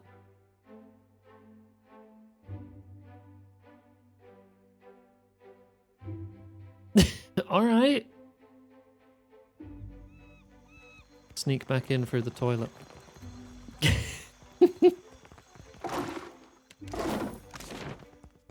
A cobbler. Why is there a cobbler?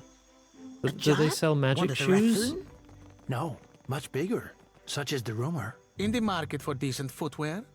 You won't find any cat leather around in my shop. Some of us hold ourselves to a higher standard. Of course. Oh, you sell boots of stealth as well. Stride and resolve. Stride is combat speed. I'm good. Sounds like sailor tales to me. The woman next to the trading company. This child? Never mind, they're not a child. I'm as tall as them. No sooner do you approach the Valian woman than she squints and turns up her nose, regarding you with thinly veiled distaste. I only deal with serious clients. Now shoo. Oh, sea shanties will start now. Okay.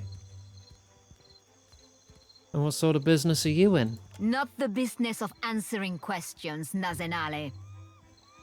Madiko, but it is impossible to find skilled work when every competent freelancer wastes their shore leave in the wild mare.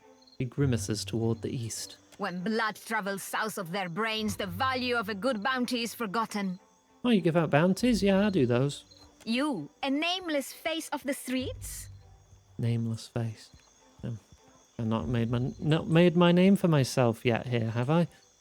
She thumbs her chin and gives you a furrow looking over. I do not make a habit of shepherding new talent, but there is a seed of potential. She sighs to herself and peers over your shoulder before giving up and addressing you directly. We will cut your teeth on Biakara, a Huana sailor and would-be patriot who plagues company ships. Yeah, all right. Gelarde! Biakara sails a voyager's scale of Tangaloa off of Hasongo's northeastern coast. Enya studies you once more before shrugging and seeing you off with a wave. All right, bye.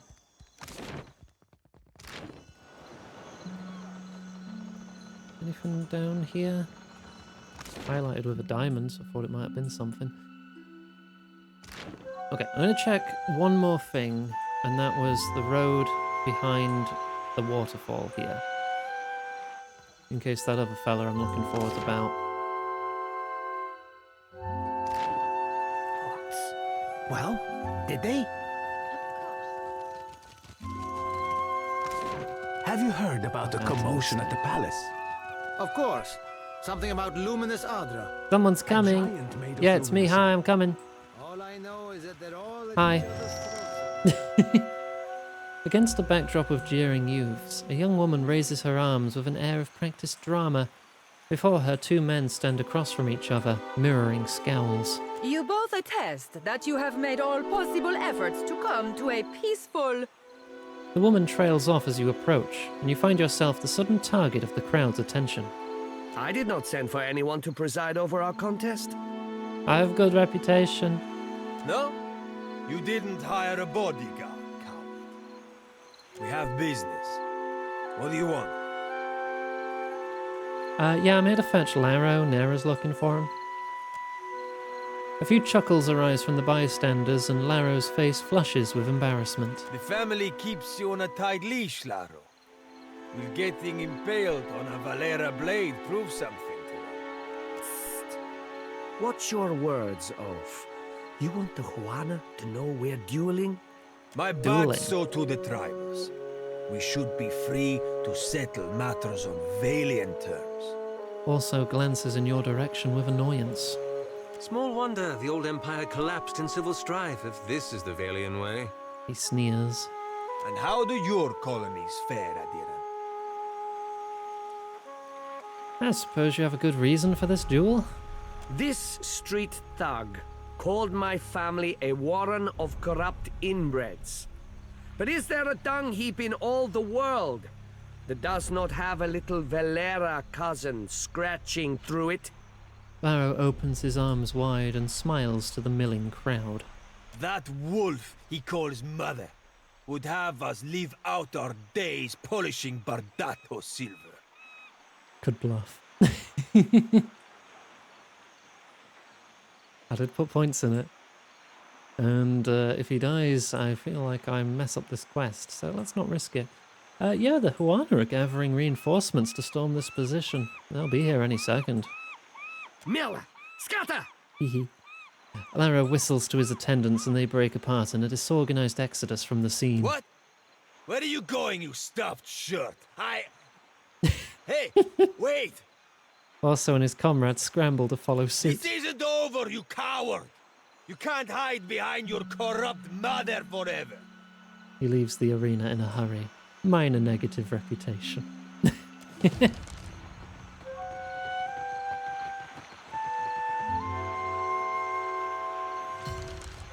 Hey, this is sorted, right?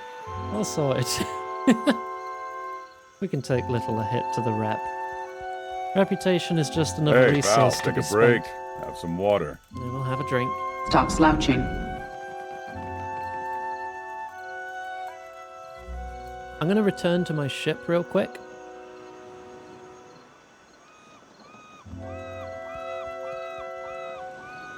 Because if I can venture out a bit, we can do a bit of sailing and fighting over there. Oh god, this place is huge.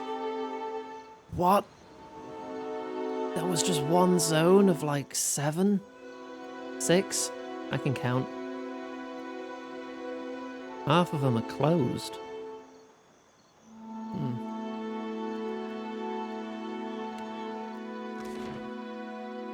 Okay, I'm not like locked in or anything.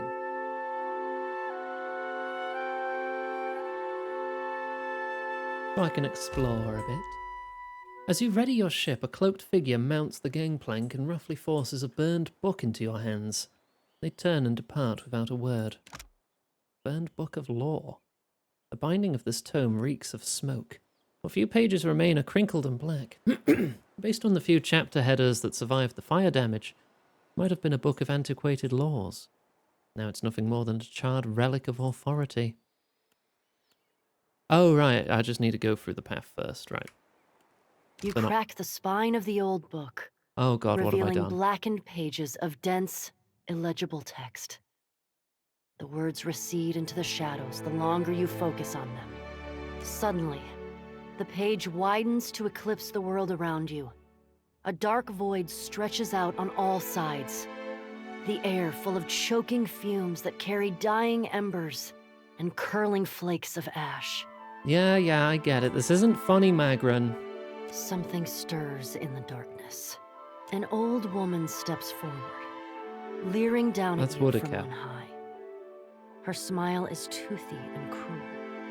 Her cheeks warp around it like melted candle wax. You should know I'm already not working for you. I'm so glad that my messenger tracked you down. These days it's impossible to find good help. Oh, sod off, hag. Before you draw your weapon, know that these proceedings are under a banner of peace. If this was a trap, it would have already closed around you. While Bareth whispers in one ear and Aethys shouts in the other, I thought you could use a more seasoned perspective to drown out the noise. Was the thing with the book really necessary? For the moment, you are Bareth's creature.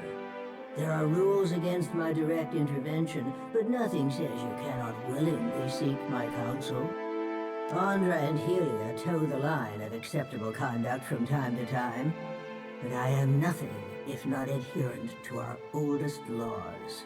What could you possibly say that I haven't heard already? Insolence will not help you here, child. Don't you find it unusual how open and accessible my siblings have made themselves? After millennia of subdued whispers, now they practically scream their intentions. And isn't it strange how we never bicker unless a mortal is watching? Oh, you're a dramatic bunch by nature. By necessity, in fact. But that's hardly the point. If we still possessed our glorious titans, my siblings and I would have put an end to Aethys and his rampage by now. While we are powerless to stop him, Some of my kin wish to observe how mortals respond to this threat. They think it will shine a light on the value of our patronage. Nug, I have no idea who Turbo Granny is. Have we raised you well enough to be self-sufficient? Or must we return to Eora and impose some corrective measures? And if we prove ourselves, what then? What indeed? That would depend on which of us you ask. A cross-section of society has converged on the Deadfire. Some of my kin are of an opinion that we are meant to judge mortals on the basis of their performance, while the rest of us have already made up our minds on the matter. So why do I get the feeling you're trying to convince me of something? Judge for yourself. But I think you'll find my intentions are more straightforward than you think. When we ascended to godhood, we did so to provide for a savage people. Our goal was to craft a society whose values were made to last. Perhaps even a society I am that familiar had with no Rita need of Repulsa, us. yes. A naive fallacy, but one that inspired my optimistic, misguided kin. How you and your allies counter this threat will demonstrate whether you are competent enough to guide your own destinies, or if we need to revise our strategy. The soft-hearted among us are counting on you Mogus. to win this existential wager. No doubt, Aethys shares their sympathies. I do not. We exist to rule over mortals. Nothing can change that. So now you know the truth. I assume you have questions. Well, I'll chat to you in a bit. Yes, I think we will. This is not the end of our discussion. You know how to find your way back to this place. Wotica nods stiffly. You feel her presence drift as a breeze. Can I just open this book to have a chat with Woodica whenever I want? Huh. This is a pretty big island too. Where am I on the map? I'm near the center of the map. Pikawara's down there. There's a Deadfire merchant. Rafik the Redbeard. Brookspur captain. Who was the guy who kicked my shit in? Was it the Redbeard? Was it this guy? The siren aboard the Siren Song?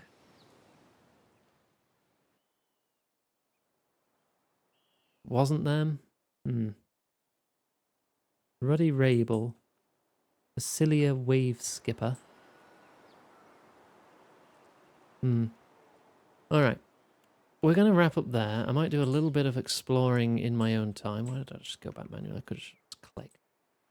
I might do some miscellaneous exploration. Maybe toss out a couple bounties. Nothing majorly story relevant if I can help it. But we are going to save and wrap up there. I hope you've enjoyed the stream. I'm switching back to my normal clothes. I will bring up the schedule. There we go.